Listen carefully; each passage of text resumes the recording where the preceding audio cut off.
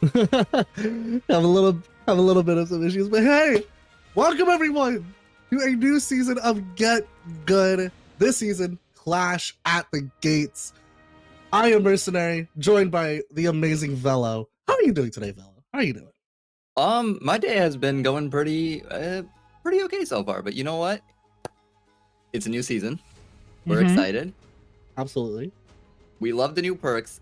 Tell me more about the perks. What do we think of the perks so far? Oh my gosh. Okay. First of all, I gotta kind of throw myself under the bus here a little bit. I did not play day one when season 15 came out. I'm sorry. I am sorry.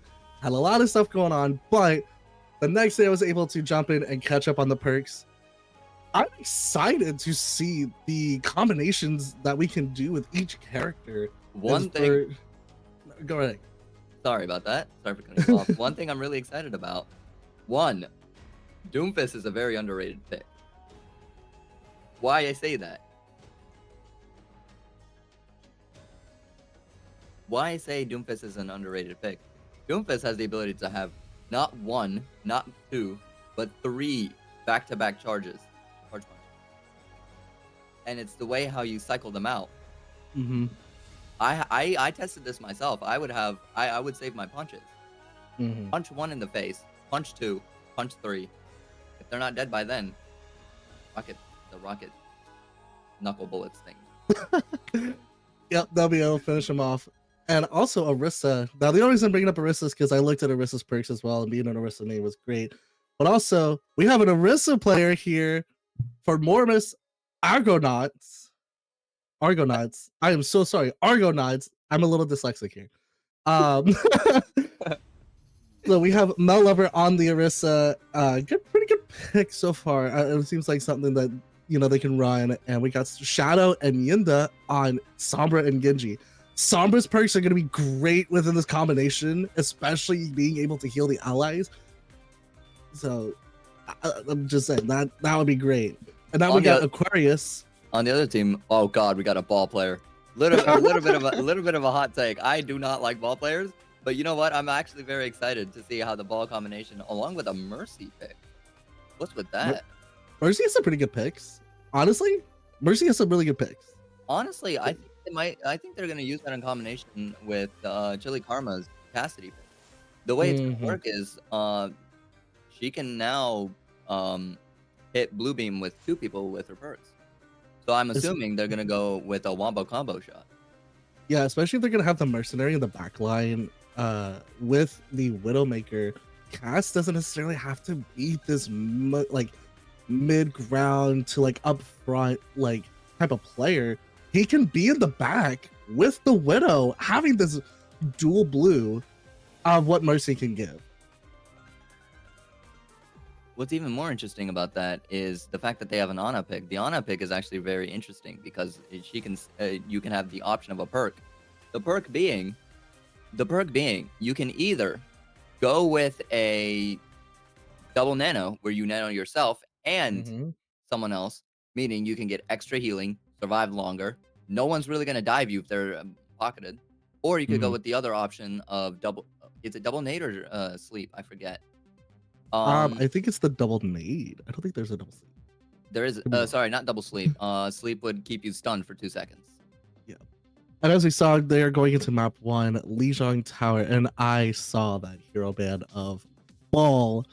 And as we were kind of talking about Ana here for a second, what that nano, being able to nano yourself, could have also nanoed the Ball if they wanted to do an engage. But they banned the Ball. So we got to see. We truly have to see what Argonauts is going to be able to pull if there's no Ball going in. That is really interesting. If they're not going to have a Ball, I would assume they would go with another dive character. My best bet is Mercy. Or Mercy, Diva. Sorry, we're still talking about Mercy. Mercy has good perks. It feels like Overwatch 1 Mercy's coming back. That's what it's like. We're on the brain of Mercy. At least I don't want it to be Moth meta. And then we're good. Yeah, no, that's fair. All right, we're going to be jumping right in. Fun fact, these are two teams of the same organization. So it seems like this is going to be a fight till the end. there's just gonna be a lot of this back and forth. I feel like because it seems like they can play off really well against each other, and it just I feel like this is gonna be an entertaining game tonight. Ooh, they're gonna be. It's a hog. Oh, Aquarius is going with. Oh wait, nope, never mind. They're switching. Oh, they're switching it up. They're going okay. with. They're going with a Ramasha pick. The game's gonna start in 3, 2, 1. They're gonna. Are they gonna start off? Are they gonna start off with a typical TP spawn? No, it does not look like it. Going into map the 1. TP spawn. Okay, so the D.Va's going in for the Orisa pick. Fires going all around the side. They're all trying to contest that point room as fast as possible. Orisa is just a wall, so I mean you can't really. Oh my God, the D.Va lives. Not expecting that. Focusing around. what the venture? Hello? Ginda. I feel like Ginda kind of probably had like his little stuff up there. I think she tried to. No, I think she just did that on purpose. I'm not gonna lie. Going in, Aquarius takes the point. They're all going through the right side. Argo's going through the right side. See what happens. A little bit of a pick on Mercy from the Orisa there. Nice spear. Yeah, right now, what it seems like that needs to happen is Romero just needs to have this kind of engage that he's doing right now, just kind of pushing in some pressure that he needs to happen. Doing it on the far, kind of pushing him back, doesn't need the far in the way right there. It's really impressive how they're taking control. I really like how they're not. Ooh, good.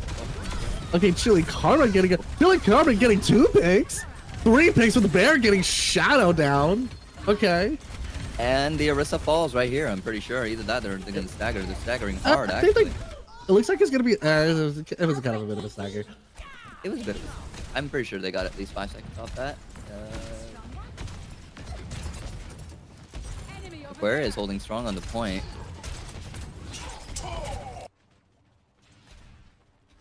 They're all focused on the right... they're going to try and take another approach onto the right side. That right side is going to be a really hard choke, especially with the Pharah coming in.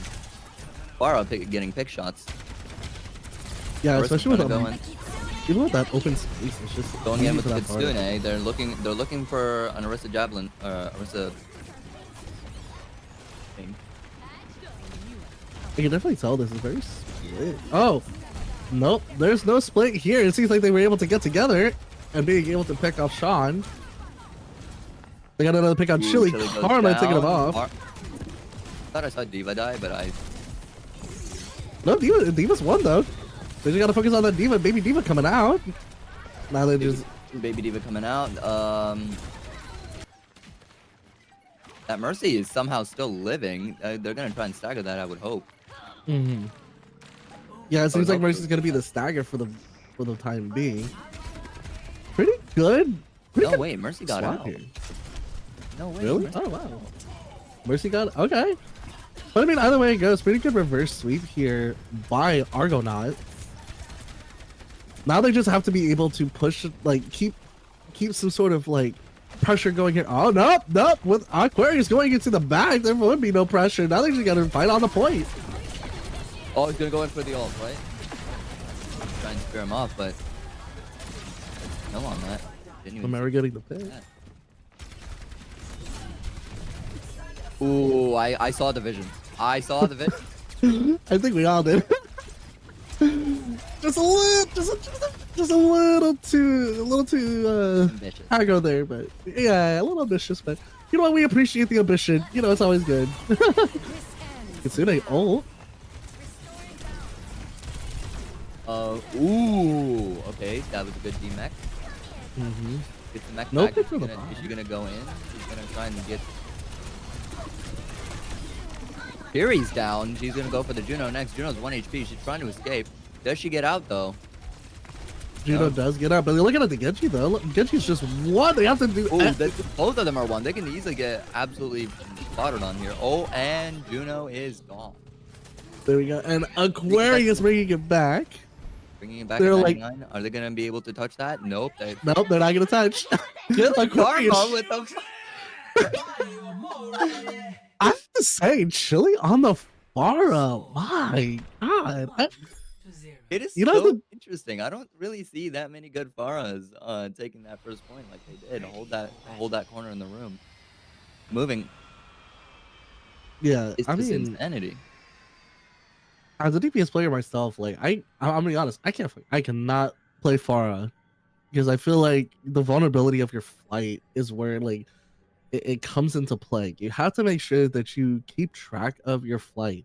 Otherwise, and especially that specific point on Lijiang, there is still quite a bit of open spaces that for Farah, it can be easily picked off, like left and right. But Chili made it work. Chili made it seem like I got the Farah pick again, but going in a tight spot on this point. There's like no really like open area for her to be able to fly, but chances of getting picked because of all these tight corridors. I'm a little scared for Chili. Honestly, I'm excited to see what the Symmetra has to do about it. How exactly the rotate's gonna work, especially with the Diva pick. Are they gonna try and escort everybody else while Diva holds it back? So far, they seem to be in a really good split here. Farah taking picks from the side. Diva going in trying to isolate that. No, actually, wait. I mean, Baby Diva's coming out right now. It seems like Diva was just like, this doesn't look like they were positioned well. They were kind of just flying. Oh! The stagger here is gonna be crazy. Oh, didn't even realize Aquarius actually took the point again. Holding that pretty well, but they're gonna. Baby Diva's gonna die right here. That's a little bit for that Baby Diva. Oh, they got the spear perk. The spear perk is an interesting one for sure.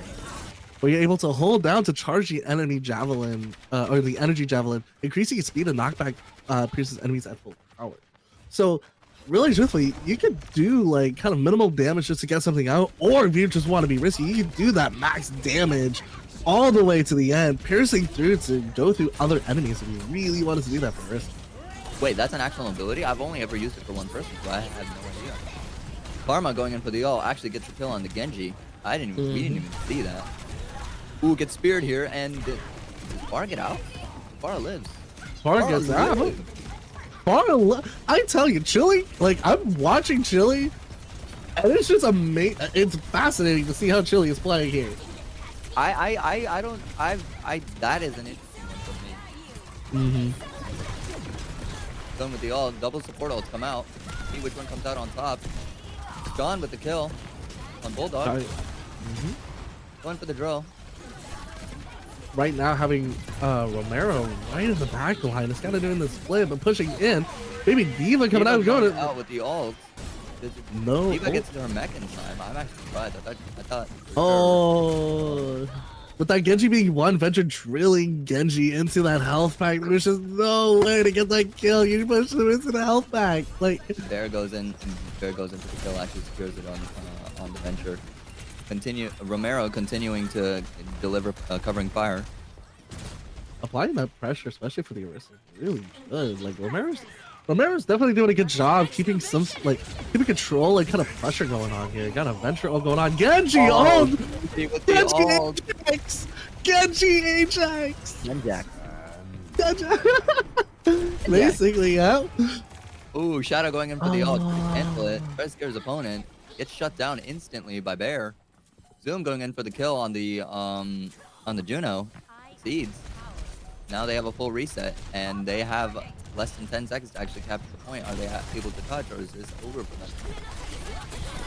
Judging how the game's going, they're way too focused on the actual fight instead of getting to the objective. And Aquarius takes... No! They actually do get the touch, but are they able to keep it? Who was on the point?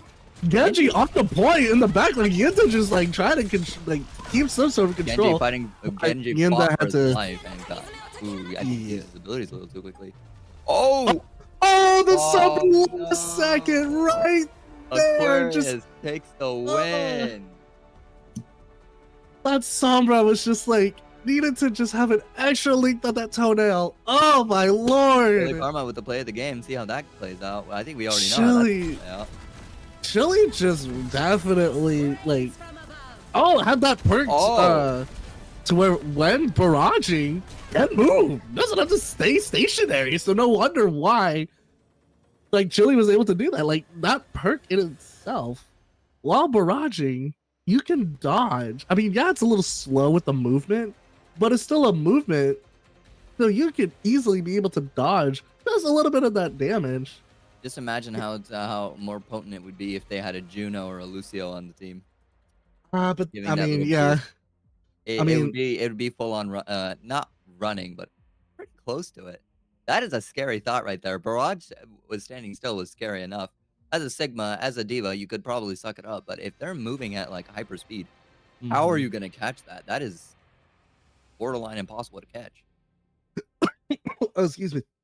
Yeah, I mean, definitely that switch to the cast that they did. Trying to get. I mean, they could have kept the cast because that flashbang, even with that movement of the barrage, like be able to stop it. But I don't know. They decided to switch it off. But you know what? Argonauts, they have really put up a good fight. Again, being two teams out of the same organization, it's like it's like butting heads. Like, It's a full clash rivalry. See which one of them will actually carry the mantle of their team. mhm. I mean, I think after this, it would definitely see like who is the true Memorious team. It's probably their way of saying like, all right, who's gonna stay and who's going to probably stay as well, just over here. It's one of those things where like who's gonna represent the organization, who's gonna do their absolute best. So far, it looks like Aquarius has a pretty good shot, but it's too early to tell. Maybe they're Hmm. gonna do a full on reversal. Maybe they're gonna maybe they're just doing it for the content. Maybe they're Yep. gonna bet heads for the content, see where it goes. But you know Yeah, what? absolutely. That's just the way it is. We just gotta see how where the next match takes us. Yep. Definitely looking forward to map 2. I'm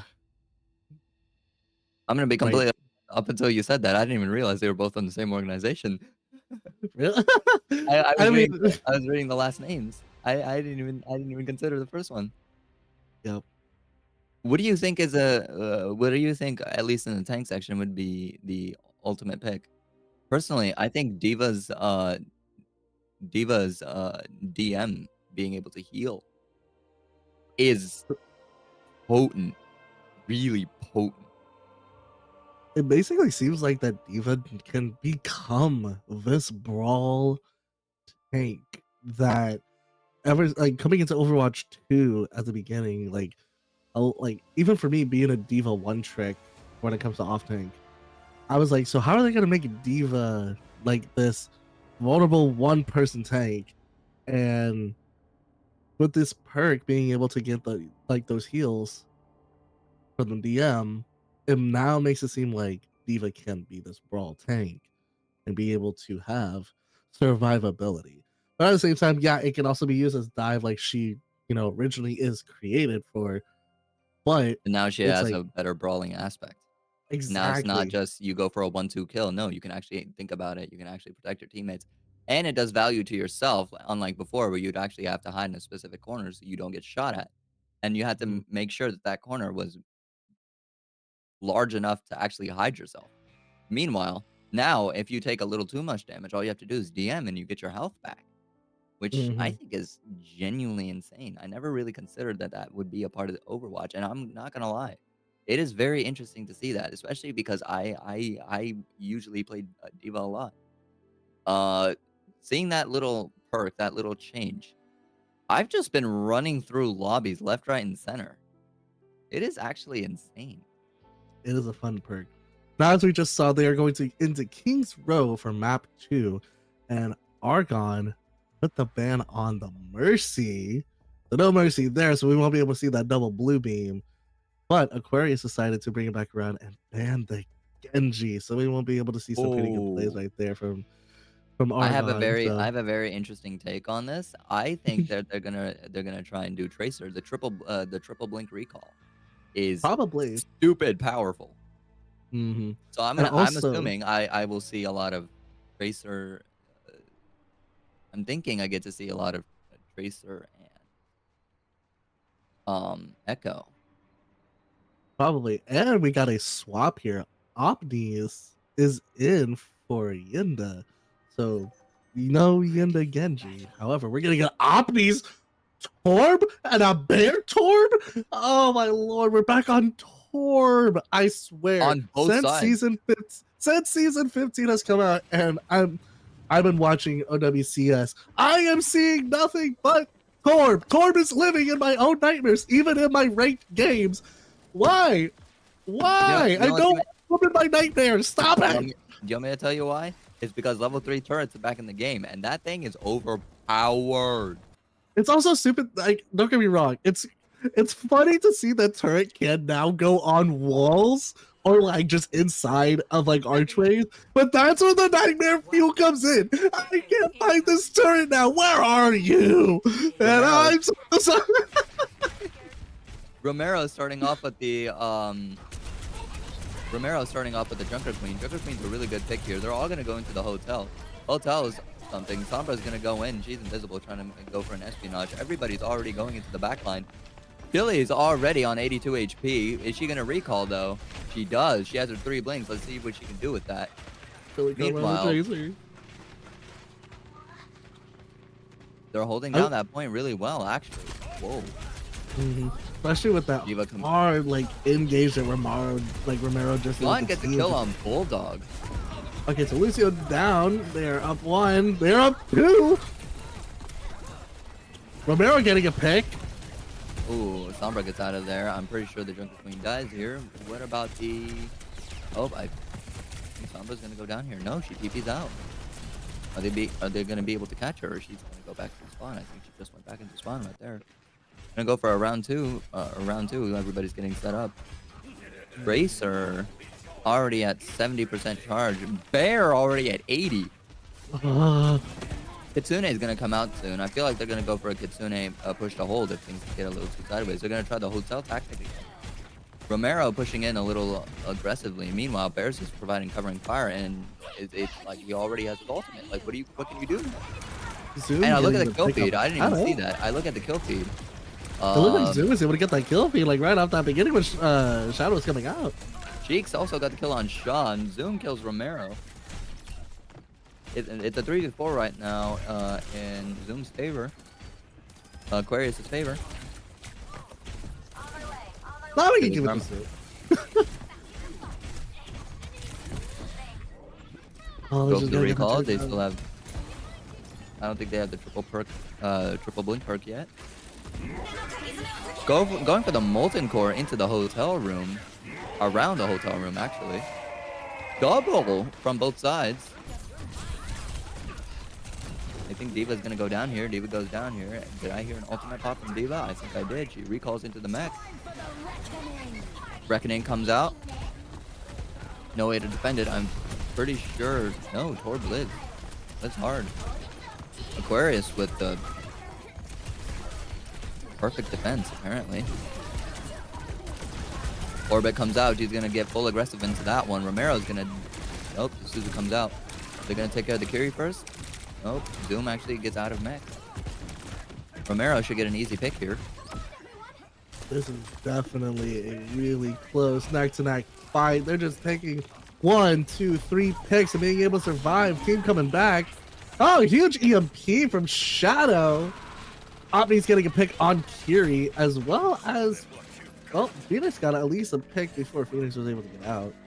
Now they're just contesting the point. And Romero now they just kind of take first point. Romero 1 HP, trying to get healed back up before he goes for the engage. The way I think I should play with Junker Queen is I should take that hard left corner engage. Let's see if they actually do that. Bear trying to get himself set up. Yep. Bear trying to get themselves set up. Romero taking the advice of actually going to the hard corners. They really have to watch out for Shadow. Shadow's just being able to get on the high ground, getting some hacks off for glitches and viruses. Bro thinks he's actually Shadow the Hedgehog, let's be honest. Exactly. You know what? Shadow the Hedgehog is here, and he is not messing around. Billy Karma just kind of doing a little bit of back and forth with the Torb on the point.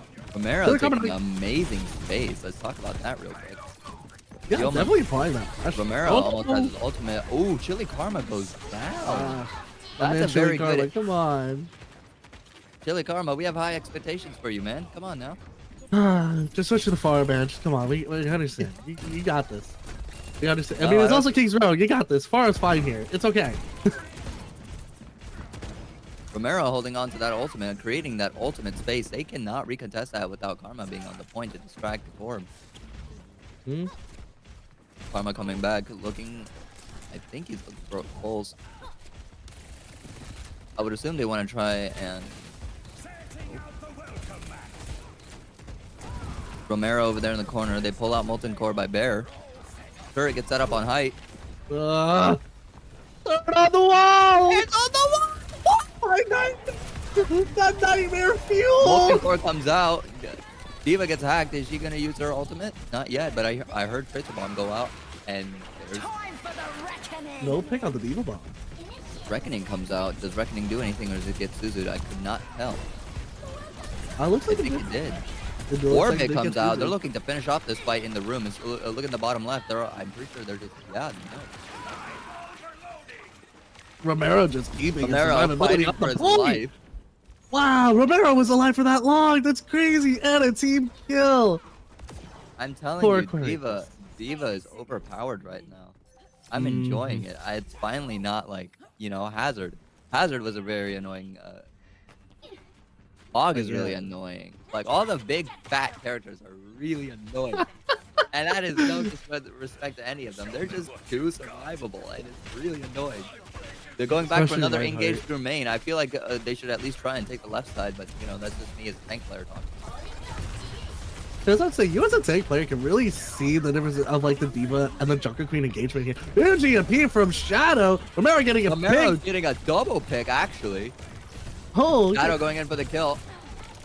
I saw Shadow can that actually turret. get that. Shadow could have. He gets died by the Diva, gets insta finish. At the same point with Finish. guys. Zoom surviving. Turn on the wall. Turn on it. The turret on the wall is gonna get you every time. I know. Like, I'm seeing I can like hear- the, I the can turn. hear I'm the like, PTSD. turn on the wall. I can hear the PTSD. I'm telling you, my rage games today were like this. It's like turn on the wall, turn on the wall, turn on the wall. Another Reckoning comes out. Diva goes down along with it. Chili Karma also goes down by Shadow. Bear takes out Opnis. Romero just finishes off the entire rest of the team. Oh my god. Romero and Shadow are looking like the MVPs on the enemy Argo team. Argo doing God's work right now. Argo was not here to play. They basically popped 3 ults essentially. They're gonna engage from Shadow and the Romero, and then the Kitsune from Sheik. Pretty good way to take down Aquarius, just to take back that point to push it even further. Turn it on the wall! No, on the roof. Wait, on the roof? Wait, hold on. There's no way. It's on the roof. It's on the Orbit comes out. So does. Oh, wait. Romero's trapped here. Diva goes down, pops her ultimate for survivability, gets back into the mech. Is she gonna go for the full finish? Gonna go for the full contest. Oh, Chili Karma got the pick and then died by Sheik. Oh, Zoom goes down. Too bad you weren't the Flash's, nemesis. You could have done something with that. Yeah. Oh, that turret. I swear, it's nightmare fuel. God. And I will not stop talking about it. It's nightmare fuel. Going in for the last stretch. It's 3, 2. Zoom comes back. Will Zoom be able to do something with this? Does Zoom have his ultimate is a big question. I saw a Tracer Pulse go out. That did absolutely nothing to the board. Board just ate that shit. Crap. Sorry, I have to control my urges of. Zoom Stinky. goes down There we here. go. Stinky. Stinky. Big Stinky. And they ended up Shadow, tapping the point again. on overtime. Opnis going in for the final kill. Oppi's Honestly, on the Torb. I'm telling you, they're gonna have a back and forth on this. It's gonna be an insane, just all around. Shadow. Shadow just taking his title. He knows he has to live up to the name.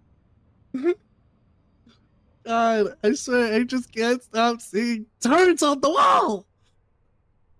Opnis has been doing some really, really amazing placements on the turret. I'm I gotta Big round of applause. Like it those are some pretty good turret placements. Even I would not be able to find them and sit here and be like, where is it? And then it's just right above me and it's like, well, I died. So oh well. And then I forget the next time I go into a fight, it's like, where's the turret? Right on top of me. Oh, okay. And then Oh, even I even worse, we never knew if they were on level 3 turret, because that right there, that's dangerous. Because I'm pretty sure it shoots out missiles as well. oh my goodness. Level 3 turret on the Is it like wall. is it like Team Fortress 2 where it was double turret with the sentry with like a missile on top? I think so. The last time I saw, I think it was kind of similar to that, but not really. It's a little interesting how everybody plays out. They're gonna running the same comp again. They're running Aquarius it the being a little same ambitious. way. Aquarius running it down the same, but with the BAP. BAP this time. No Kiri. I didn't see that. They swapped to Lucio. Let's see if Lucio can do something. Okay. Good axe carnage. That axe carnage is gonna go a long way. Doom is just stuck here for now. Let's see if Bear can. Bear knocks down Romero's HP by half. Does it again with the Kiri. Kiri's forced to use TP, Suzu and TP. Doesn't have TP for a bit. Doesn't have Suzu. That means they have a full engage. Are they gonna take that opportunity? Yes, they are. Going in for the kill. Ooh, and Zoom gets absolutely blasted. Zoom was just being a tiny bit aggressive there. Chili Karma. Backline. Oh, on the no! backline, Shadow takes out Chili Karma. My Chili. Again, Shadow taking his title to a whole other level, taking out Phoenix in the process. And he also does the same thing to the Diva. Oh my god, Shadow. Where was this in match 1? I don't know, but I think Shadow, yeah, kind of like me, like Shadow the Hedgehog, not here to play. They are here to just take names and be able to win. Ooh, Romero with the rampage. Does the blue team have a Suzu this time? I don't think they do. No, I think they still have the BAP, if I'm not mistaken. Oh, that should be a pretty free ultimate for them. Yeah, they kept the BAP. There's no Kiri on Aquarius. It's still the BAP and the Juno. Romero's win condition going in for the trying to look for. I assume he's gonna look for an ult here. I mean, just gotta kind of wait for that. I mean, turret is going down. If I was Romero, I would pop it right now, try to get into the back line, kill off the Juno with the Torb. Absolutely, Opni's on half HP. He's stuck. They're also taking high right. Oh, going in for the knife. Big EMP. Oh, Bear goes down. Bear took down the person that did the EMP and then decided to die from the junker. Zoom fighting for his life in the backline here. Has his Diva bomb. That's going to be huge. Gets out successfully. Tries to provide covering fire, trying to get that space, but that space is so hard to attain. Sheeks goes in for the kill on Sean. Fury headshot multiplier is not something to joke about. That is as dangerous as a Hanzo arrow. I'm not even kidding. Ugh. Shadow going in for another EMP. Or sorry, hat. Romero looks like he just. I feel like Romero's about to pop that ult. I Opni feel it. I see it in the eyes. Oh, using L shift there is dangerous. I don't think he should have been taking that. He should be going for an ult in a couple seconds. I see a perfect clean line shot. As a JQ main, I'm very disappointed in that. Oh, but here comes the ult. Let's see if they actually do something with it. It's absolutely perfect here. Gets the kill. Oh, gets the kill on Chili Karma again. This time exposure. That's actually kind of huge. And another kill Opnis gets on the. Are they gonna do anything with that Diva though? Is that Diva gonna get out, or is the Diva gonna escape? It's not probably gonna let that Diva live. Lou trying to go get the covering fire, but no. Gets out. They're all regrouped. I think they're gonna go in for the last 10-second stretch. These last 10 seconds are gonna be huge. They're gonna have a Diva bomb. They're gonna have the Sojo. Sojo already, by the way. Touching point. Shadow going in for the covering fire real quick. Romero holding that tight corner inside. Here comes a Sojourn ult. Sojourn ult is going to be crazy, I think. Jake's getting that pick off the floor. Romero just really Oh fighting. my Diva God, Bomb. Is there gonna be any picks? No picks of the Diva Bomb. Lucio just flying around as usual. Torm! Okay, no turn on the wall. Okay, thank God. I was about to say, like, who was about to have a heart attack? Romero, Right. blue team gets the first tick. Aquarius, see if you can actually hold it. They're about to hit 2. All they have to do is just be able to keep Romero behind. Romero is the person that's pushing on the pressure. They just gotta push him behind. Man, it sounds like I'm saying Peter Pepper, pick. Ooh, Zoom. Zoom trying to split his focus into different areas. Gets a hack. It's gonna get bursted, but thank God for the right click. EMP comes out. Shadow gets taken out by Karma. Karma finally showing us what he's fully capable of. Romero going in for the kill on Chili Karma. Chili Karma goes down here. So does it Diva. And it's game. No way! Argo takes it, officially making it 1-1. I'm telling you, these guys are gonna have a back and forth thing. They're trying to fight for their team. Romero with the play of the game. Romero on the JQ is just fascinating to watch. It's like chilling on the bar. I'm just sitting here like, how is this possible? What is going on?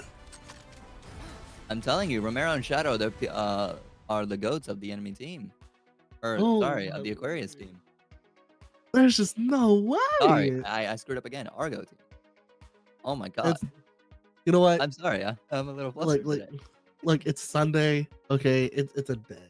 Okay, I think You it know is what a I'm gonna do day. instead? I think I'm just gonna keep drinking my caffeine just so I can. I mean, hey, I had to go. Like, I had to get me some. So I completely understand, man. I'm like, wait, what do we do? Wake up. Now the bigger question is, where are they gonna go into map 3? I have no idea, but you know what? I definitely would say that last. It's just. So what I analyzed from Aquarius is they are a brawl intensive team. Meanwhile, the other team is a full dive, so it's a battle to see which one comes out on top, which one can hold a better position, which one knows when to go in, when not to go in. Overall, if they're gonna go with the brawl intensive one, I feel like Romero's team, Argo, takes it. But at the same time, nobody really knows yet. The way it is who has the bigger opening and who's gonna take full advantage of it. Who's gonna realize the mistakes? Who's gonna catch the mistakes? Exactly. And I mean, right, again, with all these perks coming out, and we keep mentioning perks because, like, I don't know about you, Velo, but as someone who has played this game for so long and has Overwatch near to dear to my heart, we needed perks. We needed perks. We needed something to just add flair to this game, and these perks, it just adds so much more to the game. And it's just like, you can take a dive to a brawl to a dive, a poke to a brawl. It doesn't matter. You can take it anywhere with these perks. And it's just season 15. Thank you for making Overwatch back. You know what? A little bit of credit actually has to go with the competition that Overwatch has been receiving. It makes Overwatch become a better game overall. People say it's a negative change, but I think it's a W change just because it's actually making Overwatch as the great game that it was supposed to be. Finally bringing themselves back. With the perks, perks is an amazing change. It is something that everybody's been wanting. It gives that little perspective of this is what the player wants, this is what the player needs. Now they get to decide what they want. And they don't have to go both ways. Now, loot boxes. No, I'm kidding. Yo, I don't think we want to go into loot boxes right now. My gambling friends really just want to play Overwatch because of the gambling aspect. And I don't think we should be talking about that right now. We're getting back to gotcha. It's fine. It's okay. Look, it's fine.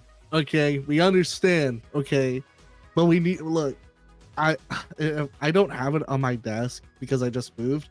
But a friend of mine for a birthday long ago made a 3D printed loot box thing, and I was just like. And then when they brought it back, I literally sat there at my desk, like watching the trailer. I picked it up and just was like, "Yes, you're back!" Speaking of gotcha games, ever like go back to your childhood and remind yourself of little things that you used to do?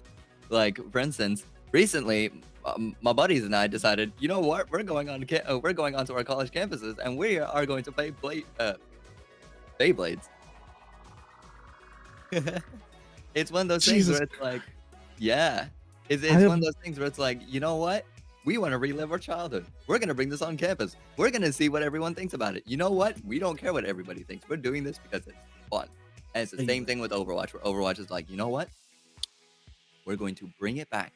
We're going to make things fun. We're going to make things absolutely fresh, clean. This is a new game. We're finally taking the 2 in Overwatch seriously. Going into map 3, we're going to go into Route 66. It's going to be an escort. I'm assuming Argo is going to be the one on offense first. I'm disappointed. Do you not see the hero band? I did not see the hero band. I'm so disappointed. My man Chili won't be able to play Pharah. Oh no, actually, that's actually huge for Argo. Why you do this to my man Chili? What did my man Chili do to y'all, okay? I mean, he did intentionally ruin their day. Map 1. I think they know the potency of what the characters actually rate. So with that being said, it's a tactical reset if you think about it. Just gives them a better shot. I guess, but then that hero ban on Brig, I guess, kind of makes up for it, especially if you're gonna go on Route 66. Listen, I'm not gonna lie to you. Before last season, I think it was season 13 or season 12, Brig meta. Oh my god! If I see another Brig in my game after that, I'm going to just lose it. See, I haven't seen any Brigs in my games so far within the past couple days. So I have, unironically, Brig is one of those characters where, you know, it's actually in a really healthy, really good spot, especially with the perks. I haven't seen the perks myself, but I'm pretty sure one of the abilities is extended inspire. Yep. Yeah, no, and I mean, even looking at the Brig perks, I'm just I don't know, man. And wow, just gonna be enjoying them. I'm enjoying my Girl Scout cookies I bought yesterday, and you know what? They're fire. Then And you know what? It's like enjoying a game of Overwatch, so you know what? Can't really complain about that there. And we're going into Route 66. It looks like Aquarius is going to get the attack. Zoom on the ball. We got the ball. We're going to see the ball play. And you know what? I'm looking forward to it. Now, even though Pharah did get banned, Chili coming in on the Echo is basically like a Pharah. No, we got the switch to the Junker Queen. Oh, I don't know about this, but I think Zoom is trying to sit here and make Romero, you know, kind of one up him. I think this is gonna happen here. Ooh, back on the Orisa. Ah, lovely. So anyways. Zoom. And we got some swaps here. So we got oh no, Zoom's ball is finally coming into play here on Route 66. This is gonna be potent, especially on this first point where they can easily knock them off. Mm-hmm. Oh my so we got the Zoom's ball. God. And we got Bear on the Venture. That was a swap. Chili Karma gonna keep the Echo. And Mercy in 3 as well. So far, Chili was able to kill the turret of Opnies. Hey, if you remember earlier, my prediction came true. My prediction came true. The Echo is in play. Your prediction is correct. Zoom getting a pick. Zoom is just chasing the Lucio. I feel a Lucio death coming. I don't know why. Chili goes down to Opnies. Ooh. I feel like Chili, was just kind of trying to get the turret, which, don't get me wrong, I understand. But in a situation like that, you just gotta back out. Okay? Like, I get it, it's a turret. Trust me, I don't like turrets as well. But you just gotta back out sometimes, okay? The turret's gonna win. You know what I find? Oh, you know what I find to be absolutely scary? That's finally not in the game. Thank the Lord. If turrets had the capability of headshotting. Oh yes, that I would not like that at all. I'd be like, no, get that out of my game. I got the switch. The Ash. Shadow gets absolutely taken out by Chili Karma. Chili Karma predicting it, sticking it onto the ball. I'm pretty sure. Runs right into the Ash, getting that kill. Venture on Bear on Venture, getting the little pick. That Orisa just straight up gets demolished here. So does the Torb. They're gonna easily take that first point. Aquarius on a roll this match.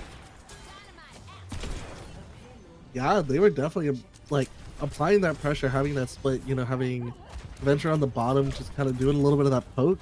it looked like the team was just a little like confused or a little staggered, and it just ended up working in Aquarius's favor. That Argonauts was just like, what's going on here? This split, where is it coming from? And then just ended up taking down a couple, then pushing him back a lot more. She's getting the kill on Bear, but Phoenix rezzing Bear. Chili's taking down the turret from Opmies. Zoom is just trying to play it around here, figuring out what's going on, kind of looking into the back lane. A little bit of covering, you know, trying to play it safe a little bit here. And Lamb on the back. It's a little bad. I'm a little biased towards Aquarius just because they're not running ball.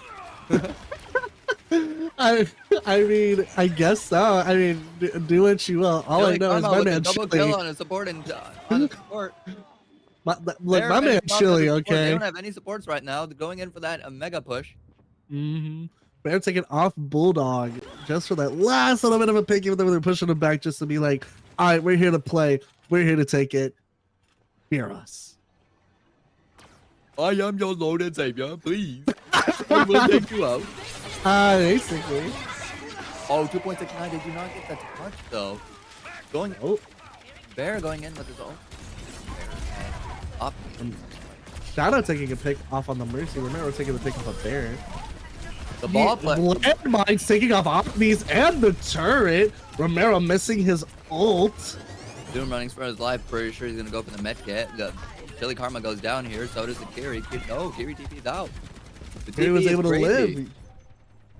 Thank goodness. Oh my God! Zoom is in the back line. He's gonna screw up the Torb. It seems like Zoom is just like sitting here applying the pressure in the like pushing them back. All Zoom has to do is just survive. He wants the everyone. Zoom wins the everyone. No, I'm actually a little disappointed that he's actually at 66 HP. You know, maybe Opnies is just that good, but no, it's like. Opnies was, you know what? I will give credit to Opnies. Opnies is holding his own too. Listen, I will definitely give him that. All I have to say is, Opnies put up an amazing fight. Respect to you. I hate ball. I love you. I'm going to hold that bias the entire time. I mean, it seems like just as a tank player, you just gotta get better. Anyways, I'm sorry, Bella. You know I love you, man. You're good. Oh my goodness. Kind of just playing a little. Feeling Karma playing a little passive, going in for the with the beam. Oh my God, Opni's lit. No, he actually dies to Venture Dig. Opnies doesn't have his turret anymore either, so he has no way of providing actual value. The beat comes out. The beat comes out. Is that beat going to be used for engage? I think so. Romero goes in for the kill on Spawn. Chili Karma going. Chili Karma trying to go for. Ooh, Phoenix goes in for the rest on Spawn. It's gonna be interesting. Romero pop ball orbs. Ball mine. I think I feel like that's from Shadow. Yeah, no, Shadow was already gone before. Zoom playing around the point. Boots them off. 2 seconds away. Actually gets the point. That's a full reset on them. I think. Are they gonna continue fighting, or are they gonna go back and spawn? I think they're gonna continue fighting it. Goes in for another pile driver. Ooh, I see Romero with the spear. That's scary, scary spear. Looks like Zoom is just kind of, you know, playing this like, I'm pushing through. Oh, from the venture. Okay. Hold on. I gotta pause the commentary here. Let's see what happens here. We got ults popping here. Okay, we got Molten Core. We got a duplicate Chili going down. The Omni's taking both the Duke and Chili down. Oh, the Mercy is half HP but gets out because Moth meta, but not really. We love Moth meta. Listen, AC 130. Basically. Bye. AC 130. See you later, or never. You know, whichever comes first. Ooh, good stick. Oh wait, I just realized, do they have the Mercy perk where they can blue beam 2 people at once? I think they do. I see it actually. That double blue beam is going to be terrifying. Going in for a ball orb, I'm Ooh, it's gonna be another one. It's gonna be another showdown between Zoom and Opnies. Sorry, not yeah, Zoom and Opnies. Romero gets taken down by Chili Karma and that potent beam. Zoom taking out Sheets from one of his bombs, one of his landmines. Force recall. Opnies going in for another 1v1 with the ball. See how that's gonna go. Ball trying to make as much pressure as he can. Pop the Kitsune just to apply some pressure. Romero's just adding that pressure on. Doing what? Oh, that javelin charge. I swear, looking at that perk is just gonna be amazing. Rez comes out. Chili. Oh, Chili lives pretty easily actually. Here TP's away, but Lucio boop is going crazy here. Lucio is getting absolutely targeted by the ball. Hampton. Ball taking out the pick and Bulldog. Opnies takes down Mercy. It's still a 4v4. Sheeks is down. They take the third point. I didn't even wait. Did they take the third point? I can't see. Yes, they did. They took the third point. 0-3. Switching sides. Big plays coming out of Aquarius. I do definitely like that 1v1 between Zoom and Opnies. Opnies, again, I give you huge credit. You held your own against an 800 HP hamster inside of this freaking mechanical ball of just, I'm going to take every single damage from you. And then apply it to myself. You are not Satoru Gojo. Ah! I tell you. Ah! Basically. All right, so now we're seeing some changes here. Romero breaking out the Chakra Queen. Oh my lord. You know what? I am looking forward to it. I'm holding my breath. Not really, because I need to breathe. Romero on the Chakra Queen. Shadow back on the Sombra, basically playing Shadow the Hedgehog at this point.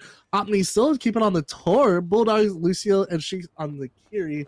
Zoom still taking the ball pick. I feel like just going to play a little bit more of the defensive ball. Chili Karma on the Ash, trying to get some picks up. Shadow swap. Widow. I was going to be like, I just realized Sombra. Oh, back on Sombra. I just realized something, and it's actually really funny. GTPs are on the map. Chaos control. Yep. Basically. Dynamite from Chili Karma on the top. Zoom just kind of zooming around on ball. That's why they call him Zoom. Move from the Lucio bopping down on the payload. Zoom is just looking like he's applying pressure just to try to keep them back a little bit. A little bit of a split here, but he's just got to play safe. Onto the Torb. The Torb is half HP. Gets booped. Gets double booped off the map. Off these. Goes in for the second kill on the Kiri. And then he's going to go fight the Lucio. So Lucio is going to be safe from Ball's domain. Well, let's find out here in a second. Ball at half HP. Gets healed up pretty quickly. Takes down Bulldog. Sorry. Karma takes down Bulldog. Going for another one. Gets hacked. Going to be a little interesting. Tor being Tor, but hiding in the corner. Just going... You know, doing his little thing. Turret. Again, that's luckily not on the wall for a while. Just give it luckily a little. Not on the wall. It's gonna be on the wall. It's gonna be in the wall in a bit. No. Hush you. No, turn on the wall. It's gonna be an interesting one. They're going in for a mega boop. That mega boop did absolutely nothing because.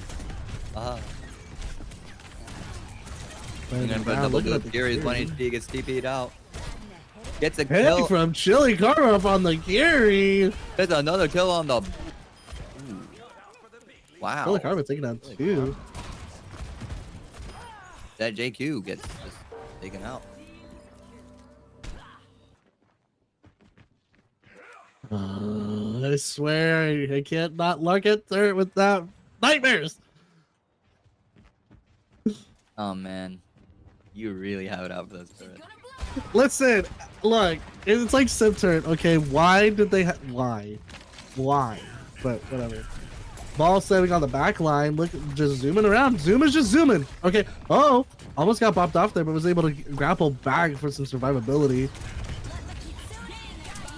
going in with something crazy here. He has ball orb. He's gonna pop up ball orb onto point. No, he's not. I would assume he probably should have. Bear going in for the one, attempting the 1v1. But Knees just goes, nope, I'm gonna get out of there real quick. Gets booped by the ball again. I'm so sorry. Zoom has it out for you. Zoom taking out Cheeks. This is Zoom on ball is just absolutely nutty. What is going on? He's literally taking his name seriously.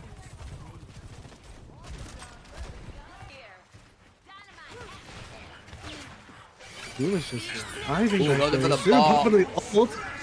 Okay, let's see. Get out of there. Huge beat from Bulldog, trying to keep them some survivability against Zoom, especially on that back line.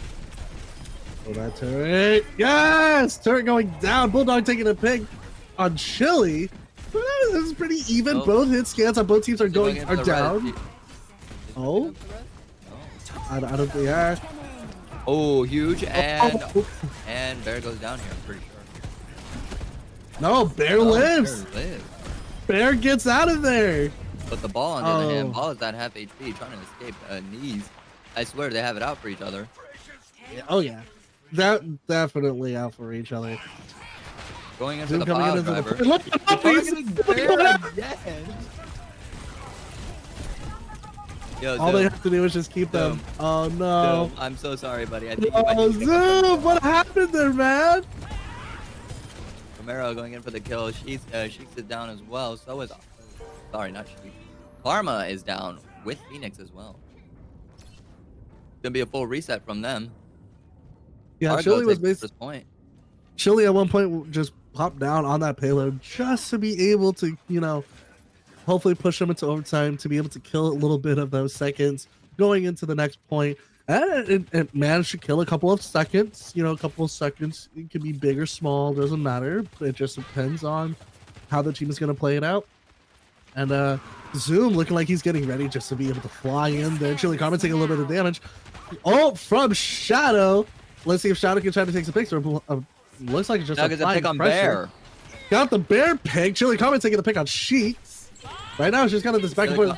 Chili goes in for the bob. That's a perfect bob placement. Oh my lord! That is a wonderful bob placement. That is going to be really potent here. Shadow goes down by Chili Karma's bob. That bob is putting in actual work. And we then love Bob. Zoom has it out. We love Bob. You know, I still like that voice line from Ash, or that interaction with Ash and I think Juno and Kiri, where it's like, say hi to the guy. It's like, oh, Cass? Yeah, no. And it's like, no, the big guy with the little hat. It's like, oh, Bob. I'll say hi.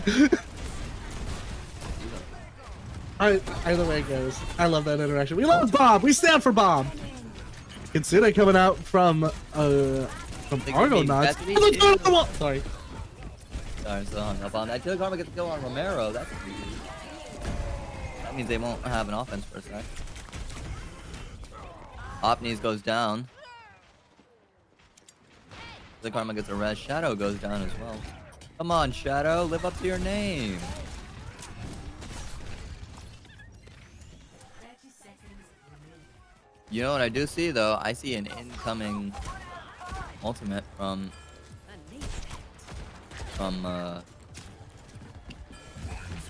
sorry, I'm mind blanking. Lucio. Yeah. There is the ultimate. I saw the vision. My heart fell for a second. I was like, oh no, Ajax, no Ajax. I really wanted to see that Ajax. I'm not gonna lie. I think everybody wants to see an Ajax, but not today. And with that, Aquarius make a comeback for round 2. They were a little upset about the first one. Yep, Aquarius did what they needed to just to push him back. Shelly! Shelly getting the play of the game. It's gonna be the bot play. I'm telling you right now, it's gonna be the bot play. It's not the bot play. It's not the bomb play. Wow. Okay. Oh, I mean, it's still got 2 picks right there. Taking the third. Wow. Yeah, he was gonna throw a dynamite onto there. I remember that. Yeah. I mean, either way, Aquarius. Aquarius 2 up by 1. Argonauts taking one. Man, that was a good map. That was great.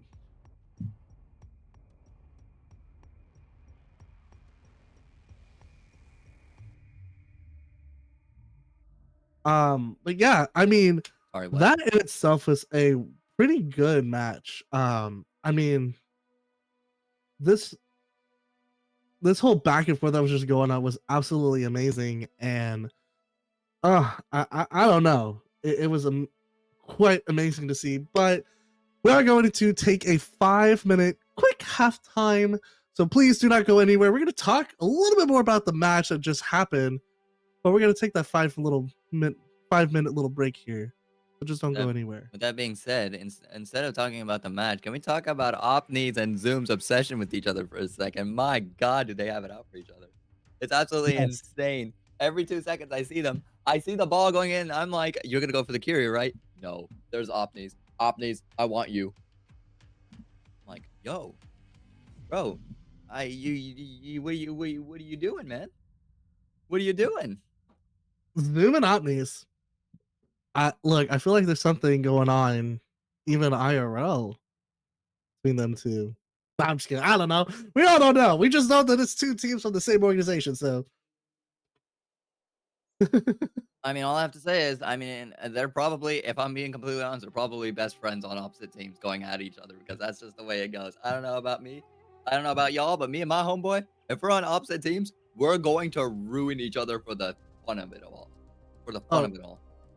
yeah, no, absolutely. I mean, when I do pick up games with some friends, it's just like, look, it's nothing personal.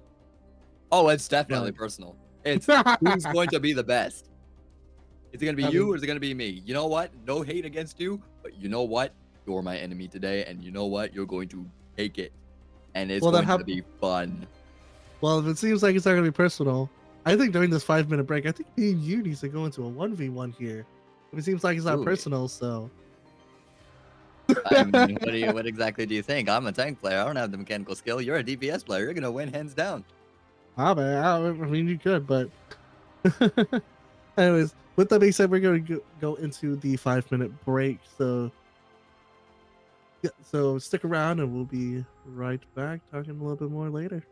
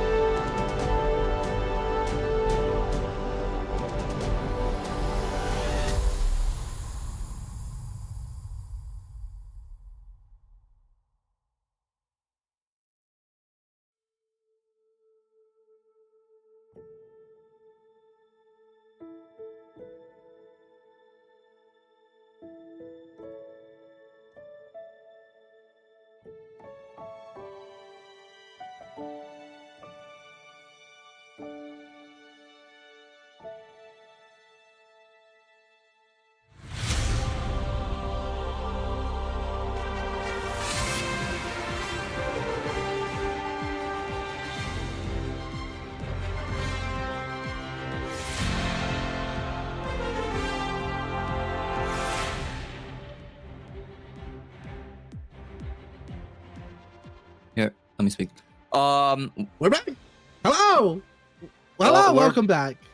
We're back. I had to take a little bit of time to process the last 3 maps because, like, we have Omni is just killing it on Torb. Stupid turret on the walls. Chili just wrecking havoc The next map is gonna on be Farah, Esperanza. Echo, and Ash. Shadow killing it on the Sombra. Zoom on the ball. And Romero just on the Junker Queen. Again, I have to I'm- process these 3 maps. I'm It telling was you. crazy. And now we're going into Esperanza for map 4 with the I'm- Sombra and the Kiri band. Oh, what are we gonna do, Bella? What are we gonna do? Look, I'm over here. I'm wanting Romero. My boy, Just because, uh, my boy. I think something's wrong here. What do you I don't think we can hear you. You can't hear me? I think those matches are too good and broke your microphone. Oh, you're kidding. Oh no! I think those Yeah. matches were too good. Ah, wait. What do you mean? Oh, my fault. Tech issues on my end. Tech issues on my end. I apologize. Please, Wow. please fix it. Yeah. No, we're not good. For right don't know now, I what's guess. happening. No, we can't hear you, my guy. Did you look at the casting thing?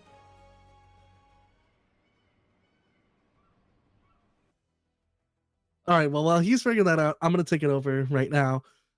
Esperanza, Argonauts banning the Kiri, while Ow. Aquarius banning the Sombra. Oh, my lord. We won't be able to see the Shadow Sombra. At the same All right. time, All right, we are we back. didn't really see a lot of Kiri from Aquarius. Right now, it's just kind of been back and forth between Lucio, Juno for a little bit. So I'm excited to see what's happening. Romero, though, pulling out the ball. I think Romero is going to try to bring something to the table against Zoom.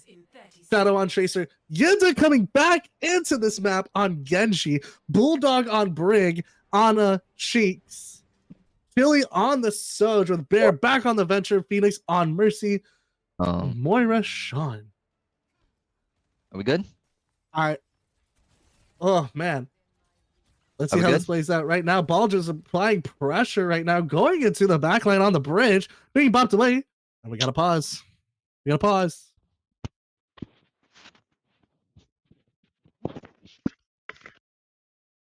Hopefully everything's okay. Hopefully everything's okay. Velo, are we still? Looks like we're still having some issues with Velo here. My Wave XLR is doing funny things. So I have to. Did you try looking at the casting page on the website? Make It's sure not- you're unmuted there. It's my Wave XLR. It's my Wave XLR. It's being weird. There we go. Velo is back. Look at that Oh, crispy voice. That's me. That's me on Discord. Oh, dang. I was so excited. He's on just we're on a, you know, we're talking on a different channel now. I might need to figure this out. I might need to reset myself. It looks like it'll just be a one-man show for a little bit, but that's perfectly fine. I've done this before.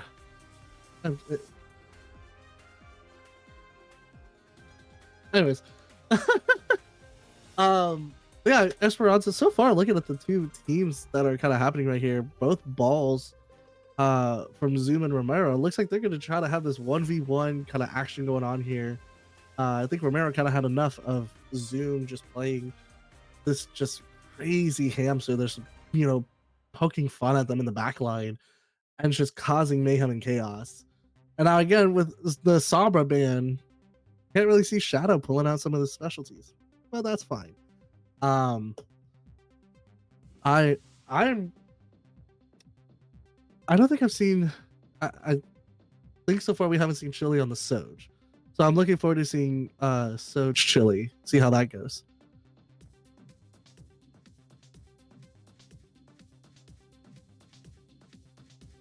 I Vela, mute yourself on the Discord. Are we good? We can't. No, bud. You might have to go to your headsets. And have to change the settings. Sorry, folks, we're just having a little bit of technical difficulties here. If you can just bear with us, that's all we ask for. So this is coming back after a break.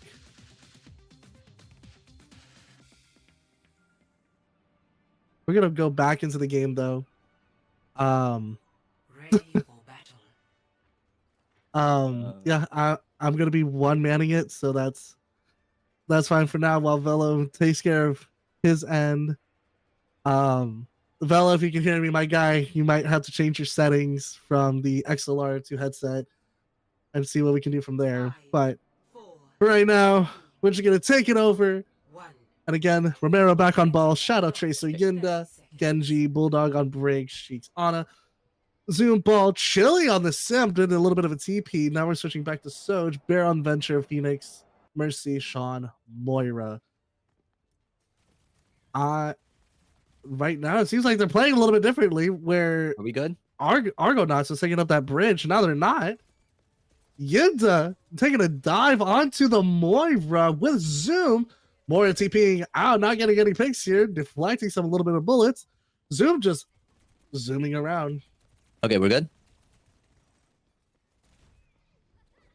All right, we're back.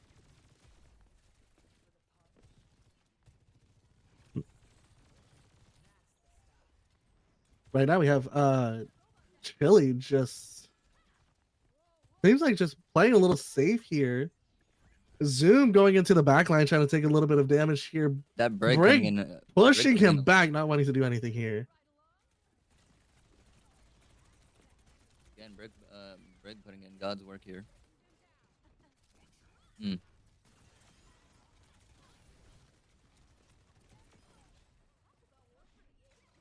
Sorry, folks. I'm trying to make sure we're all good to go here.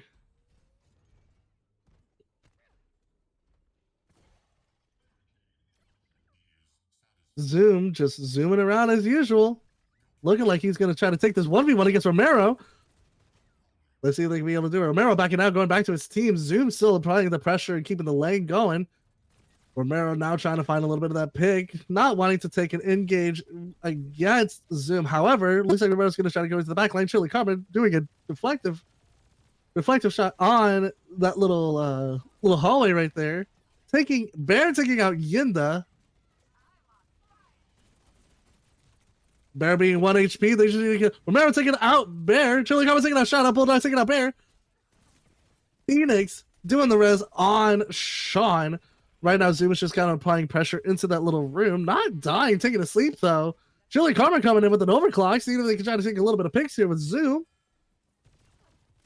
So far, nothing yet. However, pushing him back. Bulldog and Sheik's kind of pushing him back. Romero flying in. Zoom still applying a little bit of pressure here. They are very close. I think they're very close to coming first point. I don't know. Are they about to do it? Sean taking out Yinda with Beam. Sean taking out Bulldog as well. Oh, not now. Oh. We're good.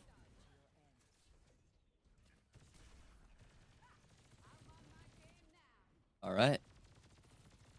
I think I finally fixed my mic issues. We back? We good? Going into Shadow. I'm coming in here a little late here.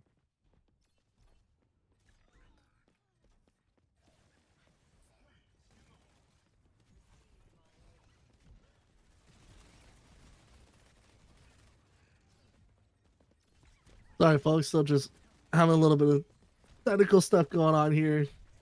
At the same time, trying to keep up. I'm so sorry, ladies and gentlemen. But anyways,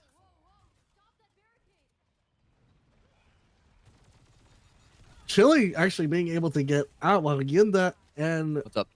Romero just trying to take a 2v2 here, I guess.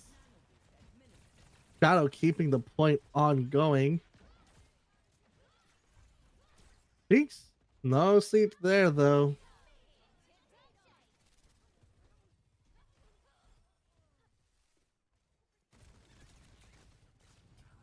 I don't understand why my XLR is. Hold on, I might need to like re-plug my XLR.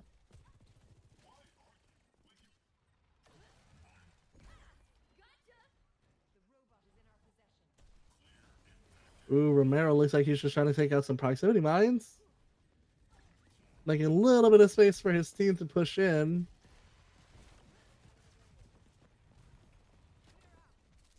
Yinda trying to get into the back line, trying to take out a couple supports. Romero diving in with Yinda, but Yinda sadly being destroyed by Chili Karma. Zoom taking out Romero. It looks like Shadow just being one, trying to get out as well. Okay. Zoom taking out Sheets. Chili Karma overclocking, taking out Bulldog. This looks like one of those matches where, again, with Zoom just being on the ball, being very aggressive, it's pushing back Argonauts. Aquarius is not here to play around. They are here to take home the W for the day. Chili just being on it, being on their own. It's great. Shadow missing his pulse. No ult kill there. Zoom, however, taking out Bulldog and Sheiks. There are no supports. They have an advantage here. All they got to do is just keep pushing. Romero, though, is not letting them try to take a push. He ended up being 1 HP. Bear taking out Shadow. They are up by 3 right now. They just got to push. Zoom applying the pressure against what looks like Yinda. Yinda still 1, getting out. Romero going into the back line. Just, again, applying the pressure. Looks like now onto Bear and the 2 supports in the back. Phoenix and Sean. Big slam in the back. No damage there, but pretty big slam. Trying to, make Aquarius a little scared here. Yinda taking out Chili Karma. Shadow taking out Phoenix. Okay. It's very neck and neck. I mean, neck to neck. Zoom taking out Yinda. Right now, they're playing Mario Kart. They are playing Mario Kart. Zoom and Romero just insert Mario Kart theme here on through Esperanza map.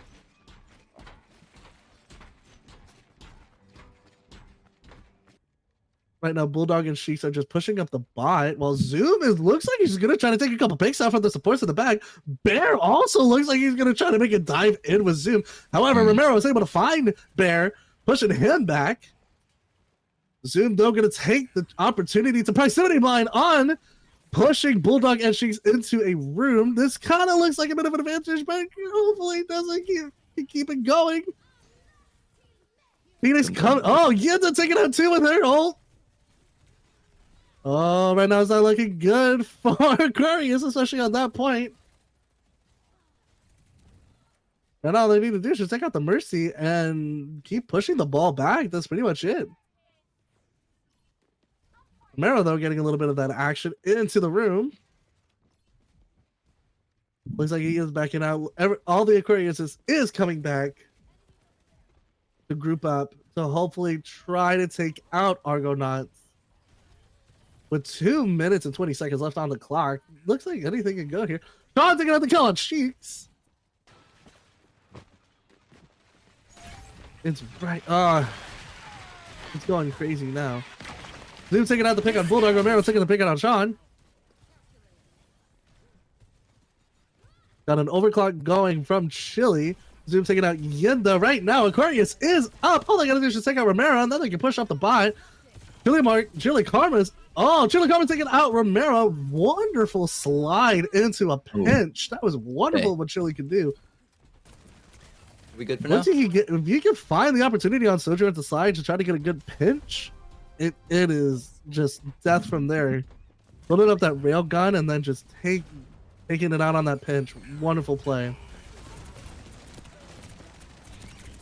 Zoom taking a pick on Bulldog with their ult, and now just Romero just playing patty cake with Sean. Down and taking out Sean. Bear taking out Yinda with their ult. Not pretty even. Bear taking out Shadow. Romero with Phoenix. Chili taking out Romero with an overclock. Beautiful play. Zura now is just keeping the backline looking onto Venture. Venture being on the high ground. Trying to get a little bit of time to heal up, dig it out. Zoom is backing up. Looks like he's just, made enough space. I think they're just kind of backing up. Seeing Argonauts being grouped up again. Shadow dying, or Shadow killing off Bear. I hope this commentary is good, folks. I am trying here. I don't know, Velo is sitting here looking at me and cheering me on. Velo, you're amazing, man. We still love you, dude. Hopefully we get you going, man. I know he's cheering me on. He's frustrated, but I know he's good, guys. He's doing it. He's doing it. Look, he's cheering me on. We're cheering Velo on, okay? Velo's got this. Chili Karma taking out Yinda, Romero taking out Sean. 1v1, like just Romero keeping Chili. Oh! Romero, beautiful grapple swing kill onto Phoenix. Zoom taking out Bulldog, Romero taking out Bear. Right now it's just a 1v1 against Zoom and Romero. Let's see who is the true ball. Just playing Mario Kart here on Rainbow Road. Right now, Romero is with Shadow basically on the other side, while Zoom is just zooming around in Argonaut's backline. Right now, both teams are basically split here.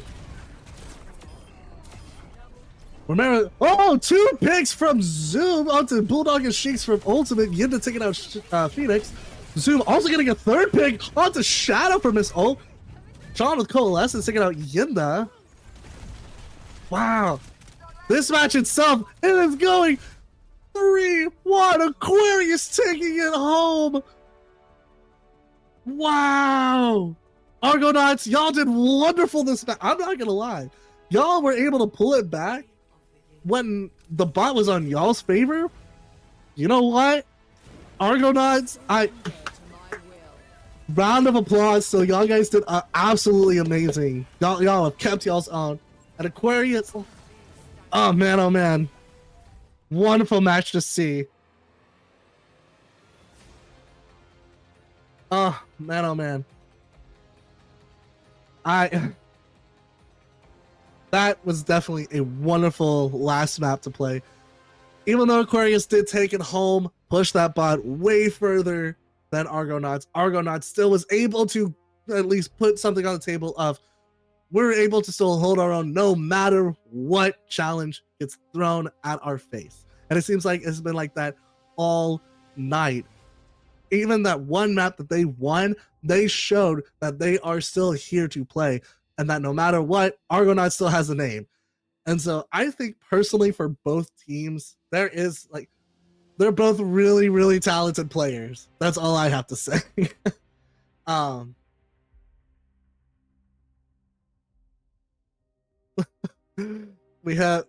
hearing from our production team, Velo's mic has died. RIP Velo mic. We'll do a send off.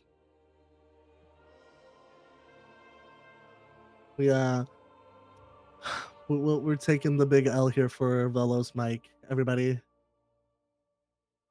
Okay, make a salute hello? for Velo.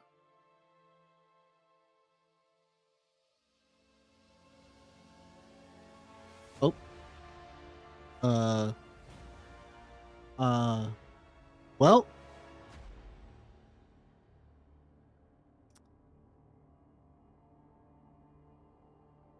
I've been lost in the void. All right. Hello? All right. I wanted to apologize there. A lot of things went sideways for me. I don't understand why, but for whatever reason, my XLR wants to be really weird and doesn't want to record my audio when it goes into the other place. So it's a little weird. On top of that, I tried connecting my headset and realizing the aux cable does not want to work onto my other headset. And then I dropped my monster. So you know what? It's fine. Oh no! Well, hey, now we got Velo back. Velo's back. I Velo had to is get one last here. step in because I dropped everything else, and I do not feel like cleaning it up. Honestly, fair. I'm gonna. Oop. No one saw anything. It's just an illusion. Anyways, but yeah, both Alright. teams all day today, no matter what, just had this just like rivalry going, and it was just like entertaining to watch. This So, was a match history. Wow, Mercenary, beautiful. Merc, catch me up on what I missed. Catch me up on what we missed. Do a little recap of what happened. Aquarius won. Aquarius won. I definitely will say Aquarius managed to push really like pretty close to the end, and then Argonauts at one point was just like, nope, we're going to take this bot and try to run it the other way, and they were able to sit here and go, nope, we got this, and they just took it all the way, or they took it to a point where it was like, okay, we're good, and then all of a sudden Aquarius just decided, hey, no, and then they took the bot back, No. basically. But both really put up a fight. Like, Argonauts were able to show pretty good defense, no matter what. So they were able to get some picks off. It's just Zoom being on that ball in the front, just applying this so much pressure and so much space. Not gonna lie, my soul Romero- hurts after hearing that. Romero was just playing Mario Kart with Zoom. Okay, Zoom wasn't playing Mario Kart. Zoom was playing the game. But I did manage to have us get ready for an interview with Aquarius's Chili Karma. I wanted Chili to come in here. Listen. we decided on Chili Karma. We decided on Chili Karma. Welcome, look, Chili Karma. Hello, hello. Look, man. I was sitting here rooting for you, dude. Like, when I saw that Pharah play on map 1, I was just like, there's no way this dude can just play Pharah like this. And get away And with half the stuff that he was getting away with. Exactly! I was just like, what is going on with this Pharah player? And just since that map, you pulling out wonderful plays on Ashe to Echo, and even Soj, you had really good picks. I was like, nah, this is a DPS player that can pick up any character and just run with it. So I had to pull you in, Chili. Dude. To make the hype even better, you swapped between Hitscan and Flex, and dominated on both perspectives. And congratulations to you, man, because I could never pull that off. Thanks. Yeah, Tell it's us. Go ahead. What was going through your head, throughout that entire match? I saw you struggling a little Basically, bit on second, but you know what? Other than that, you did the team absolutely is amazing. mostly established, except for me. I started scrimming with them 3 days ago just for this tournament. Oh, What? I'm kind That is so of just crazy. filling in all the gaps that we can't do or just working around because we have a ball player, and Bear's champ pool is kind of smaller, so I just kind of play whatever I need to in the situation, whether it's Pharah, Echo, or Hitscan. Understandable. Would you say Pharah is your more comfortable pick no matter what? Actually, not really. Wow. Okay, Not so who would you say really. is your comfortable pick? I'm more of a Hitscan player, so I'll play like Ashe and Soj, and those are a little bit more comfortable. But I Yeah, can't That's what I knew flex to the Chili would. far and stuff. See, I knew I that's can why me and see Chili would that. get along. I'm a hit scan player, so I'm like, yeah, no wonder why I like Chili. I sense the hit scan. I am also a hit scan player. Honestly, my more comfortable pick is also Soj, Ashe, and sometimes the Cassidy. So either way, it works out in the favor. Speaking of that, with the new perks, how do you think? How does it feel with the perks, especially on Sojourn and Ashe, your two main picks? I actually like a lot of the perks, especially for those two and Pharah. I think that kind of helps me flex to that role as well, just because it enables me to play more aggressive, in the sense that I want to, where I'm not just like always stuck. 'Cause before, like without the concussive vacuum or the shields or the moving barrage, I felt like I was kind of just perma poking and not like allowed to be as aggressive. But these feel like I'm allowed to go in and dive when I want to. It's absolutely amazing how you can get away with it too, and you have a perfectly a perfect mercy named Phoenix just coming in there and boxing you the entire way there. Yeah, Absolutely that amazing helps. things from the both of you. Getting away from an Orisa that spears you, and then you proceed to live on that first map, on first point. I'm over here like, how did you escape that? You should be on the floor. daring I know. daring escapes. Basically. But yeah, Chili, for your whole team of Aquarius, y'all have done a wonderful job, and obviously Argonauts pulling up their own.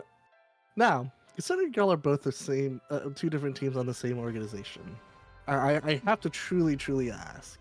Okay, and then I understand if you want to, or I completely understand. But would y'all say y'all are the better team? I have no idea. Like I said, to be honest, it's been 3 days, so I'm not My super boys being familiar humble. with it. I mean, My that's boy being fair. humble, I appreciate it. You know what? You know what? The humbleness is what's gonna get you far. Hmm. You can be as you could just say that you could have just said, "Hey, we're here to win." No, you were being humble about it, and you know what? It's something I appreciate. Sometimes being a little what's the word? Overhype. It builds up the mentality of it puts expectations on you, and the fact that you're being a little humble about it takes takes a little bit of pressure off. That way you perform a lot better. We're expecting great things from you guys. Though I'm not gonna lie, I'm still against the ball pick, but you know what? That's just me. As a I Yeah, tank think player, most I teams hate are doing it. against the ball pick for us, to be honest. like he was sitting here screaming about the ball. I was sitting here screaming about the Torb turret on the wall. I hate that perk and I will take it to the grave. I despise that perk. But uh another question to ask to kind of end this off. Y'all are going against Avalon Incorporated next. How do y'all really feel going into that next match? Do y'all think y'all have a chance, or do you think it would be kind of like this head-to-head battle that you had against your other team of your organization? How do you think you would feel about that? I think it should be pretty close. I'm not 100% confident on who's edged. I think for the favored win, we have touched upon things since the other day, so I think it is definitely possible to win. And hopefully the new things that we talked about we'll implement and do better. I mean, that's what it takes. Like, you just got to keep practicing, and the biggest thing, especially for teams, that everybody always knows is you just gotta VOD as a team or VOD solo, and you can just take whatever you realize that your mistakes were, touch up on it, and be ready. So if that's what it seems like is happening, that's a good thing, good start. So good, One honestly. Oh, go ahead. one thing I gotta say, as a tank player, not playing for once, watching back the VODs of everybody else playing tank, it's so easy to pick up on other people's mistakes, but it's really hard to do it on yourself. It's one of the things I've realized as a tank player, not even just as a tank player, as a player individually VOD reviewing other people, or even watching in between matches. You pick up on mistakes really easily when you're outside of the match rather than during the match, just because you have already so much to think of. Outside the match, you see, oh, I made this mistake or I made this mistake, and sometimes it's easier to just use the VOD review for that, and it's easier to get into the habit of trying to implement that. And the people who can do that mid game and make that difference, kudos to you, because that is really hard to do mid game. Hmm. Yeah, but at this point, Chili, big hats off to you and hats off to Aquarius. Wonderful game today. Argonauts as well. Big round of applause to y'all as well. Y'all have definitely kept y'all on.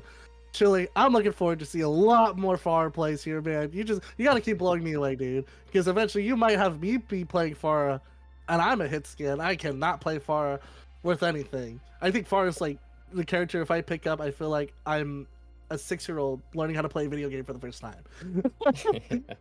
But again, hats off to you and Aquarius, and we'll look forward to seeing y'all at the next match against Avalon Incorporated. That's gonna be a hype game. Thank you, Chili, coming out. Really appreciate it, Yep, man. no problem. Thanks for having me. Of Absolutely, man. course.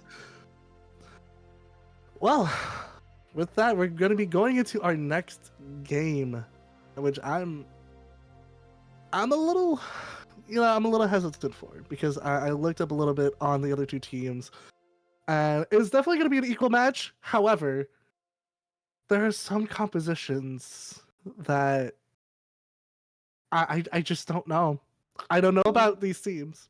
I it's like OWCS. We've been seeing some weird compositions going on. If I anybody have watches not taken, OWCS, I have not taken a look. So if you want to fill me in on what's going on, yeah. what do we have going? Well, I had everything. Technical difficulties, I swear, all day.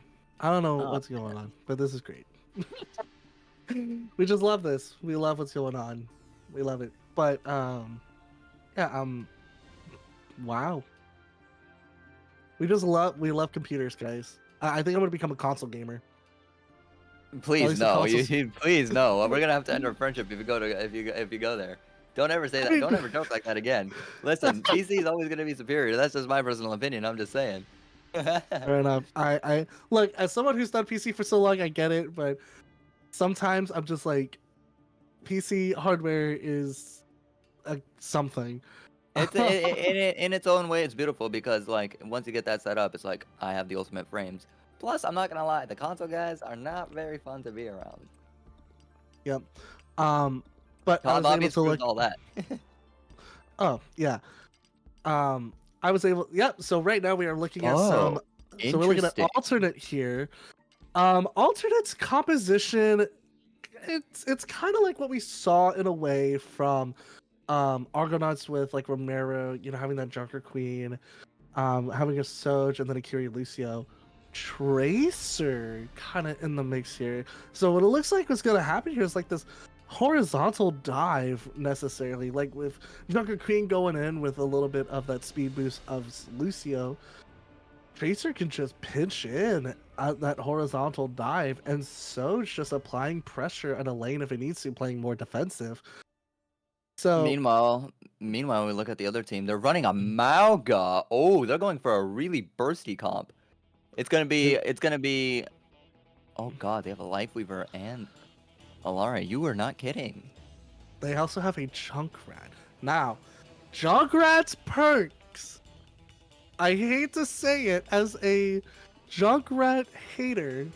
D1 hater. I see it. And you know what? I Junkrat support it. actually is viable this season and is. Why do you actually... say that? I want to hear your opinion as to why you think that. Look, I first of all, in all my ranked games, I have been seeing nothing but Junkrat. So I'm like, this is great. I'm having a blast. Wonderful. But I mean, it's fine, I guess, if we want to cry about it. I don't like. I'm gonna stop talking about Junkrat before I start crying. It's worse. It's a little bit worse than Turn on the Wall from Torb. Okay, that's all I'm going to say. Junkrat shouldn't have been a viable character coming into season 15. Junkrat should have been kept in the ground. I'm sorry. I'm sorry. Okay. Okay. Think about it this way. At least Junkrat can't one-shot 250 opponents. Honestly, fair. That is still true. That I'm right gonna there move- would be the ultimate deal breaker. That But is true. the fact that he can just throw traps and it goes to Narnia and back is a little annoying. That being said, That's our next match is going straight into Lijiang Tower once again. Team's getting situated right now, so we won't be able to see them for a sec. Yeah, it looks like Alternate ended up banning Diva, while Paradise banned the Tracer. So we won't be seeing that Tracer pinch like we saw, you know, with that composition with Junker Queen Soj, as well as Ready. excuse me, Lucio. But we'll hopefully be able to see something kind of a pinch. You know, if I was Alternate here, I would either be picking. Perfect. I was gonna say either Genji or Sombra to still have this pinch that they could do. So they're definitely gonna try to do a pinch here. But we see a ball, so I don't know what's going on. But I hope they can still do a horizontal dive in a way. I have an idea of what the ball's gonna try and do. He's gonna try and boop him in. They have three boop characters actually from the enemy team. Sorry, from Team Alternate. It's gonna be boop central for those guys. Meanwhile, it's gonna be a full-on brawl rush style on Aegis. Yeah, and I kind of want to quickly throw this fun fact in there about Alternate. Alternate was actually a OWCS qualifier in FACEIT Season 3 Expert Division. So definitely, I'm wanting to see some plays here. Game taking out Brickwall, Spyrise taking out Biblical. So already we're already off to the races. We're seeing this back and forth, and I'm looking forward to it. Budget gets taken down by Kibbs. Meanwhile, Spyrise is gonna try and go for the finish on the Lucio. You know, Lucio gets out. Ball trying to go in. Ball just circles. Man, I really just don't like Ball. Like, I know he's a very viable pick, and I know that it's just that Ball as an individual just sucks, man. You know? Also, I was just told that during that division, that Face It Season 3 Expert Division, Alternate placed second in that Expert Division. Oh, So we're definitely going to be seeing some players here that I'm looking forward to. And alrighty, Cave is just Cave is sitting here saying, "Oh yeah, we were. Here, let me show you why." And bam! And even better, showing us. only Clover just pulls a Frogger out for a second, takes out Brickwall like it's nothing, goes in for the support on, and then he goes for the disrespect and takes out his doppelganger. No, no, the disrespect.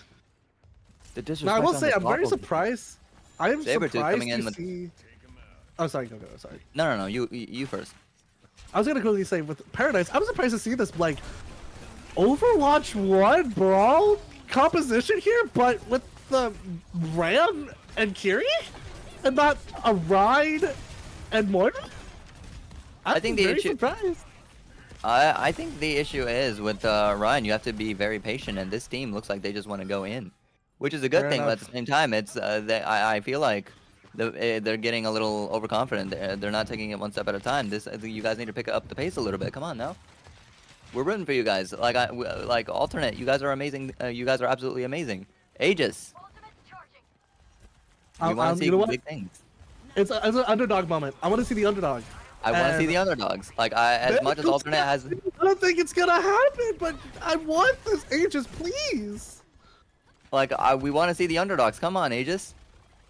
Especially Show alternate. Budget switching to Junkrat. That is what I wanted to see because apparently Budget on Junkrat diffed Jake in a tourney match and won. Oh. So that is what I want to see. I want to look again. I don't like Junkrat, but I saw this and I'm like, I have to see Let's this. be honest. Let's be honest. Between the two evils, would we rather root for a ball or would we rather root for a Junkrat? Let's be honest here. I would I think we rather already root know for what a Junkrat than a ball. Any day of the week. Sabretooth gets taken down. Only Clover goes in for the kill on Budget. Budget's taken down. Kitsune comes out from, I hope I'm saying this right, Persephone. Persephone. Persephone. Oh, apparently I don't know how to read. It is it's Greek mythology. That's why, and I am a huge mythology nerd.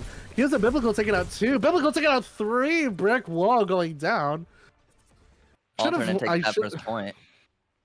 I wanted to expect something here from Brick Wall. They're apparently halfway through an aerospace engineering degree, so they need to be flying around, and I wasn't seeing flying around. Ready for battle. So am I hearing that we need a Pharah swap? I'm hearing we need a farm swap. It has happened. Both teams are taking the farm swap. Oh, both of them. unleashing a We're about to perfect see. map. We're about to see a 2. dogfight here. We're about to see a dogfight. It's going to be a really interesting one. Game starts in 10 seconds. There's Mhm. Kibbs continuing on the ball. Clover is like, you know what? The Lucio worked the first time. I'm going to go again. Biblical also going on to the Junkrat. Meanwhile, on the enemy team, Spyrise goes for the Hazard. All right. Persephone, Hazard- you know, the supports are saying the exact same. Meanwhile, Brickwall with the surprise Sombra swap. What's Sombra going to do? I'm pretty sure Sombra is going to be the one trying to control the ball because the ball seems to have way too much forward oppression. Yeah, I mean, Biblical goes in for the kill on Brickwall. Brickwall is down. Biblical going crazy here. Budget takes out Brickwall. Biblical. Oh my god. Yeah. again, it's a Sunday. Only Clover takes out the doppelganger once again, showing his dominance into the lobby. Oh my lord. Budget taking out Gab. Kim's taking out Persephone with a wonderful swing. Also taking out Hazard. Hazard. Clover taking out Brickwall again. Now Budget's backing up like, okay, we're done here. Biblical taking out Sabretooth. Budget's still alive after all of that. I mean, it just goes to show, right? How it just goes to show that you were right. A high-level player knows how to get out of situations pretty easily. He knows when to get out, and sometimes giving up is a good thing, just so you can regroup back with your team. If you can't We regroup just missed a back with your dogfight. team, did we? Budget won against the dogfight against Kib, and then Kibs just ended up taking out Budget. He wanted that We can revenge. tell. We Going can with tell another kill. who is Biblical the takes out true Biblical. Farah. You can see who the true Farah is. That's absolutely right. That being said, only Clover, just asserting his dominance on the lobby once again, takes out both Brick Wall and Persephone. Tries to go for the kill on the Hazard. Hazard could not die, but Biblical says, you know what? You killed my teammate. You're dying next. Wants the revenge. Brick Wall is takes out Biblical. It's just a back and forth fight. But I have to admit, Alternate doing an amazing job at holding that point. Knows how to take the fight plans. Knows the fight controls pretty well. Hacks Beautiful Hacks hack. Gabe. And Budget says, I wouldn't "You call know that a what? dogfight Forsaken though. No, it's not really a dogfight. It's just like, he's mine. Yep. Yep. Budget takes out only Clover, and Brickwall takes out Gabe. That gives them a free reign to take the point. At 70%, I think. Yeah, no, 69. Funny number. Anyways. It's funny because it'll be 470. That's the funny part. Ooh. Gibbs just taking a nosedive off the map. Brick Wall taking out Biblical. Looks like Brick Wall is. Did Brick Wall pick up the health perk? I don't think Brick Wall I picked up think the health they perk. did. It just looked like they were trying to health hack and it just wasn't happening.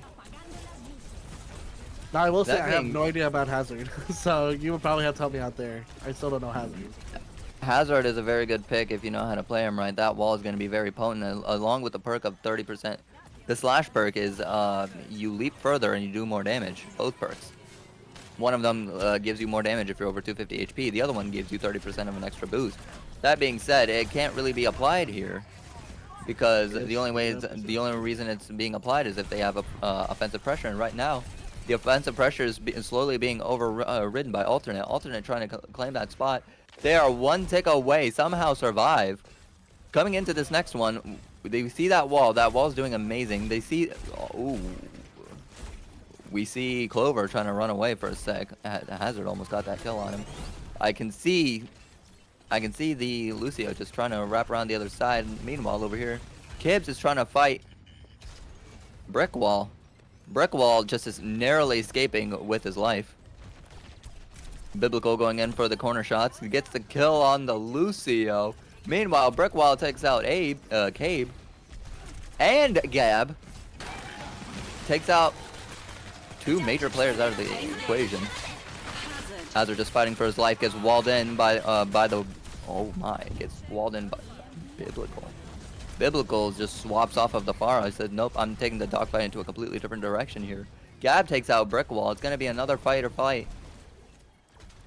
I didn't even realize Alternate took the point back. I'm not going to lie, the fight's been so intense. I've just been commentating. I didn't even realize that they took the point back. Ball places a turret. Ball places on point. Sabertooth gets taken out by Ball Mines. Ball Mines takes out 3 people. And Alternate takes the first match, calling it. I feel like the MVPs, there is no MVP. Everybody put in equal work on Alternate. Meanwhile, on the enemy team, Brickwall, I'm expecting great things from Brickwall as well as Budget. Both of them are doing a lot of work. Yeah, again, Budget was this junk rat like player that diffed Jake in a tourney match, and Brickwall, aerospace engineering degree. I mean, that means they're smart. They know what's up. They know see, what's up. they plan, they action, they go. But that whole match in general, just this back and forth between the two, especially on the second point, I was very surprised with Brickwall just pulling out these picks left and right. It was just like, what happened? Where was Brick this whole time? Like Brick kind of, took a little bit of a step back, and then all of a sudden just bam, like right in front of the face. What's Brick? Again, I feel like I said it before, but I'll say it again. Just like the last one, they're doing it for the content. This time, they're actually going to try and take this absolutely seriously. They want that win, and the first match is like a little iffy. You know what? They're trying to test the waters here.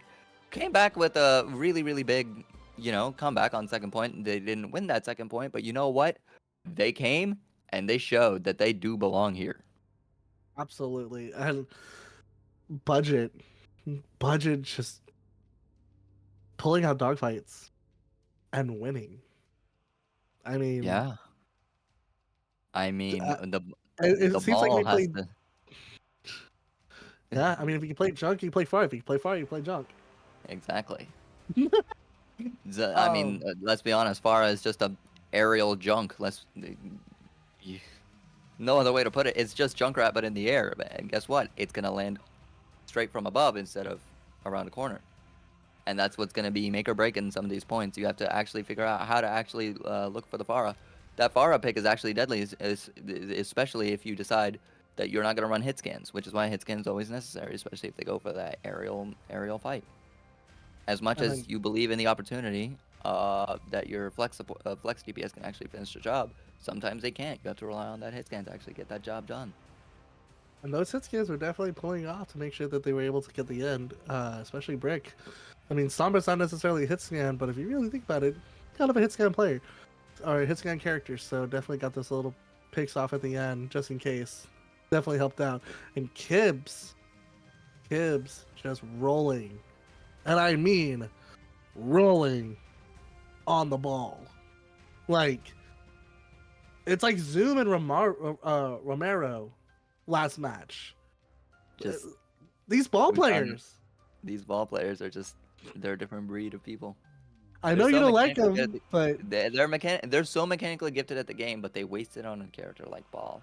Like I hate to say this, I really do, but I kind of want to see some Hazard gameplay over the Ball. I mean, yeah, especially since Hazard is still a fresh character into the game. Kind of has this can go both this vertical or horizontal dive. It can go either way. You would love to see a little bit more Hazard. However, nowadays it seems like it's just been a lot of Ball, Junker Queen, I've Rhine been. kind of coming back into play. Can we talk about that real quick with the Ryan Shield Bash? Why was It's like that a thing Brig. in the game? Like I I can't think lie, it's one of those things where it's like genuinely scary. It's like, oh, and it doesn't even. It's not even a movement ability. It's just, oh, you have a play? No, you don't.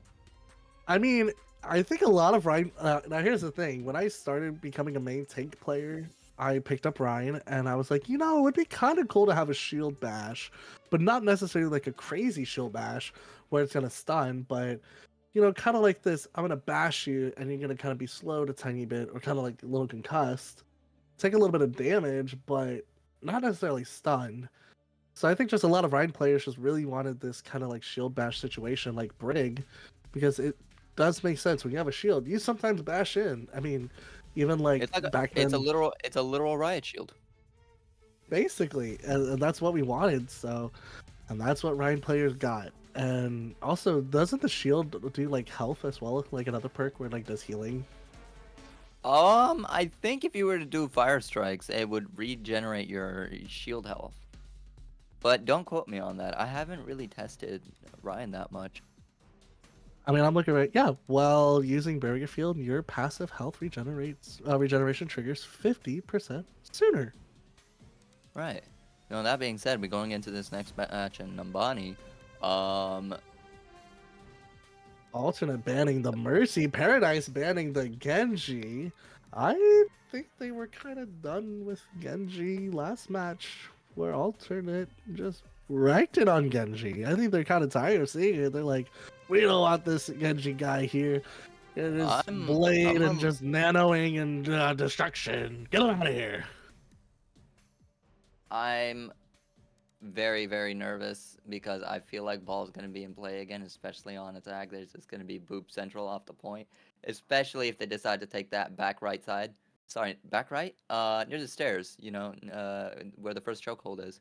Because if they get booped the wrong way, they're going straight off the map, and there is no recovery unless you're either a Lucio or something with like a recoverable ability that just lets you fly back on stage. And there's not many people who can do that. I mean, yeah, but if you really think about it, probably one of the best ones that can would be Echo. Echo's flight is kind of a little bit, realistically, a tiny bit faster than Pharah. As far as it loses a lot of that fuel quicker. But with Echo, you do it right, you can quickly get back up there. But I mean, And it's one of those it things ain't where I gonna- still struggle to this day. it has to be a flex DPS. Maybe we'll see it. We'll see it happening with budget. But who knows? And we're gonna be hopping right in to Nabani. Now, I'm going to say this.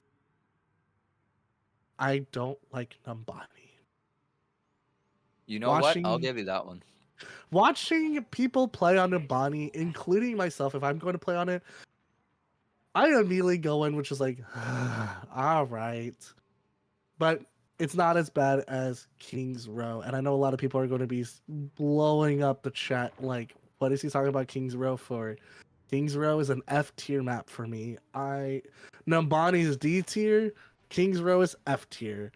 And I'm going to take that to the grave, and you do with what you will, people. That is my stance. And before I ruin anything else, I'm going to quickly just talk about the composition going on here. Seeing like a pause is happening.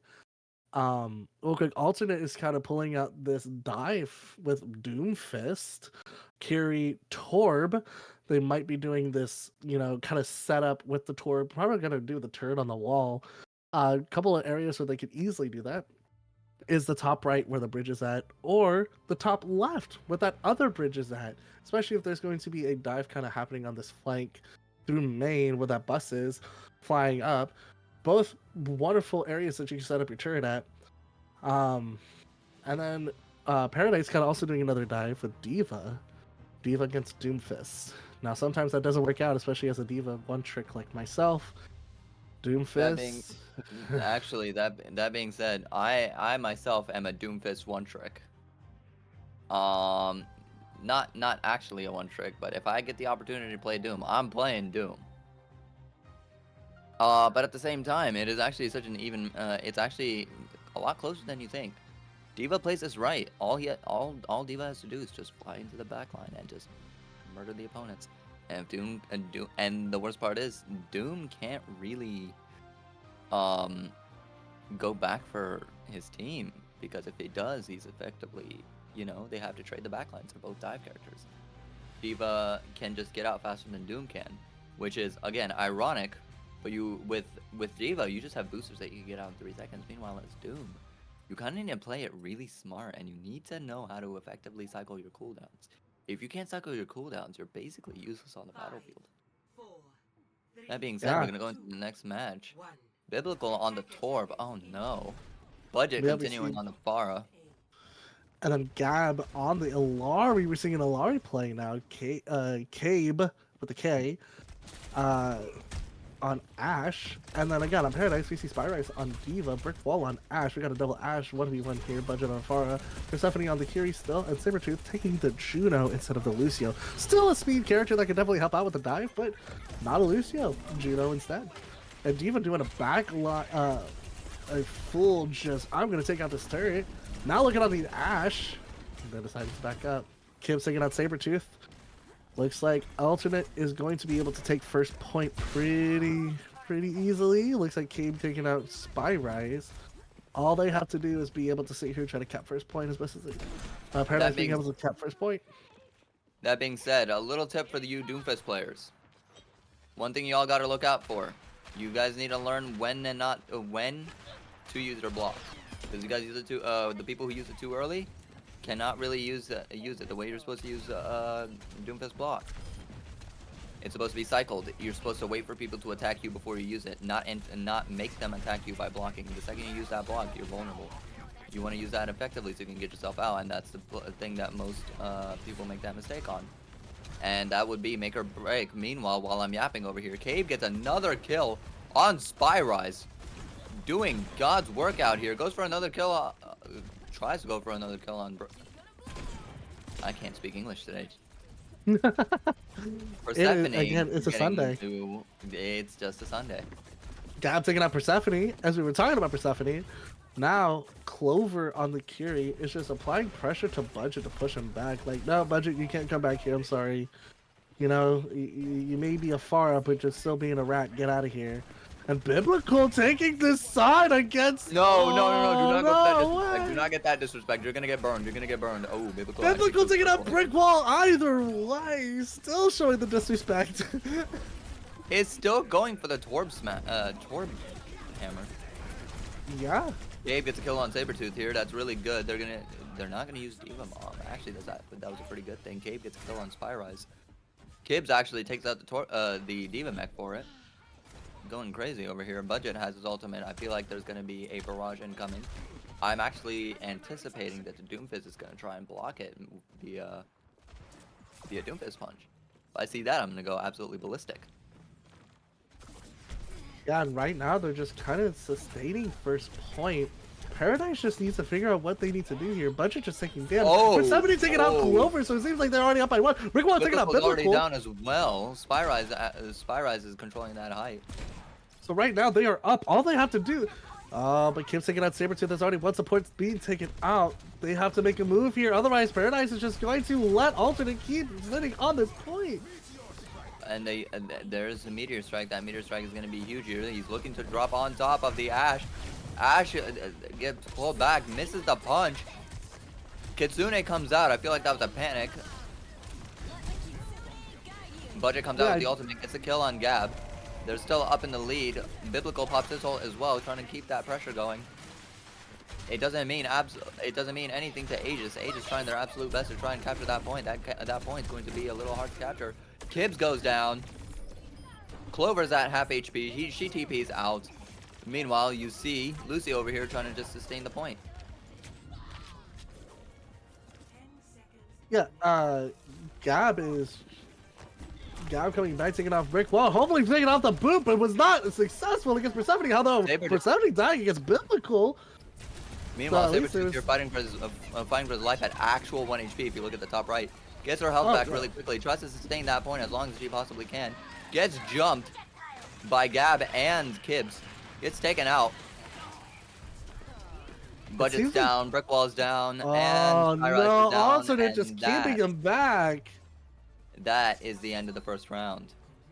Paradise, if Paradise would just, when there was about 1 minute and 12 seconds left, when we were seeing Budget being... I saw that they were not taking the point, and I was over here trying to think about it. I'm like, hold on, nobody's really on point. Everybody is split. This is a perfect opportunity to have at least 1 or 2 person have the Diva be pushed up forward. That way they don't have the opportunity to get close. Meanwhile, you have Kibbs over here in the back line. He's kind of stuck here. So if we were to do that 3-2 split, it would have been pretty easy to just shut down Gibbs. And you know what? Diva just soloing while someone has an eye on him. Yeah, and you know what? We're just gonna take a quick moment. I appreciate the little guy. We appreciate the little guys around here. Yes, we do. You know, these little guys, as well as the pigeons that we see on Midtown, we just have to appreciate the little guys. Because if it's not for the little guys, what game do we have? It's the beauty that kills the beast of the game, and the little guys is the beauty to kill the beast of the game. We love the little guys. We support the little guys, and if you see that little guy on your own game, give him a pat. Give him a little pat. It could be. Or if you're evil, knock him down. If you knock him down, you're evil, and you deserve to derank. I'm sorry. If you are a Masters player and you do not go pet the little guy or give him a little head pat, you are going down to gold.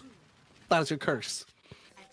I said it, and I'm not holding it back. But anyways, alternate now coming into the offense. Reinhardt, Life Weaver, Symmetra. Probably going to do a quick TP here with the Kiri and the Bastion. They are playing hard and they are playing aggressive. They are not going to let Paradise keep this point. They're going to try and force that onto the right side. They force everyone off of height. Gets pulled back into the other room. I see that Bastion. That Bastion goes down. Oh my god. Brickwall holding his own. The TP is going to go out again. Sneaks up onto Brickwall. Brickwall is trying to fight for his life right now while there's a beam going straight up. Survive for a second. Meanwhile, you see Spyrise over here trying to do his absolute best. It's just getting barraged by Reinhardt. I mean, in that close quarters environment, Reinhardt will take that any day of the week. With Diva, you kind of have to play back against a Reinhardt because a couple hammer swings and you're just gone. I mean, even being in that little hallway, Spyrise was able to have Persephone and Sabretooth still behind, being able to keep Spyrise up. Can't take it out. Brick wall being the big threat of Paradise is down. The alternate now, all they have to do is just get it there. especially now Biblical being on the venture, no longer the sim. They just gotta play that aggressive and just run with it. If they see anything, they run it over. That's just that simple. I'm seeing a lot of Gab just like taking those little pokes here and there whenever they can. It's doing absolute wonders for them.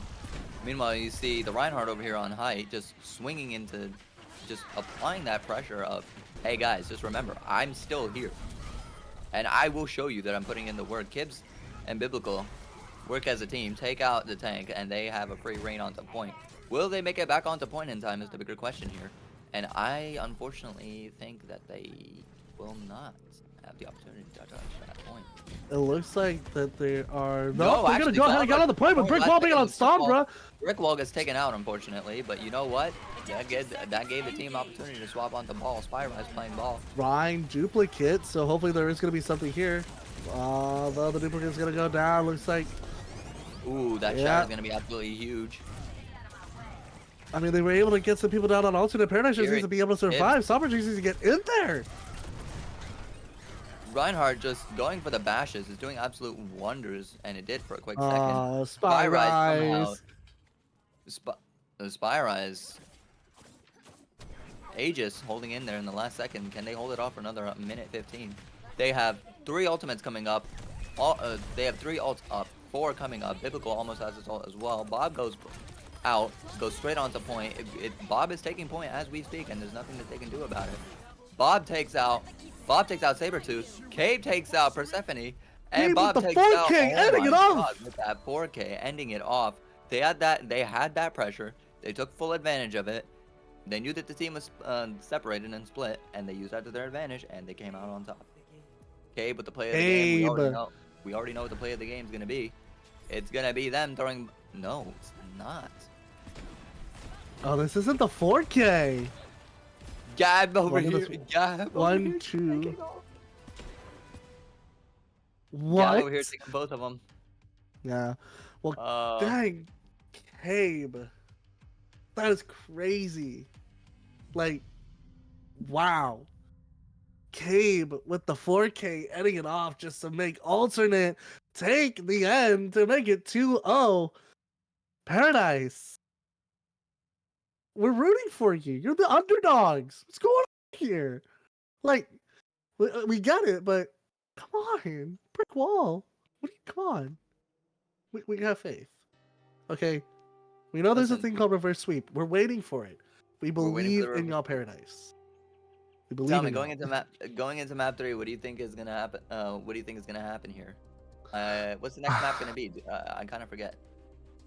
Honestly, I don't know so far, but all I know is Paradise. I think they really need to switch things up here with their comp. Like Brick Wall being on the Ash, it worked out in their favor for quite a while. So I think they just kind of need to have this poke brawl kind of dish back, but that's the best that they could probably do. Whereas alternate, they can just pick up anything and then just run with it. But Paradise, they need to switch something up here. That's all I have to say, because it's kind of coming down to this. Right now it's match point, and Paradise, we already got the map that they're going to, and it's Route 66.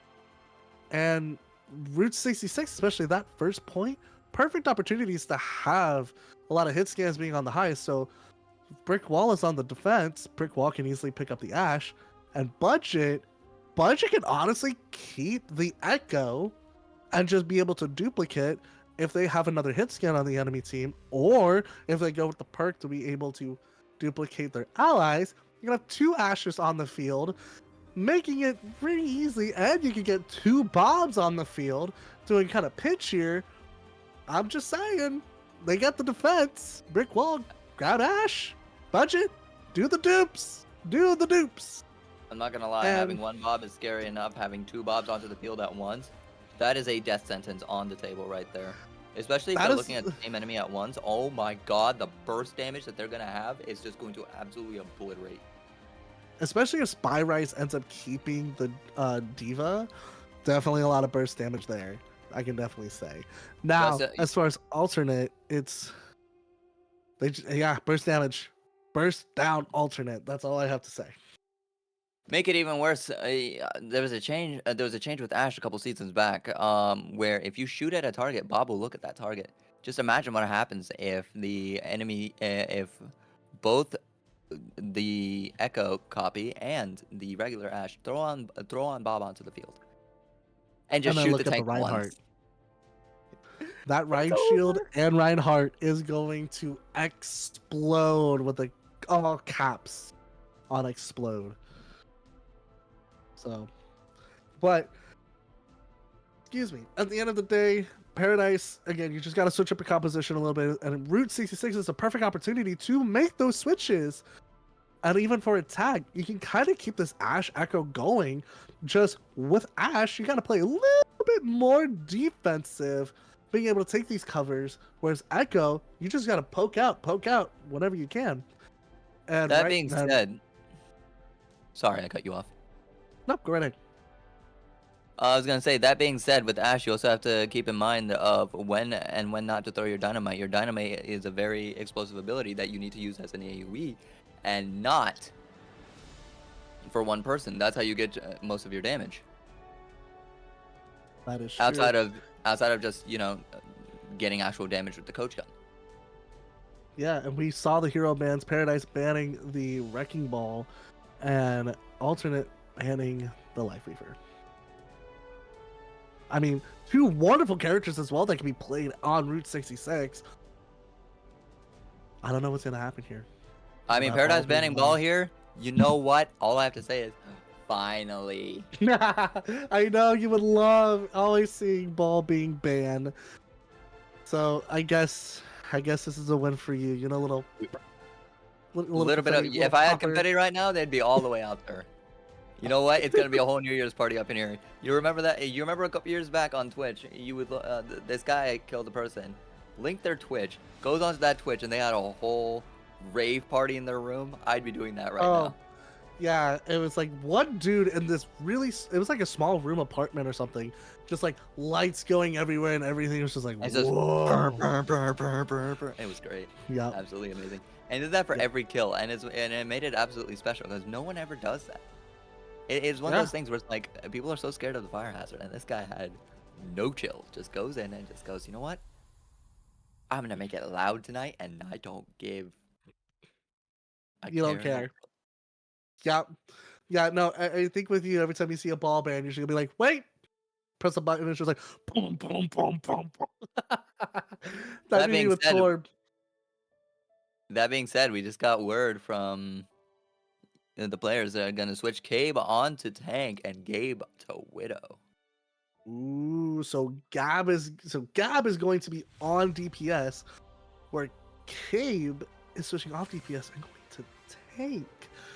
So does that mean Kibbs is not? Where's Kibbs is playing support. Okay, so right now we have Cab KB being tank, Cabe being tank, Gab being DPS, Clover being DPS, Biblical and Kibbs is playing support. Full roster switch. And to put the cherry on top, Alternate's going with my favorite pick of them all, Doomfist. On that first point, they have a Widowmaker for that backline, backline one shot. Yeah, I see that. I see the eyes you make. No, I don't want to hear it from you. Boo. I can't. It's like Torb and Jug. I can't stand Doomfist players. Never did, especially in Overwatch 1. Listen, Doomfist players are the only reason Doomfist is so potent is when they're actually good. And that's when they can actually get things done. And when they're not, it's really frustrating to have them on your team. It goes both ways. They're frustrating in both ways. But you know what? Which one is better? Cabe actually going in with the charge punch. Yeah, they already have charge punch off rip. Spyrise able to do a little bit of damage there on Widow. Are they gonna get the kill here? Oh. Oh, brick wall playing. Now brick wall being on the Widow budget, back on Pharah, Persephone on Ana, Sabretooth on Brig, Spyrise still taking hazard. This is where it's at, ladies and gentlemen. Even though there's no Ash, we got 2 hit scans and 2 flex. So this is gonna be a wonderful game. I'm waiting for it. I see the vision here. Please prove me about that vision. Tries to go for the kill. Gets that double boop here real quick. They'll get run down. And I'm Budget taking out Biblical. Cabe taking out Budget. Brick Wall taking out Cabe. Paradise is not messing around. They are telling alternate, this is our map. Back up. Let's hope they can keep that momentum going. Oh my god, Spyrise taking out Gab like it's absolutely nothing. Coming in there. Cabe coming back. Cabe trying to go on point. Biblical takes this. Spyrise taking the opportunity. Spyrise taking the opportunity to take something on Biblical here. Persephone gets taken out by Gabe. Going in for the other support. Also takes out Sabretooth. Cabe says, you guys got that first point? You guys got that first fight down. You know what? We're going to bring it back, and we're going to bring it back twice as hard. Budget taking out Biblical. Cabe trying to go in, taking out Spyrise. Alternate is now bringing it back, going, this is our map. It's kind of like this. It's like this back and forth of two kids, like, yeah. It's one of those things right there where it's like it's just absolutely insane. It's one of the it's like you're having a marital problem, like a marital dispute, where it's like no it's gonna be a back and forth thing, and I'm absolutely here for it. It's what makes it's what makes this game great. It's what makes relationships great. Just overall, it just makes everything great. Everything's good. Everything's happy. That being said, Brickwall and Budget work together to take out Cabe. Cabe is already, you know, he's already back. He has an ultimate, so he can get back here quick. Kibbs pops his ultimate. Are they gonna grab and kill with it? And Budget's taking out Biblical.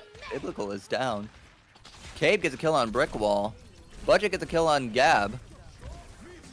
And Spyrise trying to 1v1 Kibbs. Kibbs gets out for free.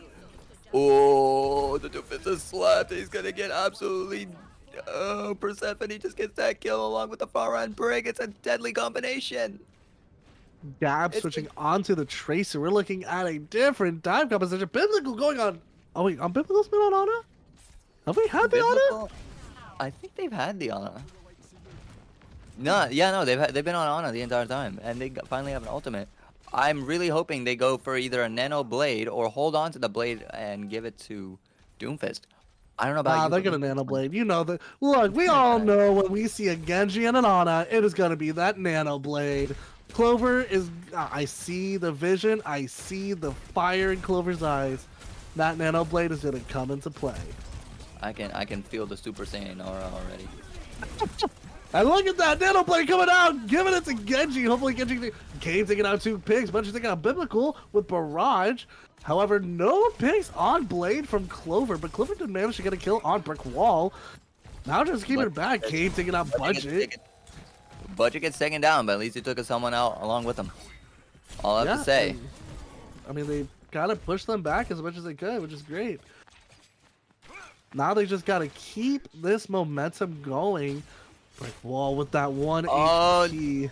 As a Doom player, my brain just does not like the fact that Spyrise was trying to go for the peel. There was a whole backline that he could have gone on. That's just me being a tank player. Seeing that. Cabe has a block. That block is being used. I feel like that punch is coming. A big slam. Wrong term, I know. But you know what? That's what it is. Big punch. Big punch. Mega punch. Gets a kill on Clover. After that deflect, just right in the face. Brickwall takes out Kibbs as well. Yeah. Man, Paradise is not messing around. They are definitely telling alternate, we are here to play. We're going to keep this going, whether y'all like it or not. Now just looking at Tracer in the backline. Brickwall just needs to try to get out or survive. I mean, to be honest. Oh, gets a shot on. Oh, the recall. Tracer with a 1v1s are never fun. Bunch taking out 2, Brickwall taking out Gab! The Tracer! 1v1 with the Widow! Oh, he's absolutely spinning. Oh! Persephone taking out Cabe with the nade. See, now you got me over here with mixed feelings. I wanted Paradise to win, but at the same time, they have a alternate as a Doomfist. And I'm a heavy Doomfist player, so you know what? I'm over here like rooting for Cabe to do well. But I also want Aegis to do well because we want to see a good fight. We want to see the underdogs win. The big guys always win. Give the little guys a shot. Brick wall gets a taking out surprise kill Gabe on again! Gab. That was absolutely amazing. That's like 3 times in a row that Brick Wall was able to just knock Gab on the floor. Oh, that was clean. That was such a clean shot. Wow. Can we Brick give Wall, props? man. Can we give props to Persephone, who's holding out her own, and on top of Persephone holding her own, not just holding her own, using the brig as cover. It's absolute. The tandem is just absolutely insane over here. Yeah, absolutely. We could definitely give props to Persephone. Definitely on her own. Gab, Biblical taking out Sabretooth. Brick wall and takes out Spyro. Gab once again. Again, for the 4th time, but this time with the Venom Mine. Gab is just not enjoying his time against Brick Wall being on the Widow. But Brick Wall's switching to Soge. So no more Widow now. We're just having the Soge. So it seems like it's going to be the same situation here, but I don't know. Tracer can still end up getting kills out of Soge, or Cade taking out Spy Rise. It's possible. Gab gets to stick out Brick wall. Gab is like, all right, now we're 1-4, buddy. I'm gonna make it now. I'm gonna make it 4-4 or something. He wants the revenge, and he's here for it. And he says, "You know what? You gave me a good fight, but now it's time to end it." Absolutely. But the Spyriz gets gets his ultimate out and kills Biblical. I see that 1v1. I see the vision of trying to go for the Kiri. Kiri does absolute best. Gets out. Gab takes out Budget. Putting in God's work over here. Yeah, Gab's just applying pressure to the back and just being able to survive. Although, Biblical taking out Sabretooth, Spyro taking out Clover, Brick Wall taking out Gab again. That was 1-5 against those two. Cave taking out Persephone. Right now, it's just like Paradise. You can keep going. What are you doing? And Brick Wall taking out Biblical, although Kibbs and Cave taking out Budget and Spyrise. It looks like they're going to push Alternate, or Alternate's going to be pushing back Paradise even more, and it just was giving him a chance, giving him a sliver. And now it's not going to happen with 1 second on the clock. Are they going to be able to touch the point? They're being able to touch. Check out the turn on the freaking on the roof. The turn on the roof. That turret on the roof is always gonna get you, man. It's always gonna get you. They need to look at the turret on the roof. Oh, God. But with just very little inches to go, Paradise was able to get it on the second point, 65.89 meters. That is so close to the end.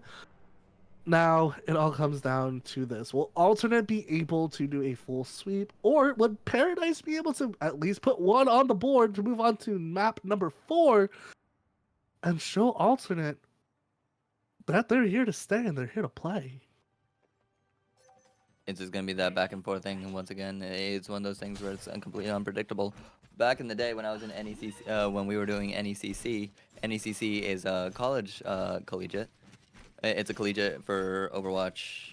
Mm-hmm. We went 2-0 and got reversaled. Oof. Yep. I remember when I was doing shout out collegiate to the stuff, we Nova would team. always have a verse. Shout out to the Nova team. I'm still very upset about that. Right now, we And have so- Alternate back on the Doomfist, Sombra with the Torb, Ana, and Bap. So it looks like they're going to be kind of playing this defensive dive. Cabe is probably going to jump in the back, do his little thing. Gab coming in as well, helping out.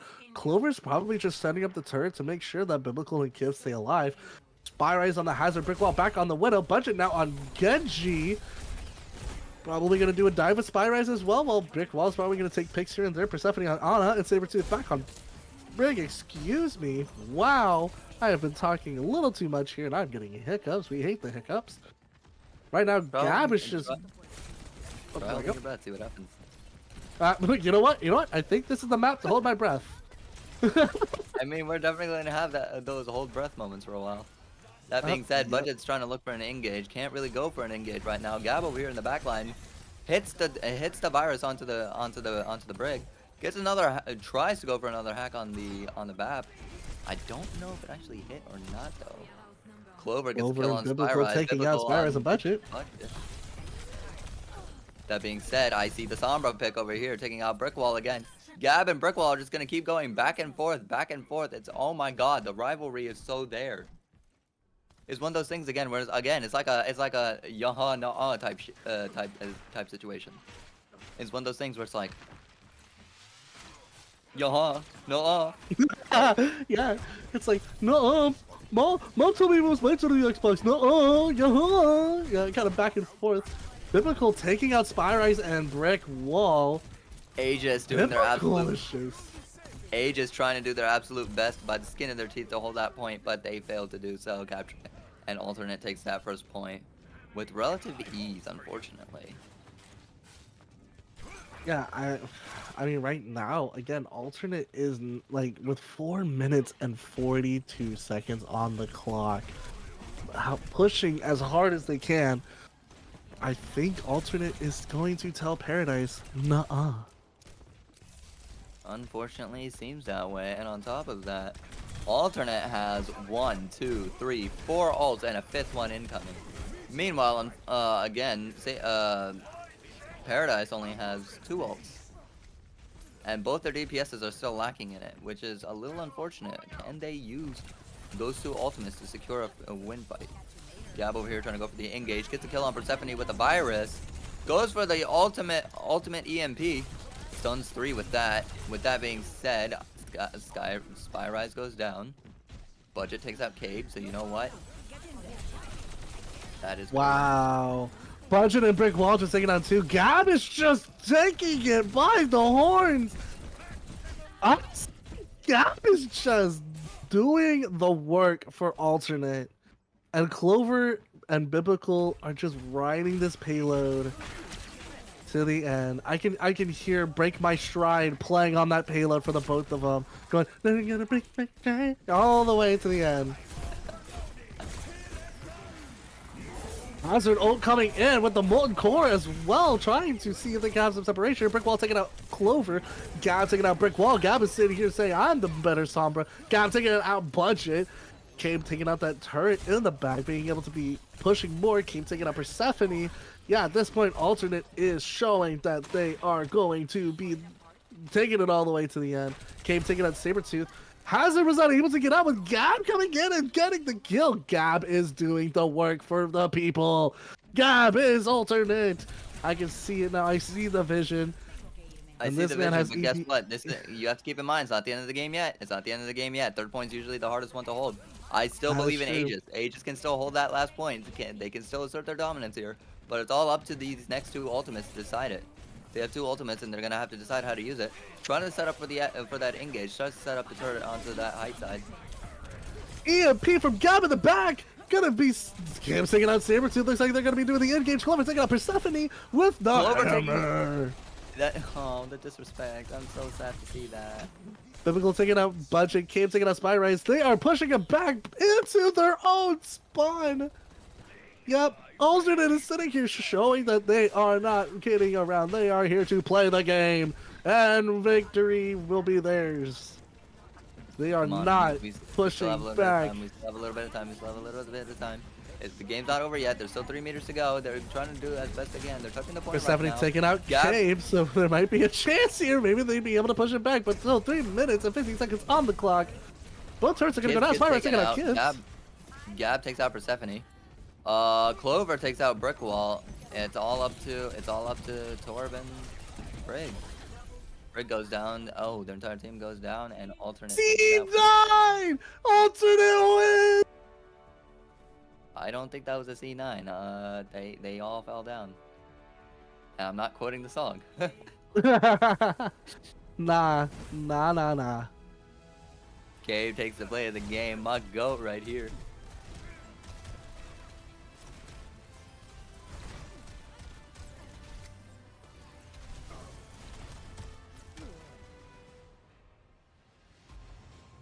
All right. Yeah. So, wow. Yeah. Alternate was here to play. Now, Paradise, again, they held their own. We rooted for the underdogs. But alas, Alternate takes it 3-0. What a match. Especially from Gab. Gab, I think, owns MVP for Alternate for just an amazing last missile plays on Route 66. And even the map before on New Body, Gab was just, he took the game He came. and he wore it like a crown all the way to the end. He came in looking to win. He asserted his dominance. He was confident throughout that entire interaction. Had that rivalry against Brick Wall. Brick Wall. Gab and Brick Wall. I mean, now I hate to say it, Gab still lost the 1v1. Because I think at that This point is we were looking true. like a 6-7. Brick Wall still managed to take the 1v1 away from Gab, but Gab overall won a lot of 1v1s. Not gonna lie, as soon as Gab switched the focus off of Brick Wall, he actually started doing a lot of things. I think he realized that Brick Wall was the one who was their biggest threat. So to offset that chance, he decides to. He says, "You know what? I'm going for your backline. I'll come for you later." Yep. He It's like has a that scene. Sombra It's like main. that scene. It's like that scene in Naruto. I've been waiting, Hachirama. I'll deal with you later. Basically, like Gab on the again as a Sombra main. That was a wonderful Sombra play on Route 66. Like again, I think at this point Gab takes the MVP for this. Now for Paradise, I am going to give an MVP to Brick Wall. Brick Wall did amazing work, did God's work as much as he could. So I'm giving MVP as well to Brick Wall on Paradise. I got it. I have two favorites here, and it's Gab and Brick Wall. All I'm saying is, Alternate was a better team, but Brick Wall showed that confidence to the very end, and that is something that is so respectable in a person. Like, even though the match was one-sided in many ways, they did try. They tried their absolute hardest. They brought it back as much as they possibly could. Yep. I still give props to Brick Wall. Brick Wall, you did absolutely amazing, and we're proud of you, buddy. Here's your MVP crown as well, Gab. Here, Gab and Brick Wall. Here's your here's your complimentary monster. Cheers. There we Yep. I'm all out, unfortunately. Oh my goodness. Cabe will be the interview. Oh. Okay.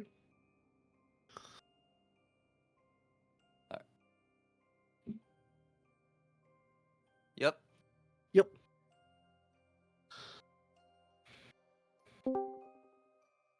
Hello, What? Cabe. Hello. Now, even though we gave MVP to Gab, SVP will go. Now, here's my thing. I give Yeah, you that's SVP. crazy, by the way.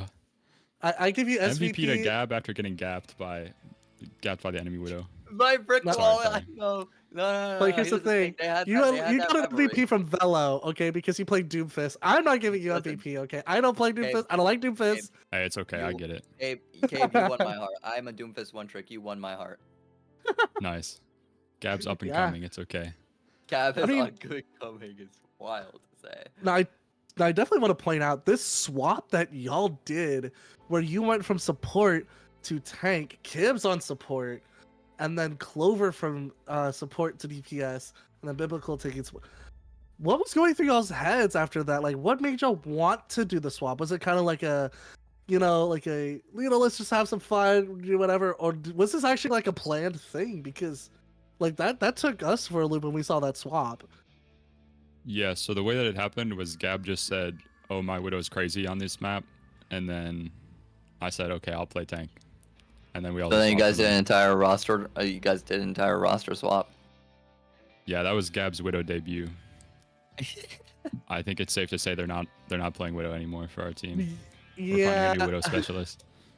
I'm gonna be honest. I see a lot of that Sombra from Gab. Gab was being able to just pull that Sombra just out of left field, and it was just amazing to see. But overall, like, obviously you went 3-0. Were there moments where y'all felt like there might be a chance where we would lose this point or this map? Was there anywhere that you kind of felt like that, or was just there no like sweat at all? I mean, there were some moments we had to clutch up like Numbani first point defense, Mhm. I had to stop singing Natasha Benningfield and actually like start calming. So that's what I did there. Now it depends. What Um, song of Natasha? That's the true question. Dude, what is the name of it? It's that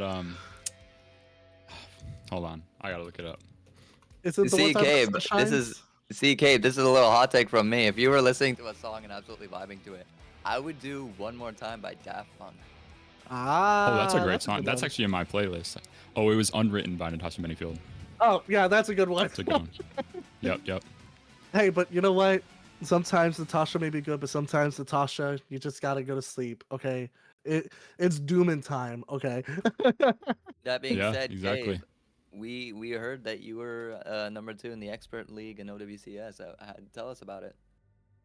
Yeah, so we had kind of like a rough like regular season. We were like a new team. A lot of the players were new, so we were kind of like getting a feel for playing with each other. And then when playoffs came around, we really locked in with like that Maga meta. We got really good at running the Sombra in that Maga meta, and I think that led to a lot of our success.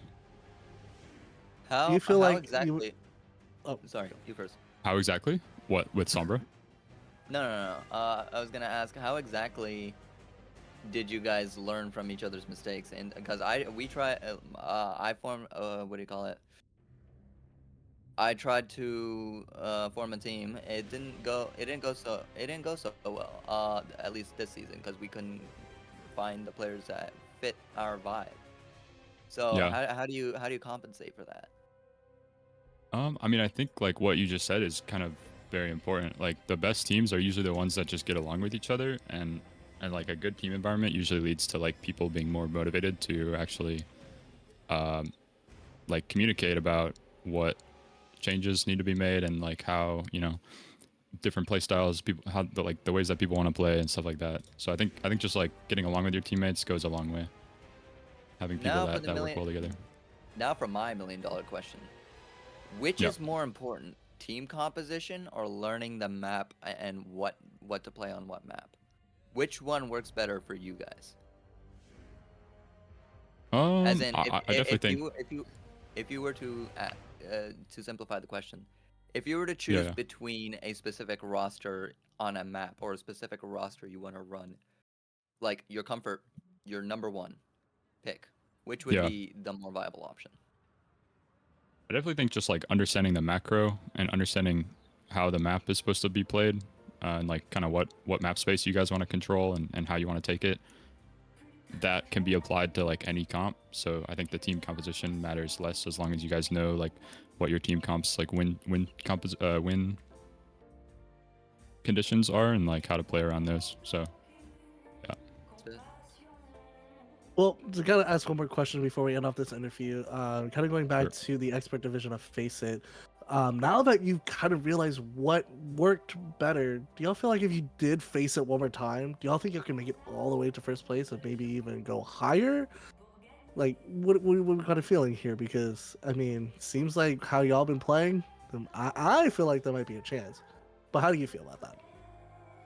Yes, I mean now we're in Masters Division for Face It, and so the competition is a little bit better, but we're trying to kind of find our footing in this current meta. I think that the addition of perks kind of helps a lot of our like comfort pick heroes. So I don't know. I think we're right now we're kind of experimenting with different compositions, and I think if we can find one that works well for us, we can definitely do well in Masters Division.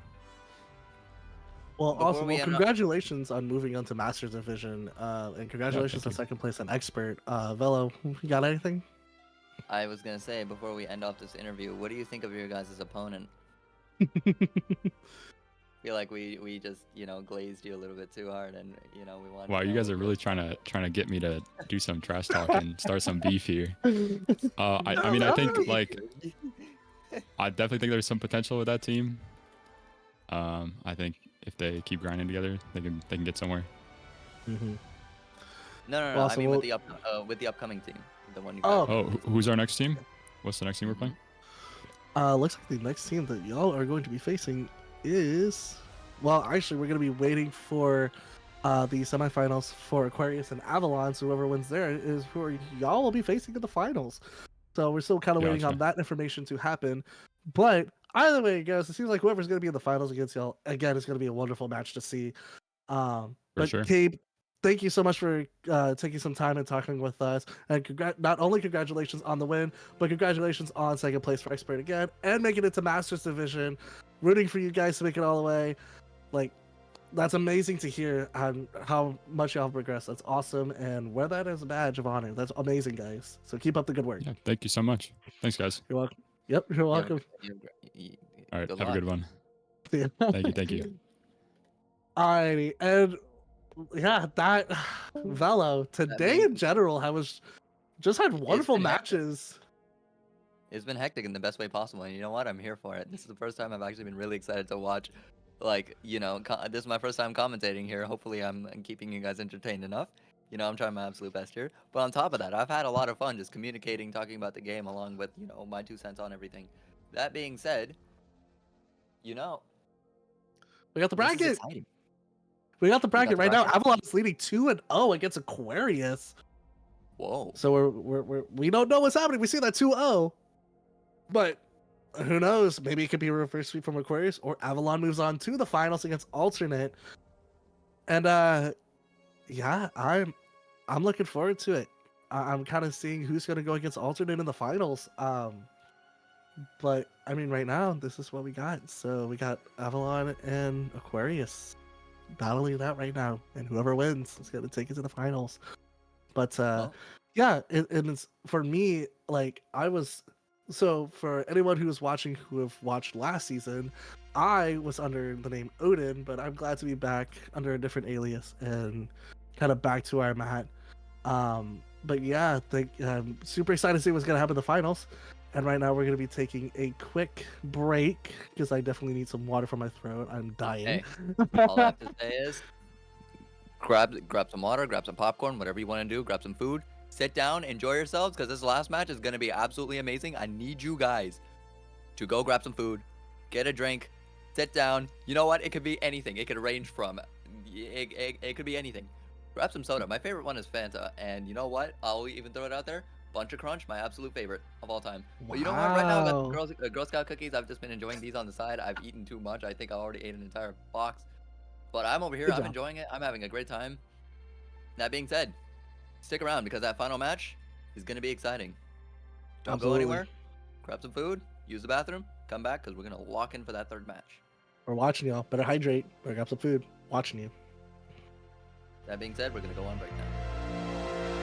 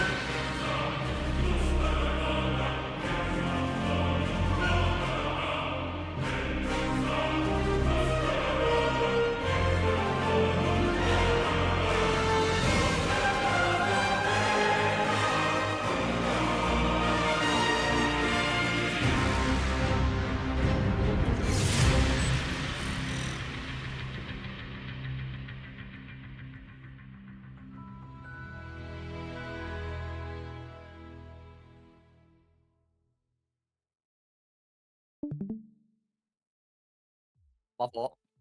Welcome to the finals of GitGud Monthly Tournament Clash at the Gate.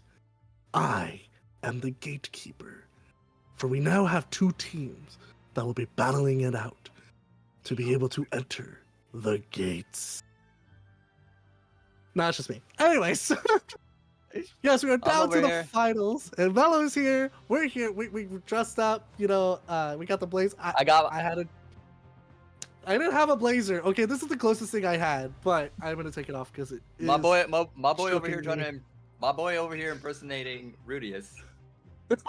Basically. If you guys have seen Jobless Reincarnation, my boy over here trying to be Rudius with the little special attire, the little bow tie. And, well, the bow tie wasn't there, but like everything else, like you got the cloak on and everything.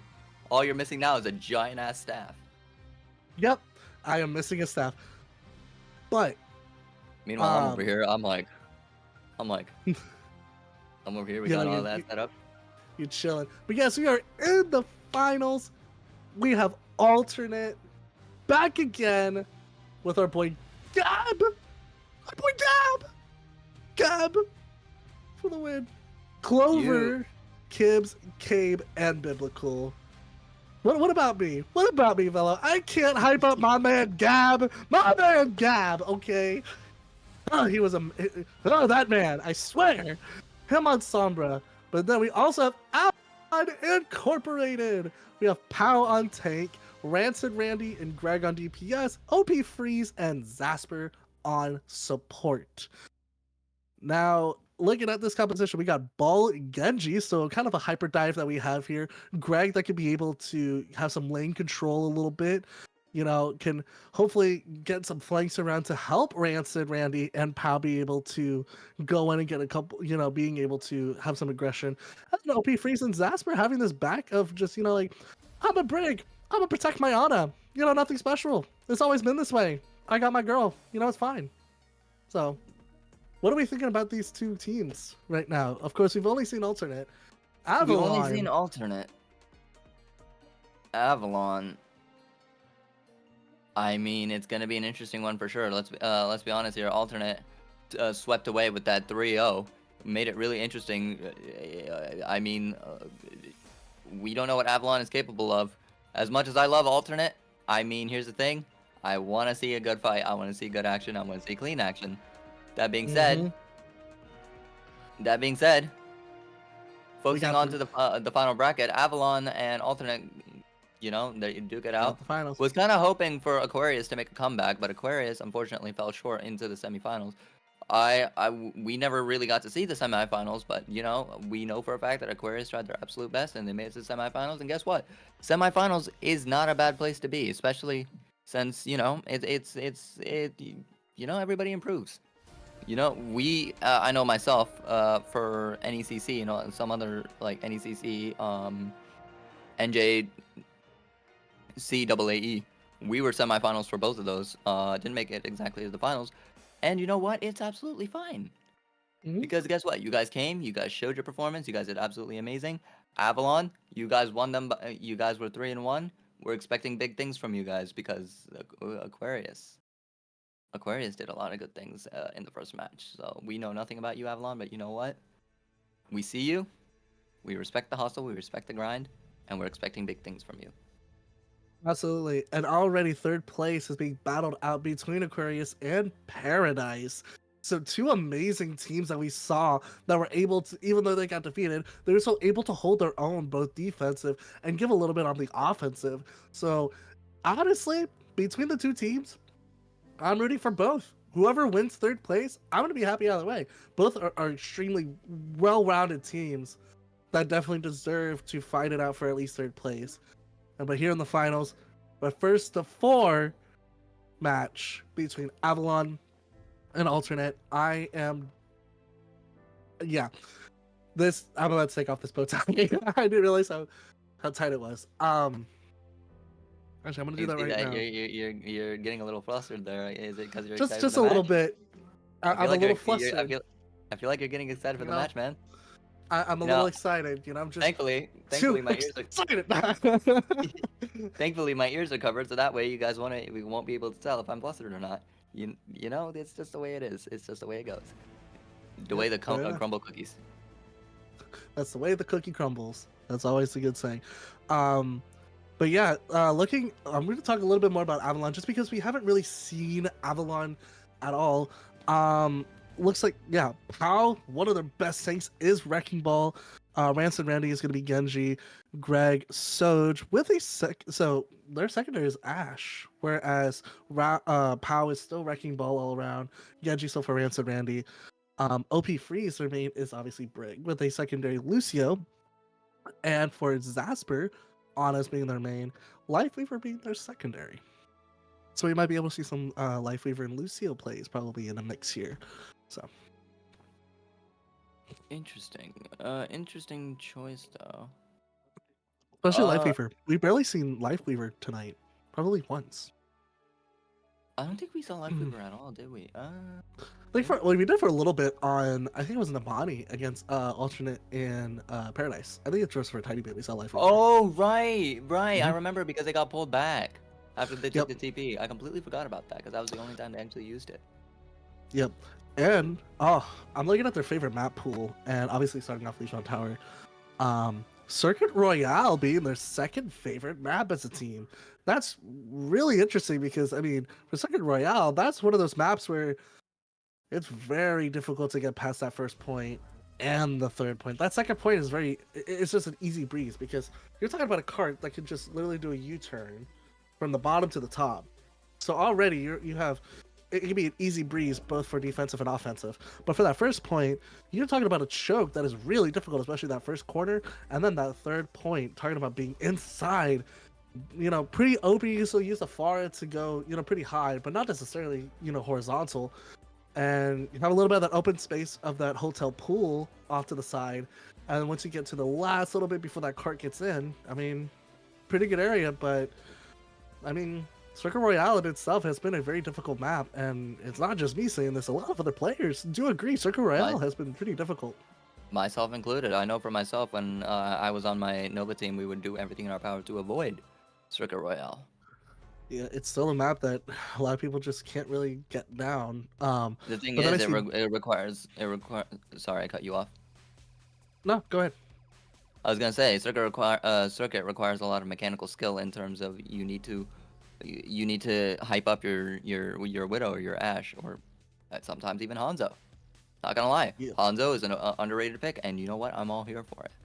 And that being Especially for that map, Hanzo is actually a top pick. Secondary being Ash and the Widow being third. I mean, all around, still wonderful hit scans that you can have on Circuit. But Hanzo is a top pick for Circuit, and as a hit scan player like me, I pick up Hanzo every once in a while on Circuit if I really have to.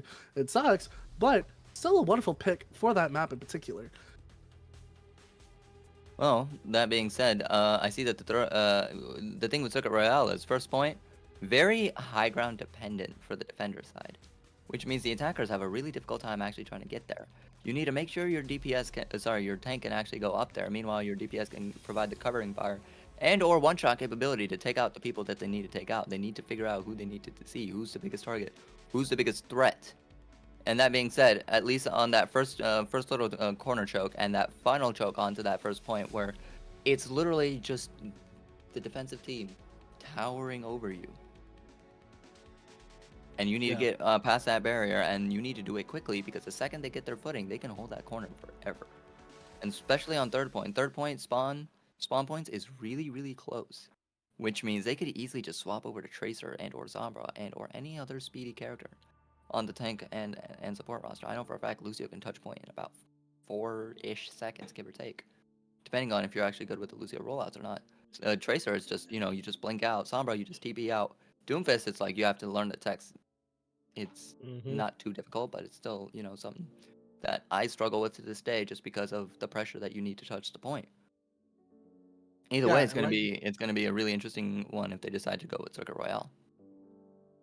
Yeah, like you Apologies. mentioned with that Lucio rollout, Circuit Royale is definitely one of those maps where there's quite a bit of Lucio rollouts no matter what. Like I said, you can go from that top to the bottom, like in that second point.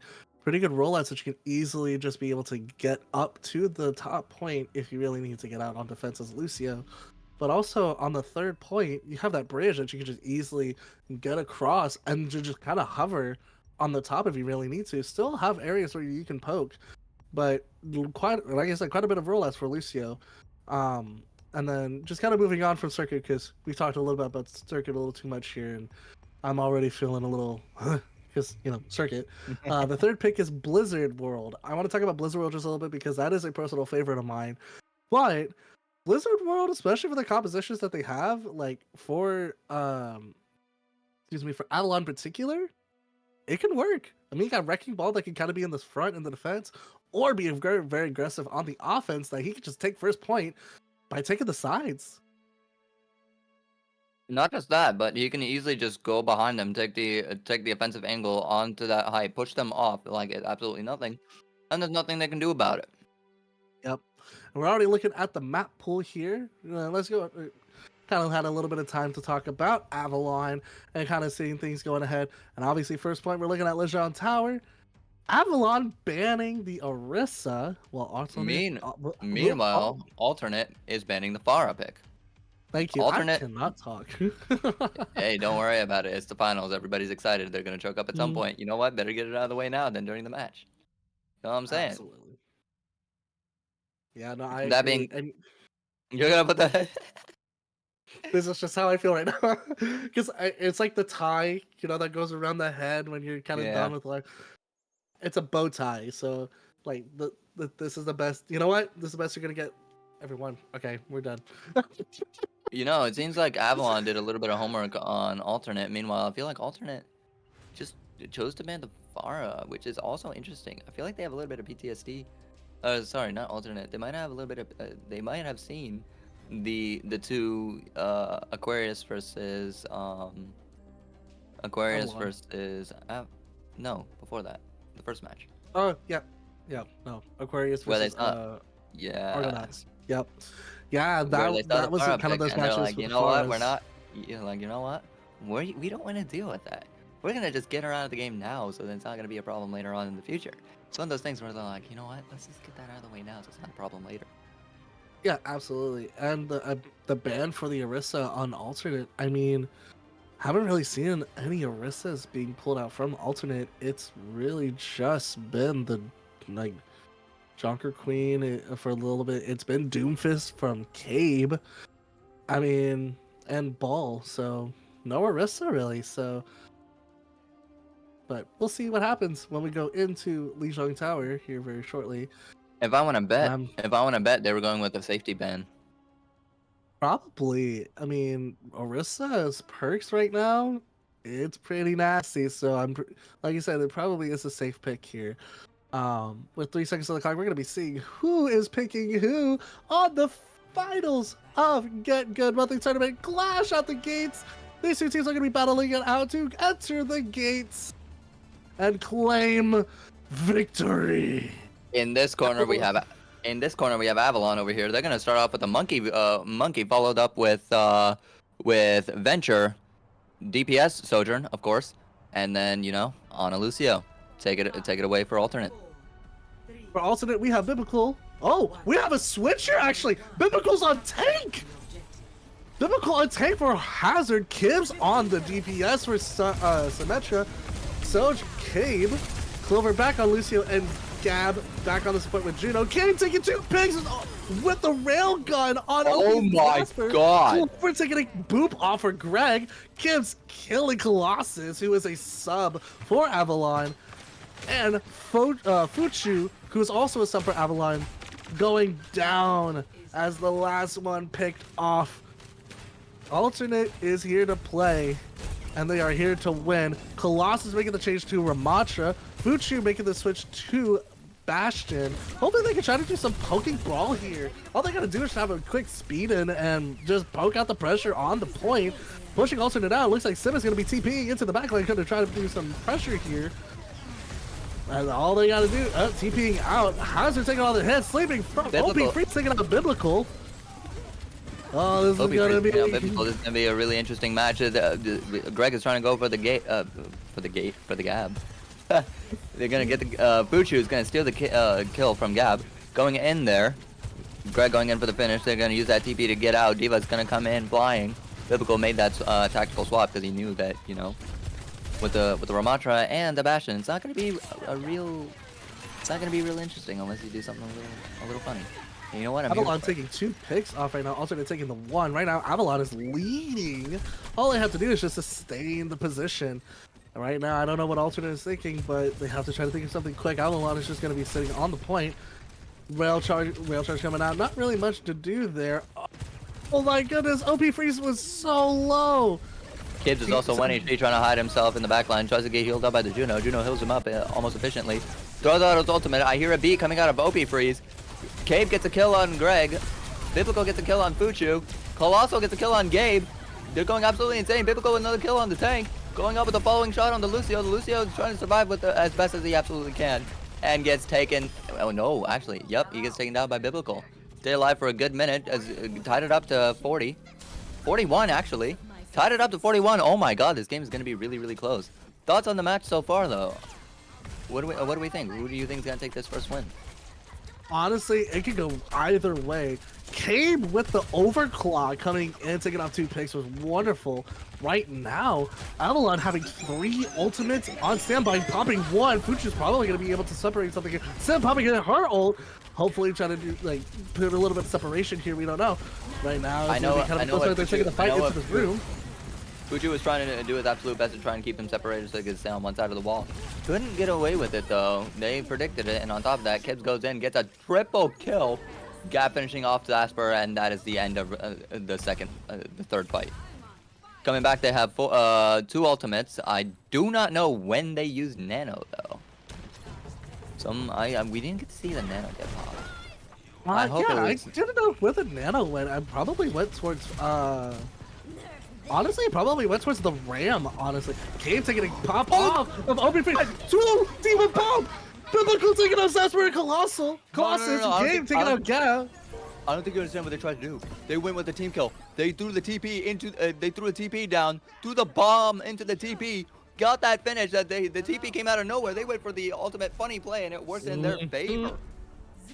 DP Diva Bomb, that is always a fun play to do. An alternate taking .1 at Lijiang Tower. Avalon, you know, honestly, Avalon has some cards that they're dealing, cards that they are playing. It's really nice to see. Honestly, OP Freeze on the Lucio. Kind of crazy with it. A little bit crazy. Colossus though is able to have a little bit of the sustain, which I saw a couple times, which is fine. Fuchu, however, I need to kind of. I would like to see a little bit more Fuchu. And then Zasper, I still don't know where that Nano went. But Fuchu doing the TP. I would like to assume that it disappeared right before, like it was an Ajax, but with Onyx. Probably. But anyways, what we're seeing here right now, they're just kind of taking the fight towards main. Right now, Avalon looks like they just cut, yeah, Alternate's kind of pushing Avalon back a little bit here just to kind of keep them back from being able to push into the point. Just so that Alternate can be able to take the point and set up as quick as they can. Sim already setting up some turrets that I saw from that TP then going into the point. Hey, Merc, you got your wish. Fuchu doing some things. He took out Gab. You're gonna push him forward. I saw that. I was like, thank you, Fuchu. And then Clover taking out Fuchu. Come on, Fuchu. But even better, Greg gets his revenge. Takes out Clover. Clover, they're gonna TP. They're gonna use that TP, and I think I see a kill on. Yeah. Zasper's down as well. Biblical doing God's work out here. Yeah, Biblical. Give a round of applause for Colossal though. Colossus is holding his own, capping the point with 28% for Alternate, and Colossus just kept taking out OP Freeze. They're already down to support, and right now they honestly Alternate just has to figure out what they need to do here. Seems like they just got to push out Avalon, which is actually what they're going to try to do. Zasper taking out Kibbs, Biblical coming in and taking out Fuchu. So I can already try to get some stay there. Ran out 1, got taken out Colossus. That is exactly what they need. Right now they are up by 2. So all they gotta do is just push them out and take this point. 29% to 28%. They gotta keep going. Now they're gonna bring it back up. They're gonna reverse it. 31%, 32%. They are already ahead. Now they're keeping them back out basically towards that this being spot. said, if we want to focus our attention to, they were having a Soj 1v1. That Soj 1v1 got caught off by the Reinhardt, who said, you know what, screw you. I'm gonna protect my teammates to the very end. Goes in for the kill. Gets nanoed. Greg goes for the double 2K. That's 3 ultimates gone. Kids gets the kill on Greg.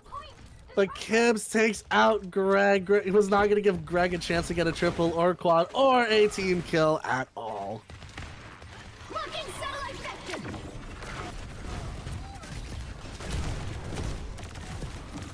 That being said, Fuchu goes in with the ultimate. He's trying to sustain himself. Tries to get the kill on the Juno. Juno's escaping with his life. 1 HP. Juno's down. Greg also gets rid of Kib. So far, Right so now good. it's even. It's even right now. Gabe is 1 HP. Fuchu is full. I kind of see what's going to happen here. Gabe is going to die here. Yup. Fuchu got it. And then you see Biblical. Biblical's going to try and escape. He tries to place that wall down. Gets shot down by Greg. Greg comes in. He's like, you know what? We're going to use the power of friendship.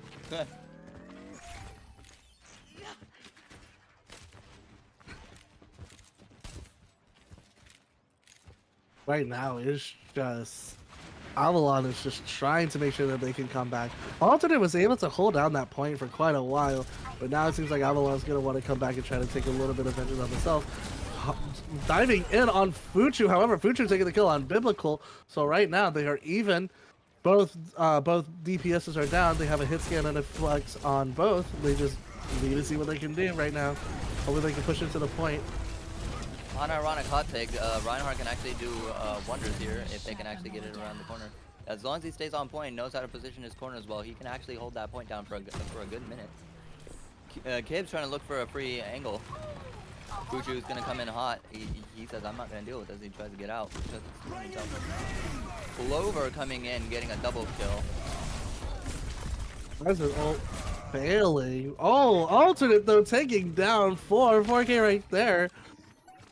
Alternate's most likely going to take this. Avalon with 83%. Alternate now gliding 92-93. We don't count him out yet. Coco Freeze is probably going to bring it back here in a second. No, actually, Fuchu touches the point first. He's a good take. David Kibbs though and Biblical taking out 3. Oh, and this game is coming to an end. Cabe and Gab, just, you know, it's in their names.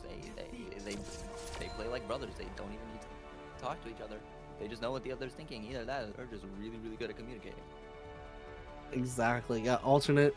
I don't know what it is. I mean, when Gab mentioned that he was only here for 3 days on the team, like, honestly, what seems like 3 days, what maybe like 3 days, it looks like they've been a team for years. I mean, they're playing really well with each other, and it's just like the synergy that a lot of teams that, you know, again, like you mentioned, it's like, you know, they have this connection where they don't necessarily need to calm with each other.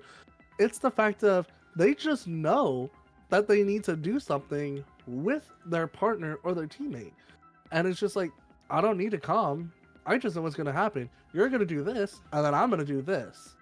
And it just works out perfectly fine. And that's what happens with Cabe and Gab. They both they work well together. So that point, that the whole map was, wow, Avalon is not. Keep in mind, Alternate's specialty is to hold down a point once they attain it, and they do know how to run down the clock. So keep in mind that first point, you know, again, we could see a complete reversal next match. Hopefully, they like to run down the clock, and they know how to do that. And it's the second that they knew that they had that one in the bag, they took full advantage of it, saved their ults, and knew when to pop it. Avalon, I mean, this might be a chance. Like, Avalon is holding their own. They are not here to play. Like it seems like that this is the match that is going to be probably written for the rest of the month. So I'm looking forward to what's gonna happen next. But right now, what we have, to kind of keep things going. Sorry, little. Yeah. Talking a lot. Talking a lot, and the bad thing is I have food sitting right behind me, and I'm like, Speaking like, of food, I probably should I probably should have went to go grab some because now that you mention it, I am getting a little hungry. But you know what? This final match is just that important to me. We want to see how it turns out. I will have food later. Food can come at any time. This tournament only happens once. look, I'm missing out my chance of eating chicken tenders. Okay. Oh. So that's how much this means to me. Okay. It's not dino nuggies though. Otherwise I wouldn't be here. But it's chicken tenders. I'm willing to sacrifice the chicken tenders to be here. Okay. Now, what kind of sauce would you like on those chicken tenders? Obviously, campfire sauce, or as other people like, it's called cane sauce. Yes, I'm talking Really? about canes. I'm thinking a little bit of, I'm a basic boy, so I'm You like thinking ketchup. either, well, that or honey mustard. Honey mustard's not basic though. Honestly, I would rather take honey. Like, don't get me wrong, I love ketchup, but I'd rather take honey mustard over ketchup though. If I had the option between the two. Now, if you put ranch in the middle, it's tough. Okay, I love ranch, Yeah. so I would have ranch and honey mustard. They're both really good. But It's like on whatever what- whatever burger that we want. It's like whatever whatever fast food I want. I always make sure to put in honey mustard because it's just that good to me. Well, I can definitely see right now we have some updates. Avalon got the, has the map pick, and they're going to go into Nambani. Yeah, we're seeing Meanwhile- Nambani twice today. That's an interesting because we were really. I was. Oh wait, no, that's. Wait, if they're doing Nambani, does that mean the third point's gonna be maybe Circuit Royale? Maybe we get to see Avalon on Circuit Royale. That being said, we also got a report that Kibbs is gonna be swapping over to support. Meanwhile, Gab is gonna be playing DPS. So that's gonna be a little interesting swap. I'm telling you, these this team, they play like brothers. They want and they give a chance to swap each other's roles. They want to give the other roles a chance. They I wanna better see Gab on that Sombra. That's all I'm saying. Gab better be on that Sombra. If I don't see Gab on Sombra, we're gonna have a problem. How did I know you were gonna say that? I'm just curious now what they just gave me to drink. This is weird. Oh well. Looks like. So- I mean, it could be Dr. Pepper. Hey, actually, it's a Coke Zero, and I asked for Diet Coke. 1-star review. Oh God. we're Sorry, going back to folks. A that. little bit of an inside joke there. A little bit of an inside joke. But anyways, yeah. So going into Nabani for map 2, and like you mentioned, Kibbs being on support and Gab being on DPS. Gab better pull out Sombra, and especially for Nabani, Sombra can be really good no matter what. But I'm also hoping I'm most likely depicting that there's going to be an Ashe as well, no matter what. So On top of that, I feel like there's going to be at least a little bit of Tracer gameplay here and there. If it's not going to be Tracer, it's going to be Echo. Either way, the games are going to be absolutely amazing. That second map is going to be Nambani, as we said. Avalon and alternate having, it's going to be. Let's see if Avalon. We don't know how Avalon's going to play on this second point. Keep in mind, Avalon they did- having the. Oh, sorry. Yep. No, you first. I can hold on to my thought. Let's see what you got to say. I was gonna say Avalon hero banning Winston, while alternate is banning the Torbjorn. Thank you, Lord. No more Okay, turret we- on the wall. No more turrets on the wall. I'm gonna take We that also with me to got my word. grave. We also got word that Pau is gonna play for Colossus. And that means Pau is gonna be the main tank of this map. Meanwhile, Randy is gonna be switching out for Fushu. We got the So we might main get- roster coming in. The full they're main like, roster. They're like, you know what? That first game, that's okay. We wanted to give our other players a shot. You know what? Now we're gonna lock in and we're gonna take this dub. I'm expecting great things from you guys this game. Do not let me down, Pau. Do not let me down, Randy. I want to see a good, clean fight from you guys. I want to see some good, clean Genji plays. Now, Ooh. I'm because we saw that Rancid Randy's specialty is Genji, so I want to see some good Genji plays, as well as Pow's specialty being Wrecking Ball. Even though the Winston is banned, I think that was a safe play, so that ball can try to be grabbed. But we're seeing Rancid Randy grabbing the Echo. I don't know if it's going to stick, but if At it the very, does, I mean, hey, my prediction came true. not bad. OP Freeze on Lucio and Zasper on Ana, so it seems like they're all playing their specialties. And with alternate, Gab picking up the Sombra. That's what I'm talking about, baby. Gab on That's a big- Sombra. Now, the bigger question is, with this team composition, is Gab going to be able to take out the people he wants to take out? They have, you know, it's going to be really difficult. The only thing I see is if they can try and focus the ball. The ball is going to be the easiest thing to target. If they can if they try and go for the Ana and or Brig, they're just going to get canceled out. So it's going to be really interesting to see how they actually play this one out. I Right, mean, again, hey, they got the prediction right. Oh, Pow coming in with the hard swing around and slam. Right now, it seems like Yeah, I Gab could taking kill up Pow Pow. off rip. Gab doing Sombra things to a ball, which is what you need to do. Now, Biblical on the hazard again right now. Oh, kind of locking himself in. He is... Biblical just put himself into a rough spot right there. OP Freeze taking him out. Now it's a little 3-5 right now. unfortunate. They can come in pretty. Oh no, actually it's a 44. My bad. I'm gonna swap over to Diva because they know the ball pick's not gonna work here. Gab going in for the special. Gab managing to get out. Pow taking the kill on Gibbs.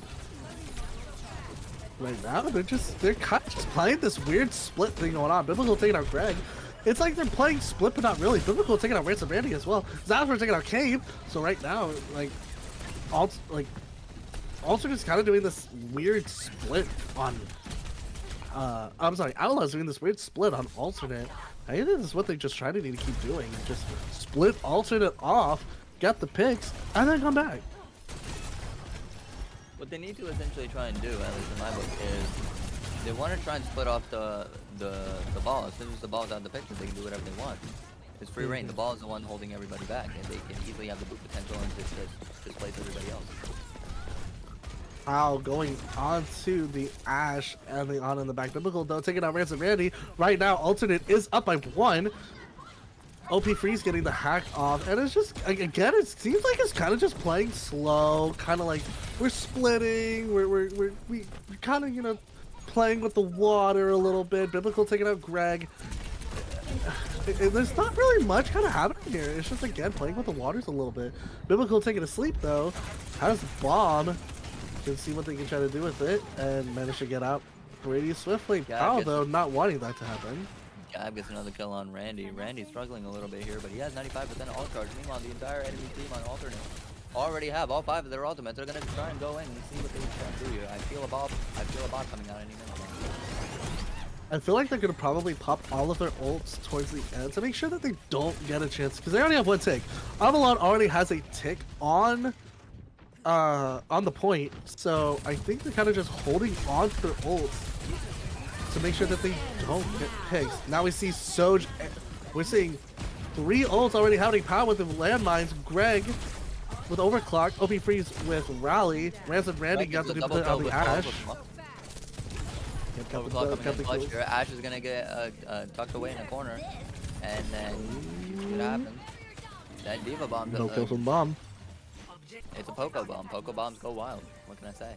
Greg uses that opportunity to finish them before he even gets back into the mech. That's an easy kill for them, and they take that point. Yeah, but right now, Avalon was able to take that first point. Although, Randy kind of pushed a little too hard. I feel like Gab has it out for Randy. Yeah, again, it's like Gab and Brick Wall. I think now it's Gab and Randy. But now Gab's like, you know what? I lost the first one. You know what? I'm gonna bring it back, and I'm gonna be victorious again. Randy. Yep. Randy's my new Yep. target. Right now, it seems like it's 2-0 right now. Ooh, Gab was about to go down. Clover taking a kill on Pow. Right now, it seems pretty even, especially where they're standing right now in front of the point, in front of the spawn of Avalon. Notice how Randy's being. Wait, when did Randy pop his ultimate? I didn't even realize he did that. He did, last fight he duplicated the Ash to try to, hopefully, it looked like they were trying to get 2 bombs going. Or a bomb going.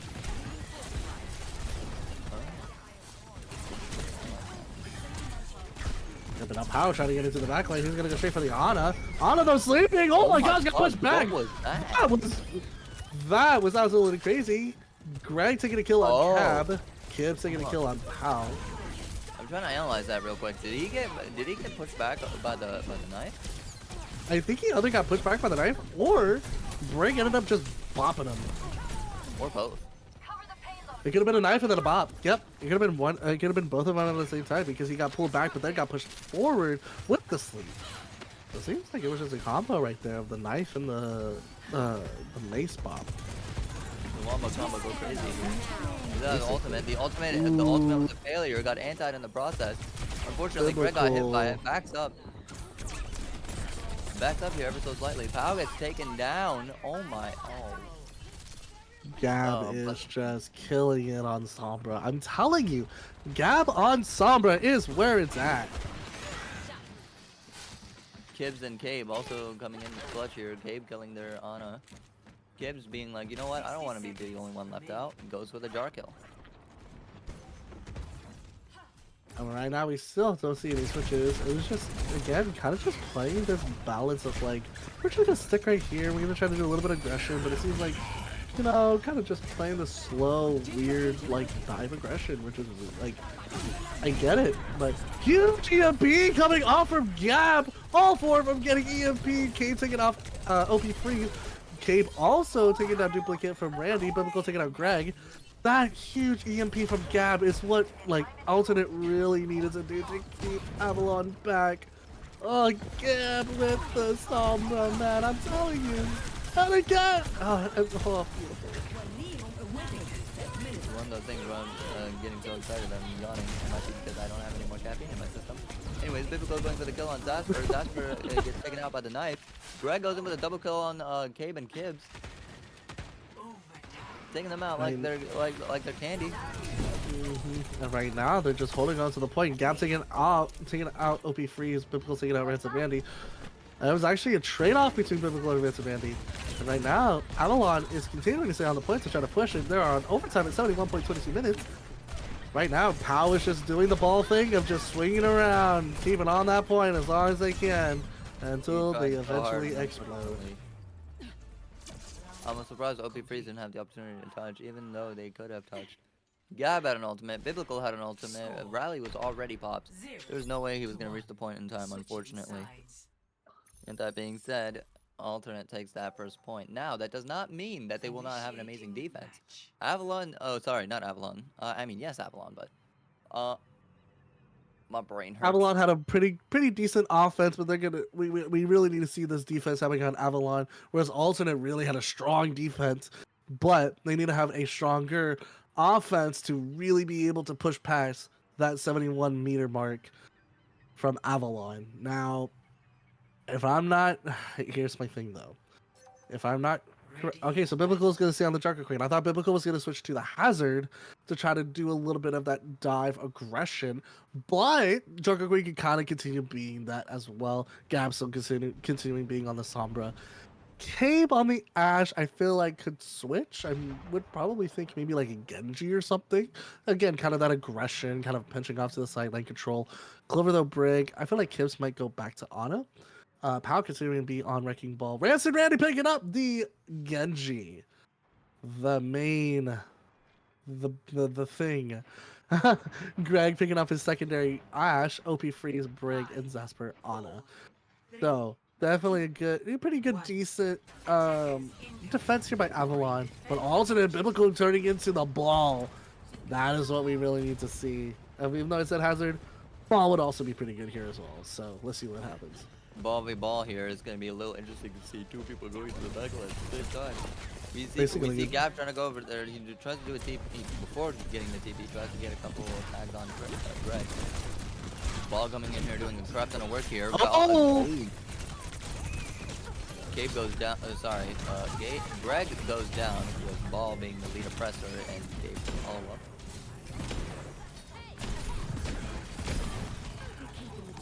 Right now it seems like Cabe is just doing work right now, and it's great. I saw the hack go off on OP Freeze. OP Freeze trying his best to survive. He gets healed up a little bit. You know, he created the space, but unfortunately the cap at this point is absolutely crazy. They switched the Cassidy tried to do his best to stun the ball. Try to do some work. Gets the kill on Gab. Uses opportunity to boop him off the map, and it succeeds. Nope, Biblical came back. Biblical just the goat, I guess. Yep. So right now, with 5 minutes, Avalon just needs to hold them here as long as they can. But right now, Biblical and Power kind of playing like Zoom and Romero when they were playing ball against each other. It's kind of like this back and forth going. Cam getting a kill on Ransom Ready with Bob. So instead, Bob getting the kill, not Ash. Bob getting the kill. Kim's getting the kill on Zasper. Biblical getting the kill on Greg. Right now, Alternate is just going to be taking this, while Avalon is probably going to be crumbling at the fingers.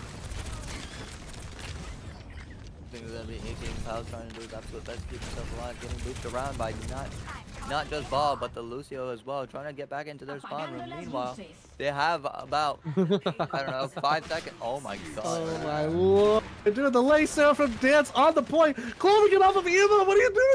No! Pow taking the advantage on Clover while they were dancing to Lay Seraphim. Oh, that was so funny. Oh my lord. You know what? Unfortunately, But you know what? Biblical gonna turn it back around and making it past 71 meters. Alternate taking it 2-0. You know what? Oh, I have to say Clover. it. Clover, I love you, buddy, but that was. I really got arrogant all I of you, need. and It it was arrogant of you, and you paid the price for it, unfortunately. Either way, you guys took that second win, and I'm absolutely, I'm amazed. But You know, he's taking the advantage of him and his girlies, you know, it's fine. They're gonna party like it's early, you know. Party like the 80s. Everybody hates Basically. me, never changing.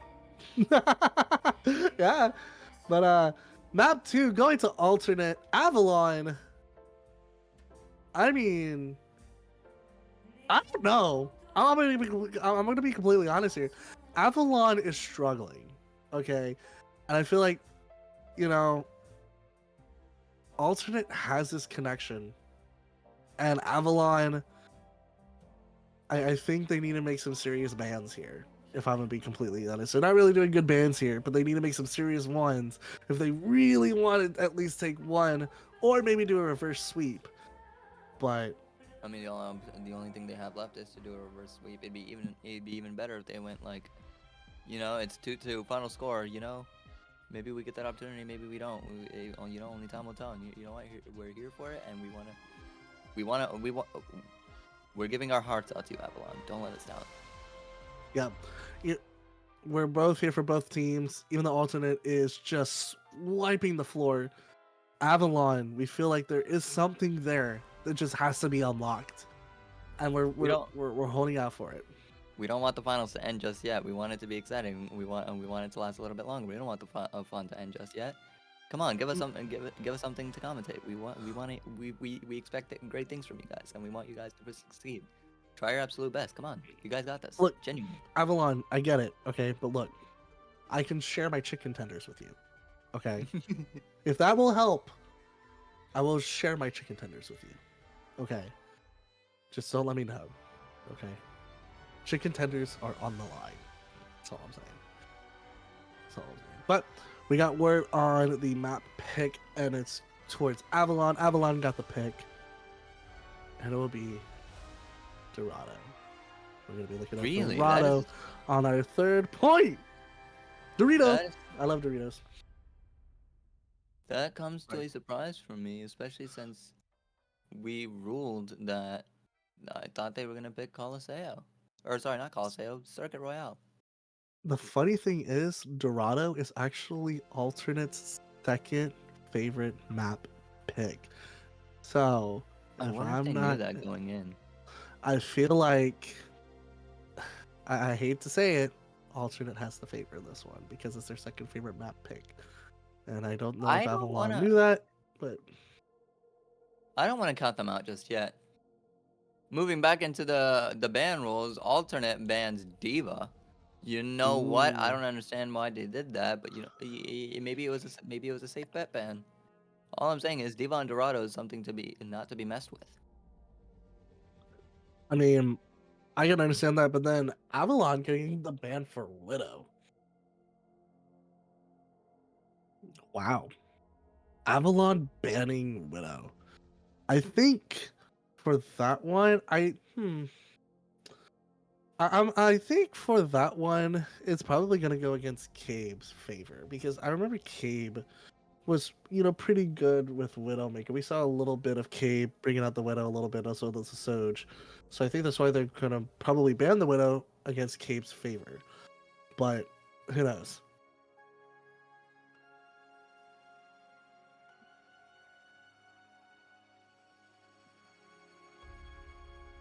Sorry, we're taking a look at something here from our wonderful production crew. Which, oh, by the way, before we go any further, let's give a round of applause for amazing production crew and the work that they put in. What people don't understand is when it comes to tournament stuff like this or anything, the production crew is the heart of everything. The casters, the desk people, or even just like on movies and stuff, the cast members, yeah, we're the face of what you see from the camera, but the production crew is the heart of things. And if it's not for them, well, we wouldn't have good stuff going on. So again, big round of applause to the production crew tonight, our observers, and everybody else that has just been contributing into this. Thank you guys so much for that, and we'll continue on with more production greatness into the future. But I wanted to quickly just do that. That being said, we also want to give I want to give my support to the observers as well, giving us the amazing camera angles that we need to actually give the commentating. Without them, it's been good observing. It's been amazing so far, and you know what? I'm here for it. You guys are doing amazing, and you know what? My heart's out to you guys. You guys are doing absolutely amazing, and we really appreciate you guys. Yeah, now, on top of that, let's move on. Let's move on to. Oh, sorry, did I cut you off? How dare you? No, I'm kidding. Go ahead. No, what are you gonna say? I was gonna throw us back into the. Honestly, I don't remember what I was gonna say. I feel like at this point, production might just be yelling in my ear now and be like, "Shut up!" No, I'm kidding. Well, that being said, Fushu is gonna be switching over for Randy again, and Biblical is now moving to tank. Sorry, Gib is going to tank. Kib is going to tank. I don't think we've seen Kib on tank. Kib has been support and DPS. Biblical we haven't seen Kib on support. Oh, Biblical moving to support. Okay, so yeah, we haven't seen Kib on tank, which actually fascinates me. I don't know what Kib's lineup is for that, but oh wait, we've seen Kib on tank. Kib was the Junker Queen. Oh, that's right. I think it's just because that whole roster change on that one point, it just completely like threw me off. That I forgot Kib is the tank for. So. But. I mean, cool. So Kib is back on their main. So basically, Kib and Biblical are. Oh, Kib is moving back to their main role. Biblical is going into support. So that means Gab and Cabe continue being on the DPS.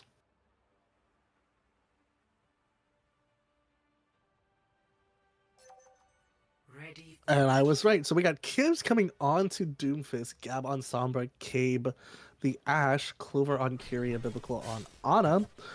Whereas Avalon, we got Pow back on the ball. Fuchu looks like they're going to be doing a Sim TP and then probably going to switch off. I feel like they might switch off to a Venture or maybe a Genji. Greg on Soj, OP Freeze on Brig, and Zasper back on the Ana. So again, kind of the same thing, but the difference of Fuchu being on the Sim looks like going to do a TP, probably switch back to Genji or maybe Venture. And then seeing Kibs back on Tank, this time on Doomfist. And then just your normal Gab, Cabe thing, Biblical on Ana, and Clover and Kiri. So really good mashups here that we'll be seeing. And we're going to go ahead and get started on Dorado. As I've mentioned, the Sim TP, they do TP on top, pushing off Clover. Right now it is Zasper and Greg trying to push him off. Gab though taking the pick off of Zasper. Gab, of course, doing God's work here. Meanwhile, oh, wait, ooh. Unfortunately, got a hack, but you know what? He came around the corner. That way, he can't get shot at with that crit damage. Coming in, that Brig got really lucky. I'm not gonna lie. That big was really lucky. Unfortunately for these two, they're gonna get jumped by Pal. Pal's gonna do his absolute best. He's gonna do a complete round pound. He's probably gonna land on top of them again. Gab gets the kill on Fushu. The ball is Avenging still pulling the Biblical. two up top. Oh, good hack and virus from Gab to bring. Was not able though to finish off OP Freeze. But right now, just Pow playing back and forth with Cabe and Clover on top. This is cutting very interesting, actually. The angle that Cabe has, and it's amazing. Biblical taking out OP Freeze.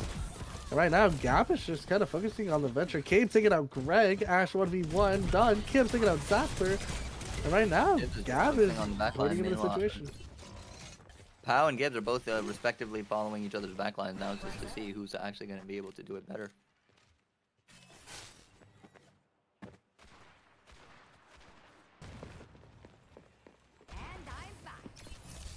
Gab going in for the little TP again. He's gonna try and go for. He's gonna try and look for something.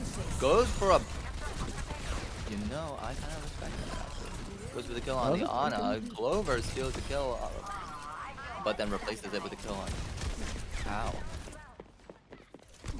Yeah, and Clover getting the kill on OP Freeze. Right now, Alternate is just keeping Avalon back on.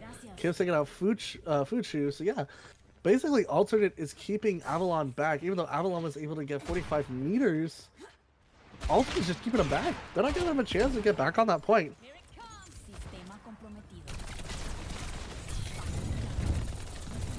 As long as Gab keeps control of Pow, like he's doing right now, there's no way Pow's going to be able to get on that point. Ooh. But Pow's taking out Gab. I spoke too soon. Oh no, I'm speaking way too soon. The Doofus is going to be ulting again, see what he can do here.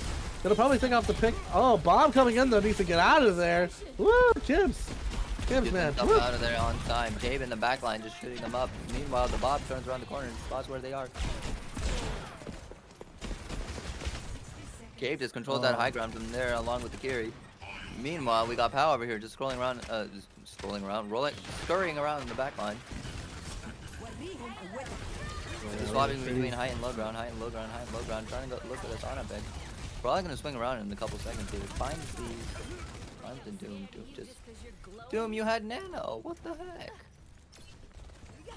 Greg though taking off Kibbs, and right now Avalon is taking that chance to do the dance and moving that payload onto second point. Gab though pushing some aggression on Greg, able to get out pretty well. Oh, but he got spotted and got naded and taking a little bit more damage.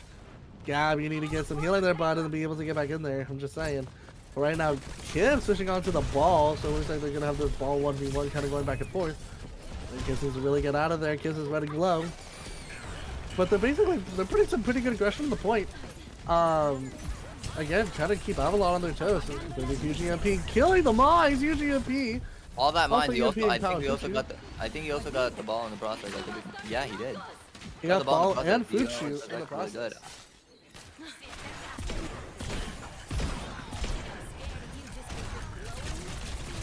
You know, this match is actually going a lot better than I expected it to. Avalon is actually picking up their pace, actually doing a pretty fantastic job here. Foul is still 1v1ing the Sombra. Sombra's going to TP out here in a second at 1 HP, and then gets, gets got by Pow. Pow said, you know what, the counter's not going to work on me anymore.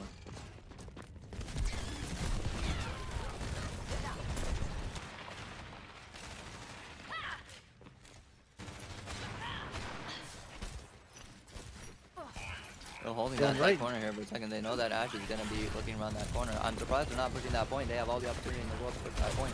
Actually, I lied. They are going to push that point. Ball's going to come in. He's going to come in heavy from Kibbs. Kibbs going to drop onto the support into the room. No. It's actually very intelligent that you didn't do that, because that would have been my first option. I'm not going to lie. Yeah, right now, kind of like, again, what we've been kind of seeing with this ball composition, it's just like this kind of like, we can kind of play this passive aggressive aggro. Doesn't matter where we want to go. We're just gonna kind of keep people on toes, or just do whatever we feel like. And it's just been pick after pick after pick. Not really much movement. And I mean, It seems like for this composition, for like that, it just not necessarily anything exciting, but it's just more of like, well, picks and just kind of sustaining. That's pretty much what it is. Now we got Fuchu coming in with an ult, so hopefully they can try to get a pick off of here. Rally coming in from Clover, as well as OP Freeze also rallying. So we got a lot of ults kind of going. Nothing happened. On top of that, Nothing really happened. on top of that, Biblical also popped his nano, and that also did not much at all that way. It's still 50-50 right now. Fuchu gets a kill on Biblical. Biblical is down. Greg gets a kill on Cabe. That 1v1 was he won the doppelganger fight. And you know what that means? Greg is going to slowly push the point while Pow tries to do his absolute best to try and actually contest it. Sorry, not Pow, Gibbs. Gibbs tries to do his absolute best to try and contest it. Could not really contest it. Gibbs are trying. Oh, right now, Pow just making an effort. That EMP is going to come out. EMP. The EMP is going to come out and get the double kill off of that. He's going to try and TP onto the left side. And with that, they have pushed Avalon off the point. Alternate. Making it to 92-64. Now, all alternate has to do is be aggressive, like super aggressive at this point. Like, and we know that's that all they they really are have to very, do. yeah, and we know that they can be a very aggressive comp. Now the big question is, are they going to run the ball comp or are they going to run the Doom comp? Or maybe go a little funny and go with the Winston comp. Because let's be honest, Winston's also one of my more dominant characters nowadays, and I've been dying because I haven't really seen a Winston comp. Winston is also Winston is a great pick for Dorado. So let's just Doomfist. The Doomfist. You know what? I respect Doomfist. Venture. I'm intrigued to see the Gab venture. Cabe on Ash. Cabe has been on Ash,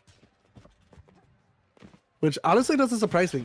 Cabe on Ash has been doing really good at applying pressure towards lanes, kind of like what you would do with like a Sojourn or really kind of any hit scan. So Cabe has been doing really good applying pressure when it's needed. At the same time, had some pretty good pop-offs with Bob. You know, the big guy with the bowler hat. You know, we love Bob. We stand for Bob.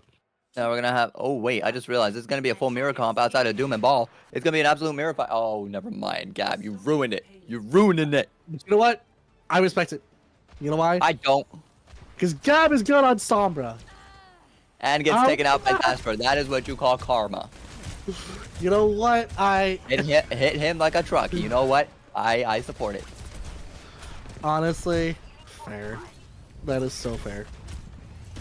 My lord, I can't believe I just jinxed that. Everyone point a laugh at me. Everyone point a laugh. No, don't do that. Thanks, Velo. Thanks, Velo. I appreciate it. I mean, hey, you Gab asked. getting I picked off by obliged. Fuchu again. Oh my lord. Fuchu takes out Gab again. Gab is struggling here. I think they finally figured out the way they want to go about it. They're pushing the point actually pretty far. Goes in for the dynamite. Dynamite actually do something. Cabe is actually trying to go in here. It's taking off Greg.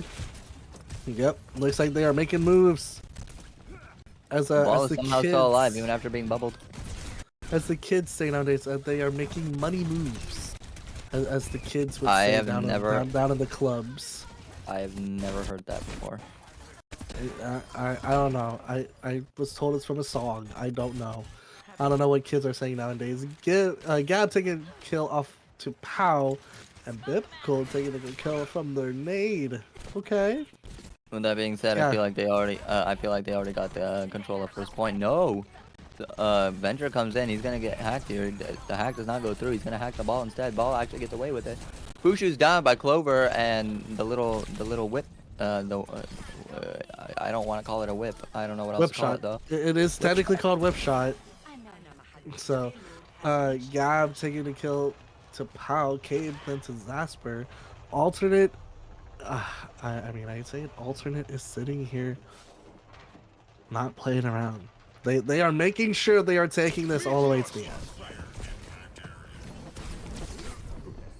Kibbs gets a double kill. I look away for 1 second. I come back. I see a double kill on. Ooh, but then he gets taken out by Pow.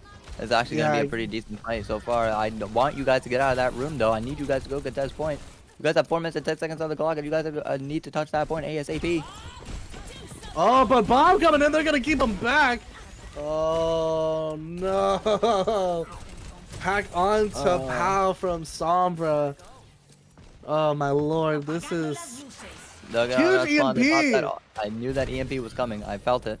Felt it in my chest. Huge Cape EMP. takes out both Gabe supports taking out 3. and then gets a 4th on Gab.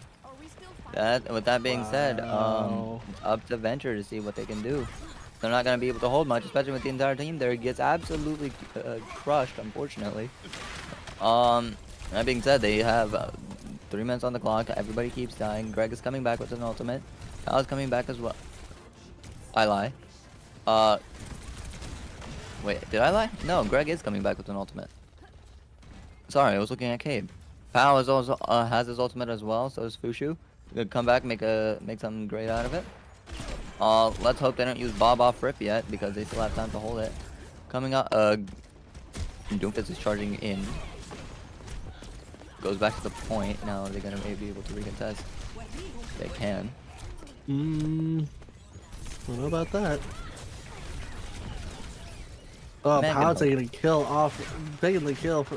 Oh man, Gab is just making sure that they are not getting the chance to touch the point.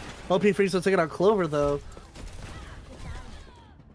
Greg taking out Cabe, Gab taking out Fuchu, Biblical taking out OP Freeze, Greg taking out Biblical. Right now, it's kind of this back and forth thing. Kim's taking out Zasper, Gab's taking out Greg right now. They have the chance to push. They just have to push. Yeah, like right there. But guess what? Ball's gonna come in. He's gonna be a madman. He's gonna do absolute great things. He at least got the attention of Doomfist, giving enough time for Venture to come in and, you know, be the little hero of the story here. Huge EMP Gab comes again! in, pops his ultimate. I'll get the kill on Gab. Cape kills Oppo Freeze.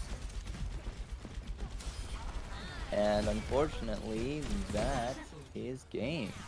That is gonna be game. Alternate taking 3rd map. Again, Oh with the my 3 lord. undefeated champions. Oh my goodness. What? What is happening?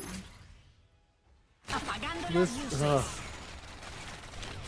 Wow. That being said, it's been an intense game, and you know what? Everybody did their absolute best. It's been an amazing time so far.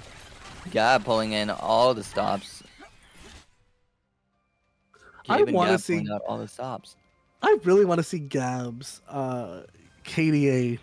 Like, not gonna lie, we've been seeing nothing but Gab. This whole and Cabe, Gab and Cabe. But honestly, we need a little bit of time to process that map, so we're gonna take a quick 5-minute break. Do not go anywhere. We'll be right back. Map.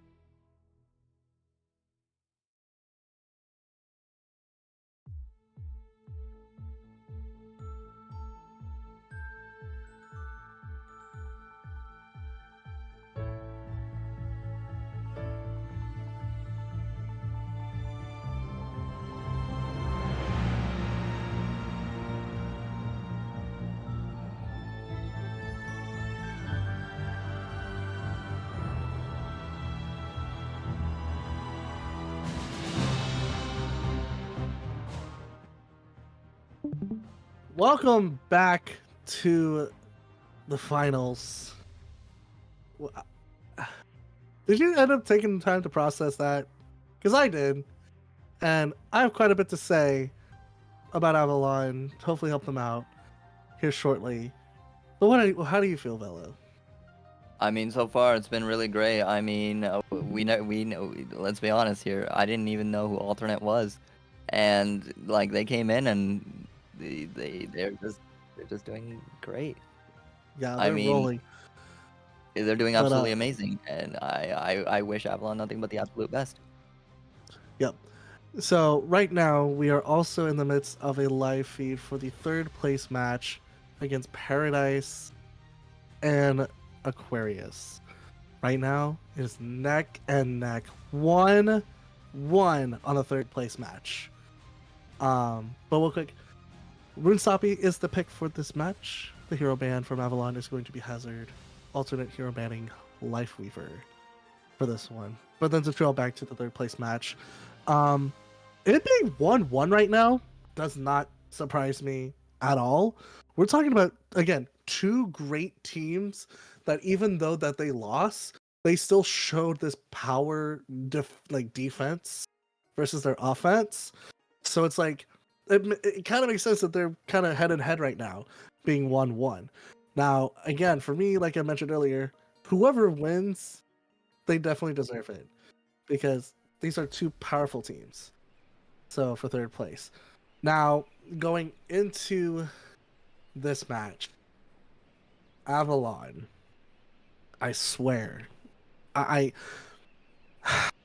I feel like what they really, really need to do here is have some sort of better coordination.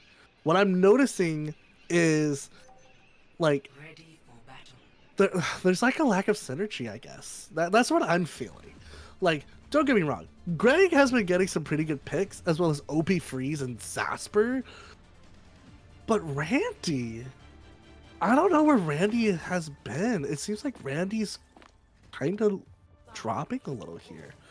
And then Colossus coming in as a sub. Colossus was pretty good when he was subbed in that first time, so I feel like there could be something here, but what I truly feel like is there's a lack of the damage here, and it's coming from Randy. And I don't know if it's necessarily lack of damage, more so lack of coordination on what target that they need to focus on. that is true. They've kind of been very like staggered on who they need to pick off. Now, in cases like this, you need to always go for the support. If you can find the chance to go for the support, go for the support first, because they're gonna be the ones to keep people up. Get them down first, then you can move on to who's more priority between the DPSers, and then lastly tank, because well, tank being the most health, you kill the supports, tank is useless at that point, and then you can just trickle from there. But it seems like that they really haven't been picking to the supports. They've just been kind of focusing on the tank or the DPSers, which is not valuable. Where Cade taking out OP Freeze, like I mentioned, now moving to Greg. So again, alternate is doing the thing that I'm explaining. You need to get to their supports first, then you can move on from there. Otherwise, well, it's just kind of pointless. And see, like And that. exactly like that. The way you said it is exactly the way that the alternate has been doing. Alternate took the opportunity to take out the first support. I think it was OP Freeze. Afterwards, moving on to Greg, finishing it off with Zasper, and Genji falls next. Cabe putting in God's work here. Colossus making the colossal switch to Monkey. Monkey against Ball is actually a very good competition. I want to see how they do with this. Monkey overall is a very positional oriented composition. Who you want to target on, it's very coordinational, so maybe they'll have the coordination down. I want to see them honestly with this composition. Oh, and Monkey goes down as I say that. What I want to see is they could even cut off the heals from the supports and take out Randy, or sorry, not Randy, Gabe. Yeah, and I mean, with a composition like Avalon that has, when Colossus goes in, Rance and Randy just need to be able to try to do a follow-up on Colossus. Kim's taking out a kill on Zasper. Colossus not taking a kill on Gab. Cade's taking a kill on Rance, and Kim's taking out OP Freeze. Greg taking out Kate. So again, if you're going to play a certain composition, you need to figure out the synergy. And in this case, with Colossus being on Winston and Ransom being on Genji, if Colossus is going to go in on, they need to go in on the back line. At the same time, Randy needs to make sure that they are set up on the side to be able to do a pinch on the supports.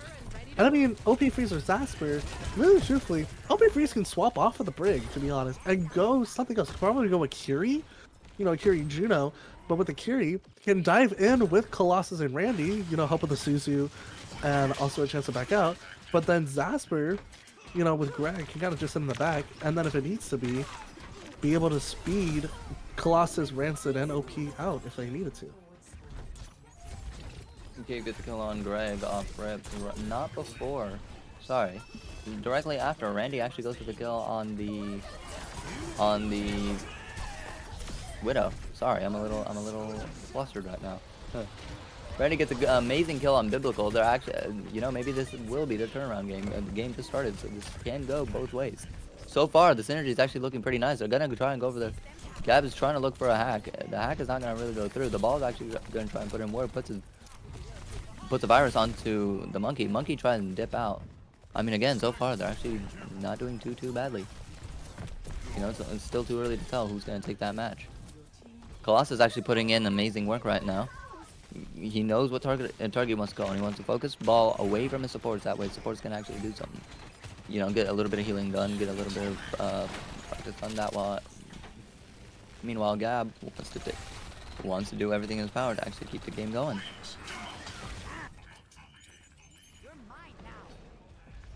That being said, I see Colossus popped his ultimate so he can live, and while also trying to take out Gab, which is sorry, not Gab, Cabe. Gets the kill on Cabe.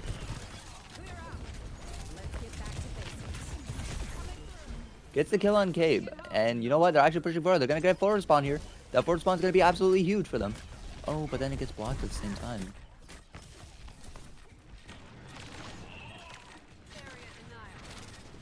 I mean, so far, they got the forward spawn. Hey, they got the forward spawn.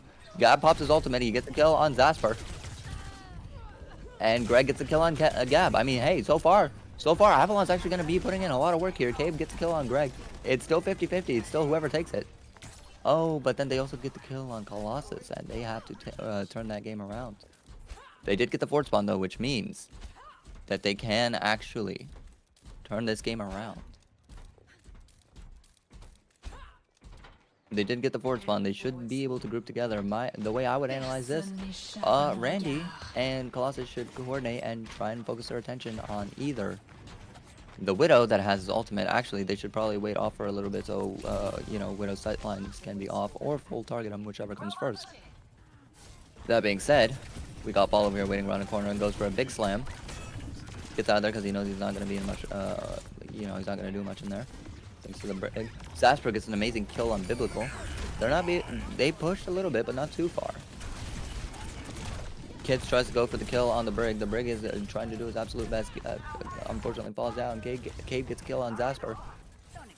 Zasper just, you know, trying to do their absolute best, but Cave is just saying no. Greg gets an amazing kill on Greg. Randy falls to only Clover. Clover coming in to finish the job. And then it's just Monkey. Monkey's trying to escape with his life, and he's gonna get away with it. He's gonna get out alive. I mean, so far, again, this match has been amazing so far. Colossus gets kill on Gabs. He has a perfect engage. We want to. I can see Randy trying to go for the kill on the Widow. There's Suzu out of the way. The TP's out. Guess what? That Kiri no longer has her abilities. Try and go in as fast as they possibly can. That Widow going in with the ultimate. The ultimate is going to get that kill on Cabe. Cabe is down. Who are they going to target next? He doesn't see a target priority right now. Lucy on the back line. Gab's coming in and trying, you know, get the rest of the team out. Ball coming in trying to provide that little, you know, defense. Oppo Freeze just, you know, putting in work, trying to keep the ball away from Zasper, from the support. The ultimate comes out. I hear Kitsune come out. I see Orbital Ray come out, and they're gonna use that Orbital Ray to get the kill on Gabe. Gabe gets the kill. OP Freeze goes down to Biblical, and Biblical takes out Greg. What I'm noticing is that Avalon is actually they're actually able to try to bring this back, which is great. Although Gab's gonna be taking the pick on this Juno. But Colossus Colossal- is doing what he's doing, and that's being a tank, like getting in there, like being aggressive, and that is what Even- I was talking about. Even better, Colossal also just got his second ultimate really quickly, which means he's actually putting in the work. He knows what he's doing.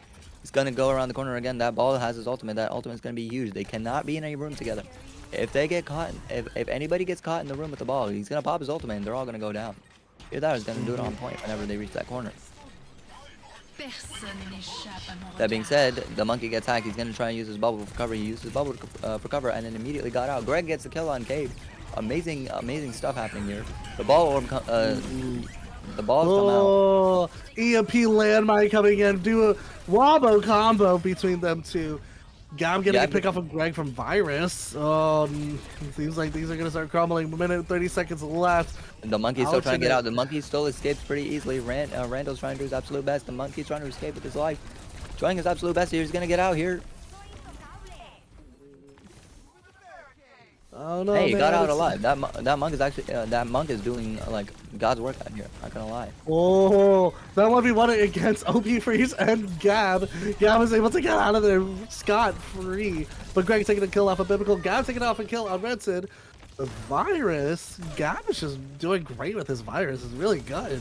I don't know if you noticed, but Greg also got a kill on Biblical as well, which means they actually have a pretty good opportunity to turn around this fight. Because they only Yep, have a break. all- They only have break heals, which means they only have the protection. They don't actually have the healing. That healing, they can't heal more than 3 people at once. So if you target the right person, they're gonna just crumble here. And Yep. Randall tries to use the opportunity to try and kill Gab, but Gab comes around and pulls the clutch Virus.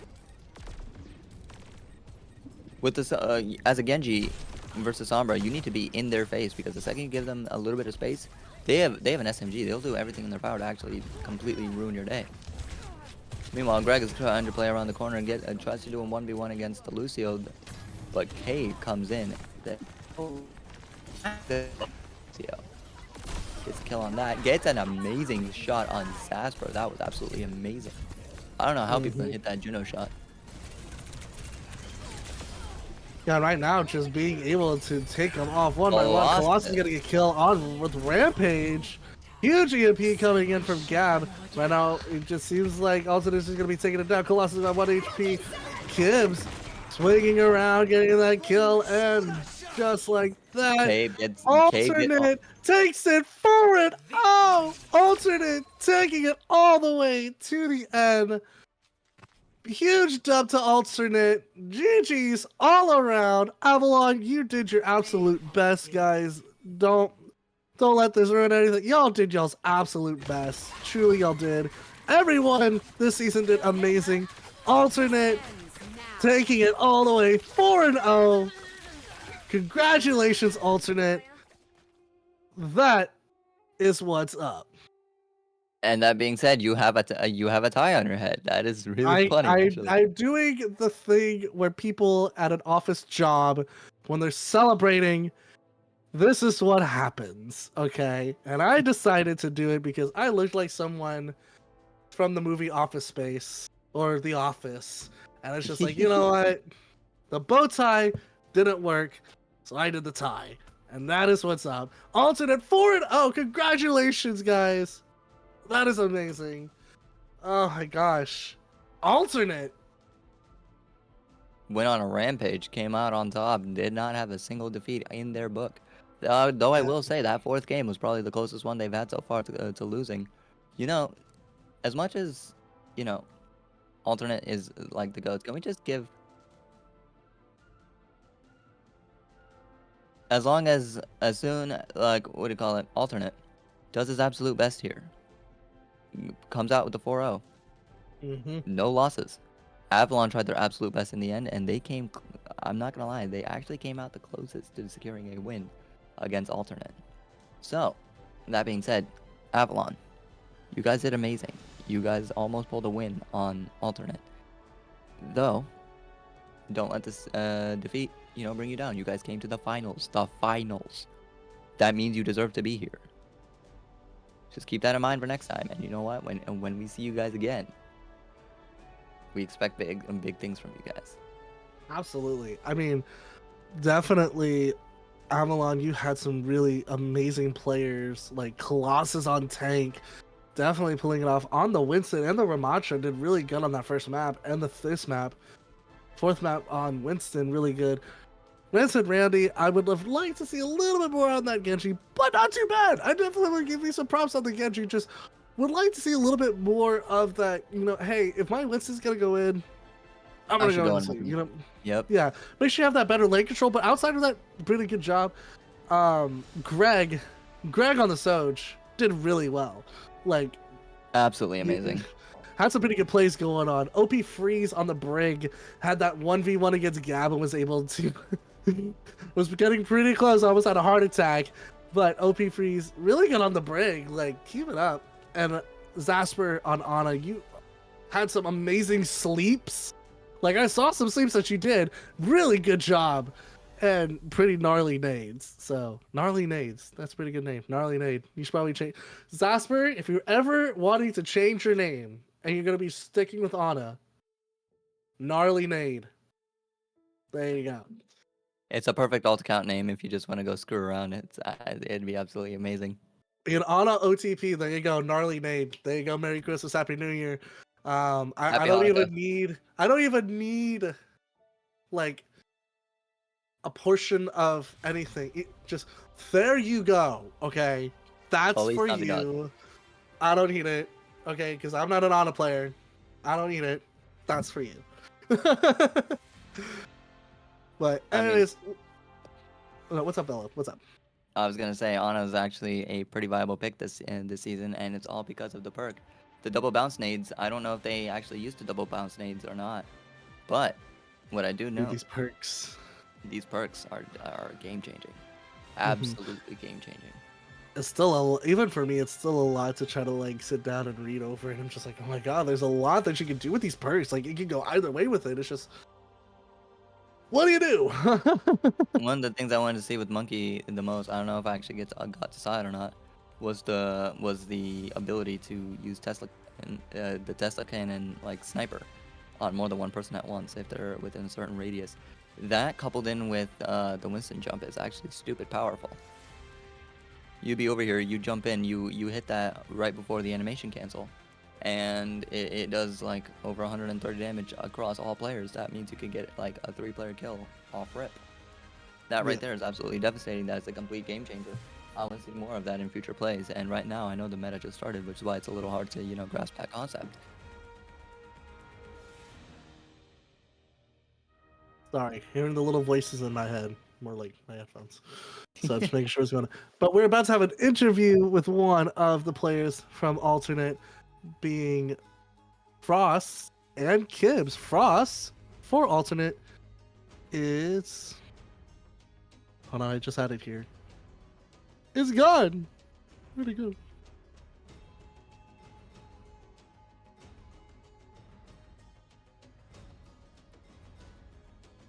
Wait.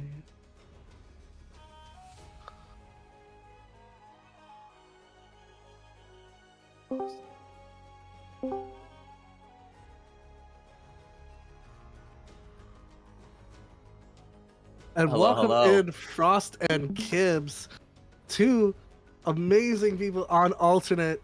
Guys, 4-0. Y'all brought it all the way home. How do y'all feel? I mean, Feel for good, me, bro. yeah, I'm feeling great. Free $15. That's some Taco Bell money right there. Hey, you know what? All I'm saying is they have that it's like the Lux box or something like that. It's like their 90s version box thing that they're bringing back from the 90s. All I'm saying is that with the Baja Blast, you can never go wrong. Now, what kind of Baja Blast are we talking here? Are we talking about the really really green one or the other one? I forgot the names. Not the not the Bro, what? freeze. How many Baja Blast ones are there? What? There's Well, like I mean, there's 2 or Baja 3. Blast, there's Diet Baja Blast, and then there's the freeze or like the slushy. I'm talking about just the soda, not the frozen one. No, I'm not talking about a frozen. There's a different version of it as well. At least at Taco Bell that I got too. There's a third one. I don't know. I just know Baja Blast.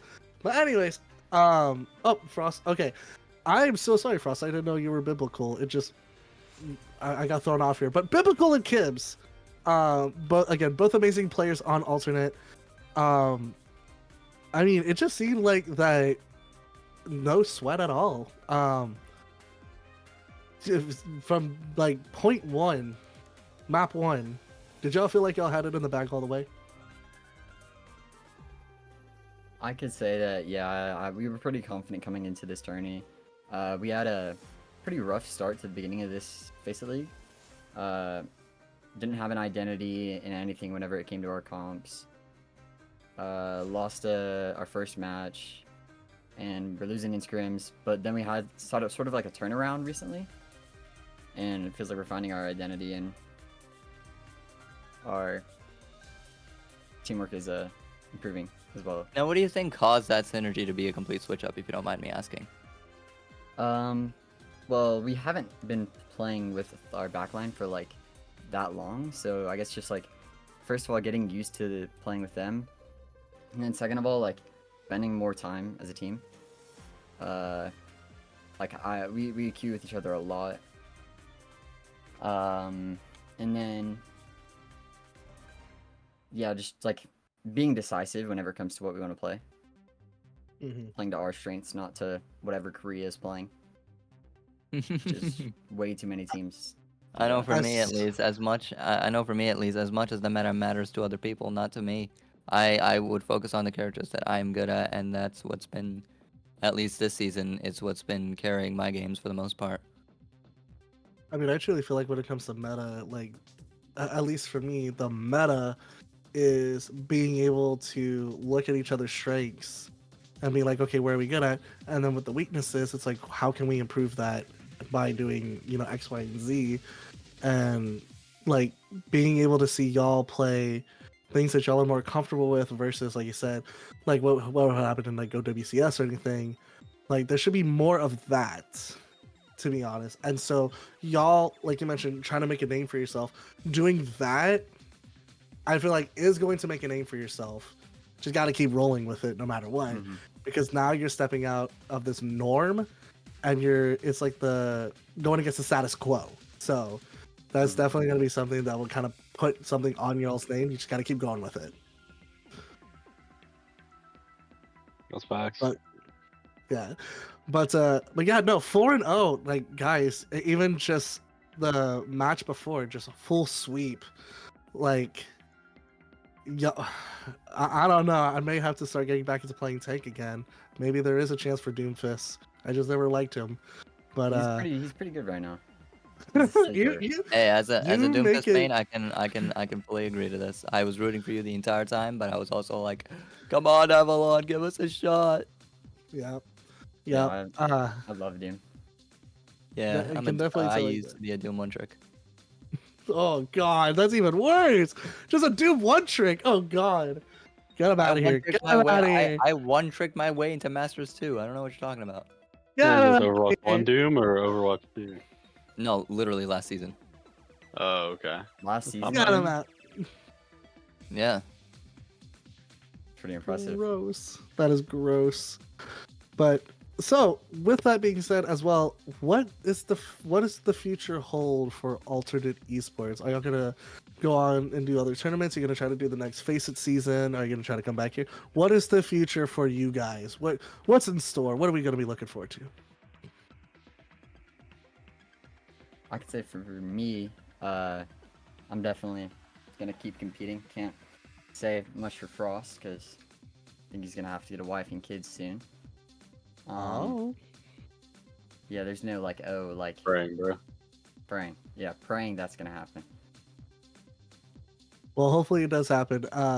As someone who had a life, who is working on a life like that, that's awesome. So, but well, awesome. Well, hopefully we get to see alternate again, still around, not only for GitGud, but hopefully Faceit League. Like I mentioned to Cabe again, congratulations on second place on Expert, and congratulations on making it to Masters Division. That's amazing, guys. Yeah, thank you. Yeah, when we made it to Masters, like we were really excited and happy, and then they had the Masters qualifier, and it felt like obviously we wanted to make it as early as possible, but we were really trying to make it in the expert playoffs.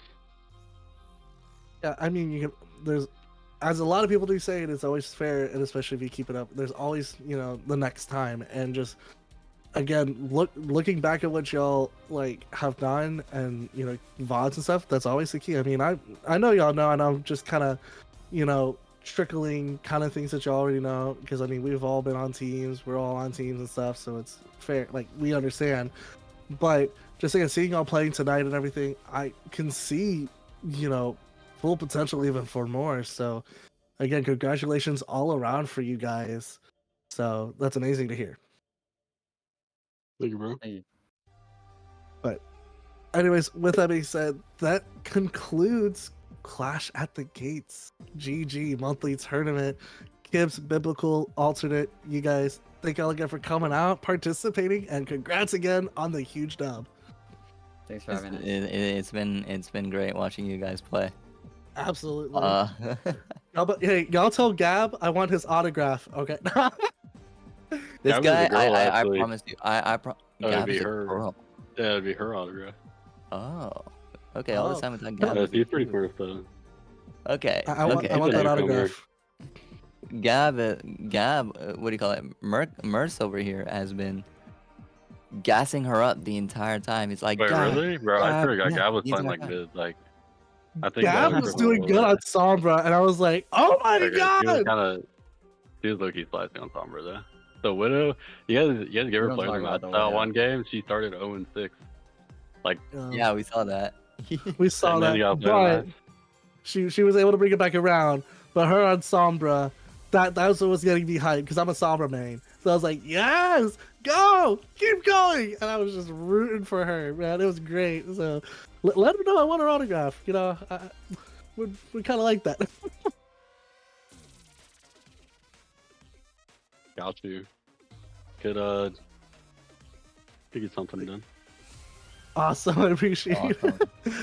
Well, cool. Anyways, thank you again, guys, for coming out. It's been a blast, and It's been we are absolute. going to... It's been a great time. Thank you. Genuinely. Yeah, it was Thank fun. you. Yeah.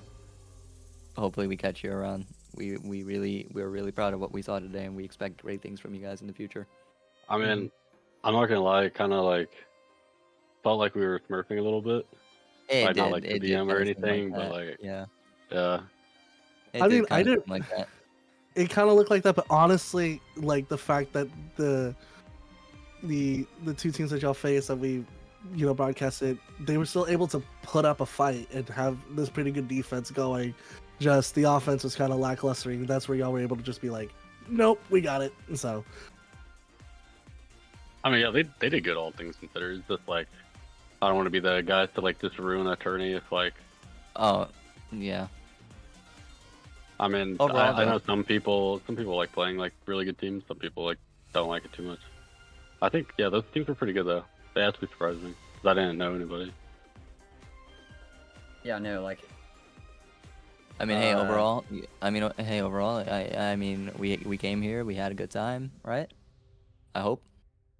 yeah. And that's the end goal of these tournaments. Is just we come, we compete, and we enjoy ourselves. That's the whole point of hosting these tournaments, and it's been an absolute blast.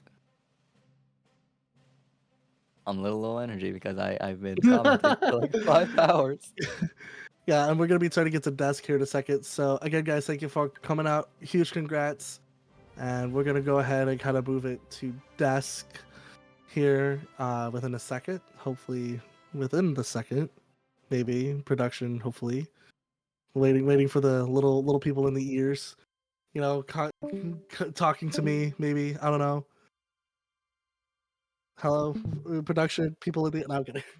The little demons in our ears. I gotta listen. Always gotta listen to the people in the ear. That's what they're here for. The little demons in our ears.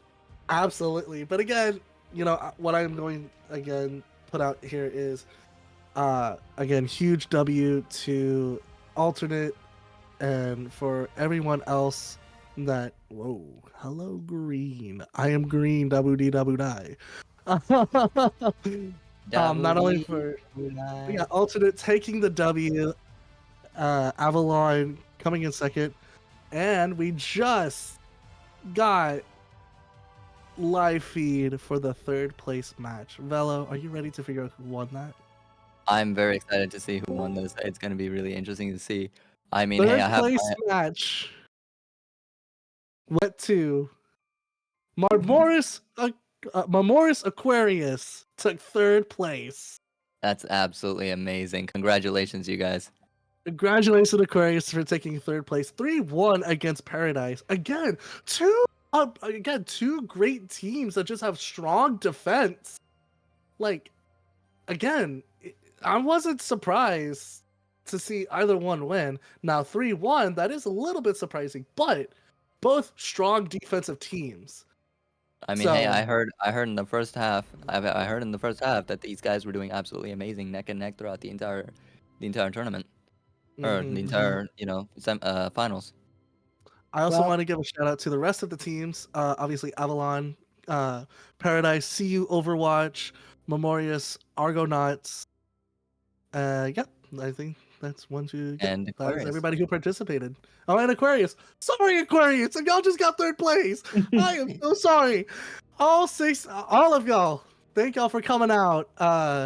It was a pretty good monthly tournament, and now we have with us the head guy of GitGud, the man, the myth, the legend legend. himself, my best friend, and someone that I am glad to call a brother, Alizan.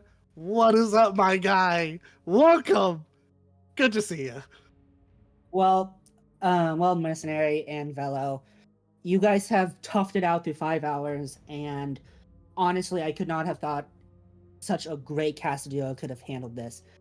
From everything amazing that you guys did.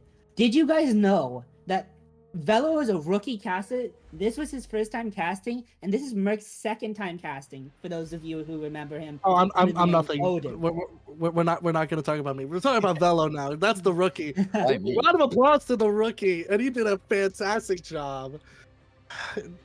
See, I knew you had it. I knew you had it since day one. Okay. I mean, hey, I was nervous throughout this entire, the entire time. I was supposed to be part of the production crew, and they're like, Nah. we should go on caster. And I'm like, Nah. sure, why not? You come up here with me, buddy. We're taking over. Yep. So, but we couldn't have done it without our fantastic production crew, like Merc has thanked and like Velo thanked throughout the entire day.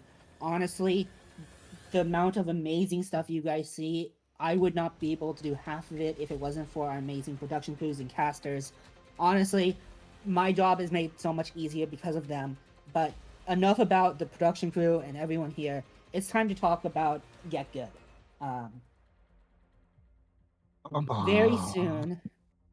Very soon, we have a couple massive announcements to be made, probably coming within the next couple weeks.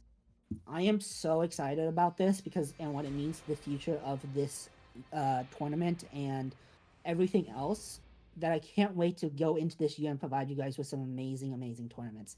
Like you've seen with this short weekend tournament, we will be doing another one in March, and another ones in between our massive season of GitGud. We hope to improve from last time, and we hope to make it even better, including these. If you, from the viewers to everyone else, we'll probably be putting out a post soon, or a town hall, just asking for feedback for what we can do better. Because at the end of the day, we are here to give you guys a better experience. I hope that you guys are happy and you guys had some fun in the chat and just got to enjoy yourselves for a couple of hours here with some amazing high quality Overwatch. But we couldn't do any of this without the teams. From Avalon to Alternate to Paradise, to both the Marmoris teams, to even getting a collegiate team in here with CU Overwatch. I believe they're Colorado University.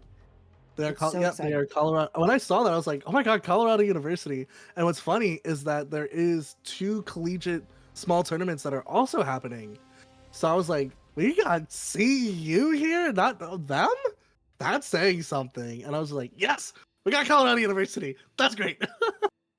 You know, I can also try and see if Northern Virginia Community College or Nova Nighthawks would like to participate in next season's tournament as well. It all depends on everybody's schedule. See, I am their main tank, but I will not be main tanking for that if there's a get good one. I'd be much happier casting because so far I've had a really good time and I don't want to stop anytime soon.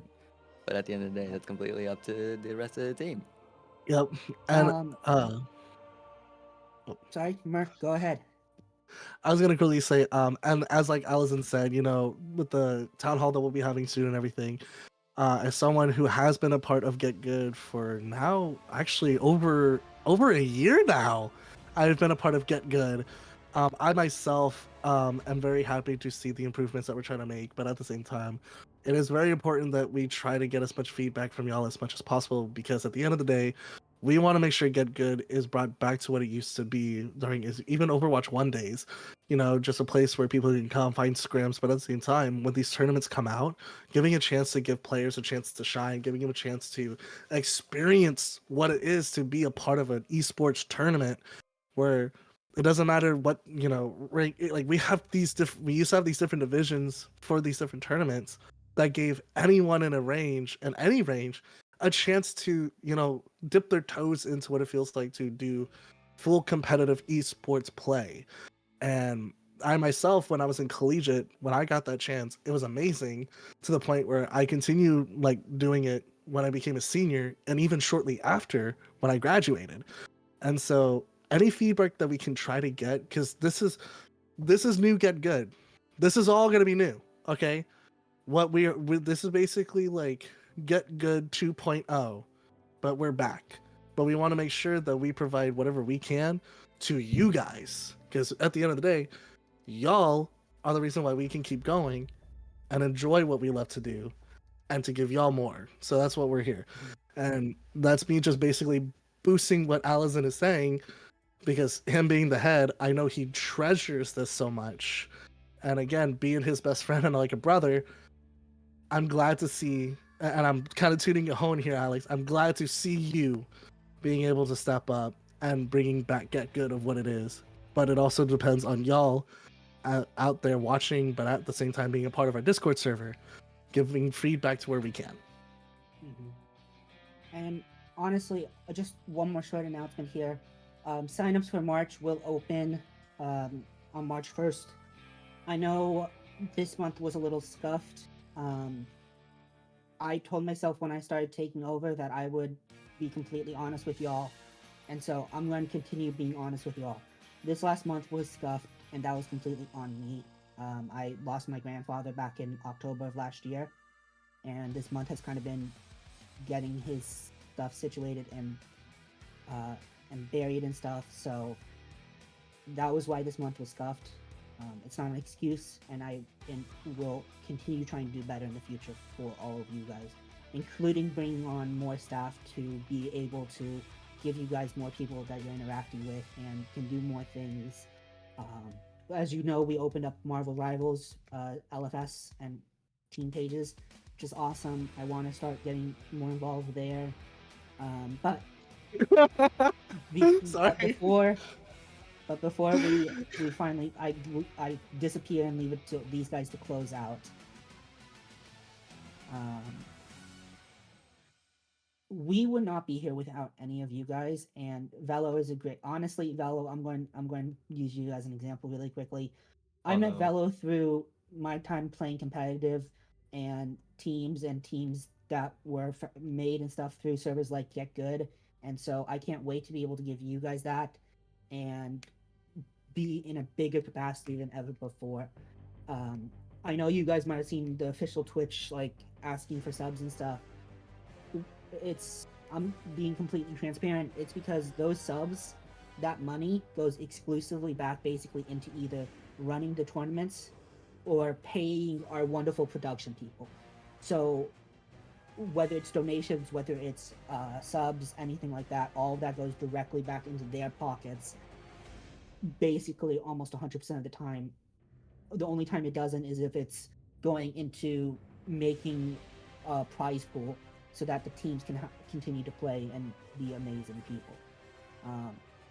But with all of that said, I don't want to keep you guys here forever. I want to let our casters and our production crew go to bed and eat their chicken nuggets. So with Chicken that, tenders, actually. with that, I will say goodbye, thank you, and I hope we see all of you guys back here for next month. GG's and goodbye. Keep everything. GG's. Keep your calendars marked and keep an eye on the Discord because they will be announcing it soon. And I will say, Alex, I've known him for about 2-ish months now.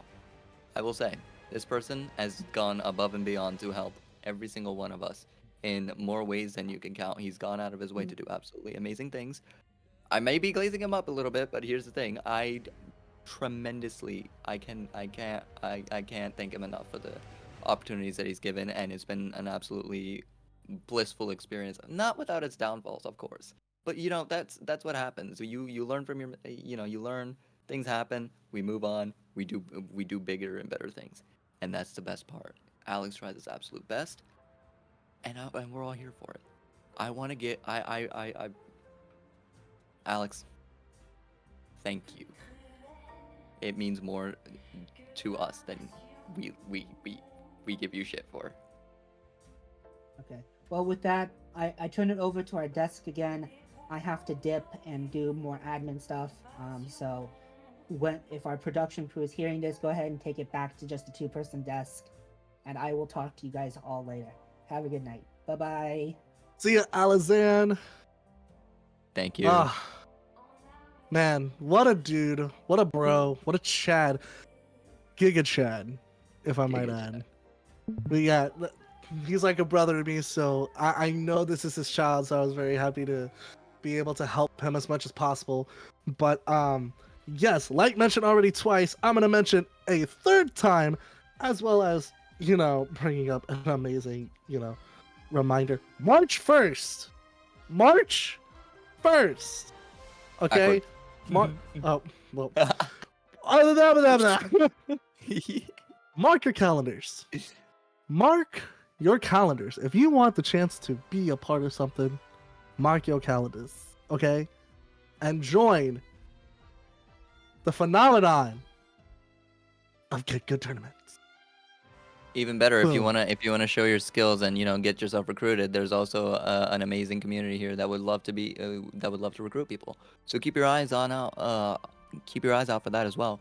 Also, if there are some clips and things that you want to post, we definitely do have a clips area that we can give you guys you guys have access to post your amazing clips. That way you can also gain interest with the community.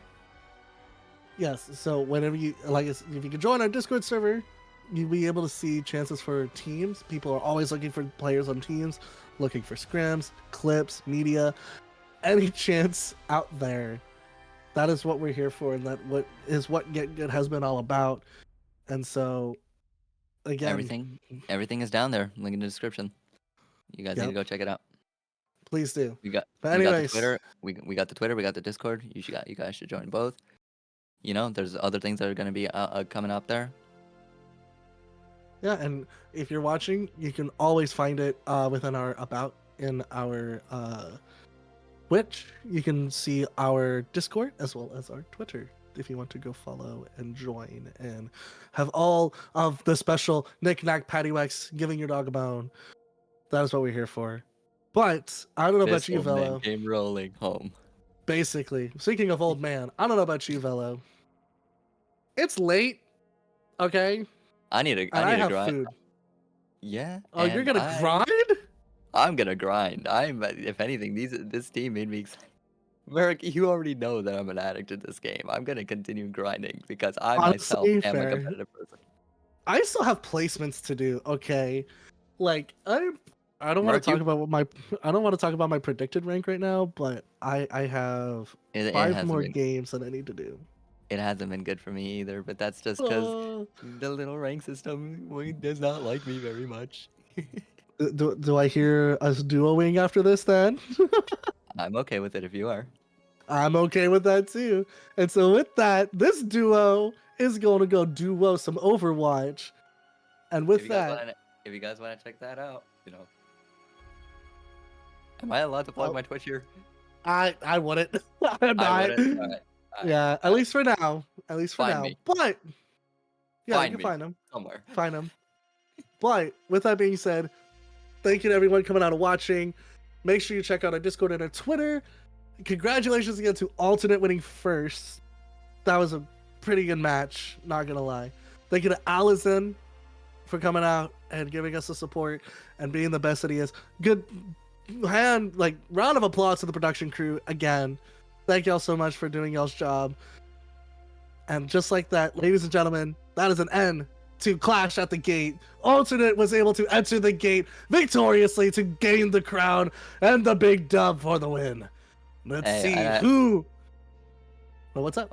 I wanted to give a special thank you to to the co-host, both co-hosting. I'll give it. You know what? I give a special thanks to my co-host Velo.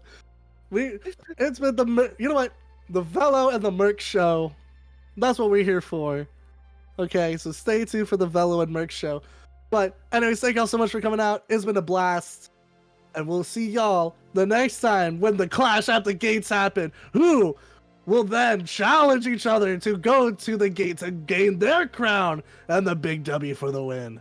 I am Mercenary. This is my buddy Velo. And we'll see y'all at the gates. Good night. Good night.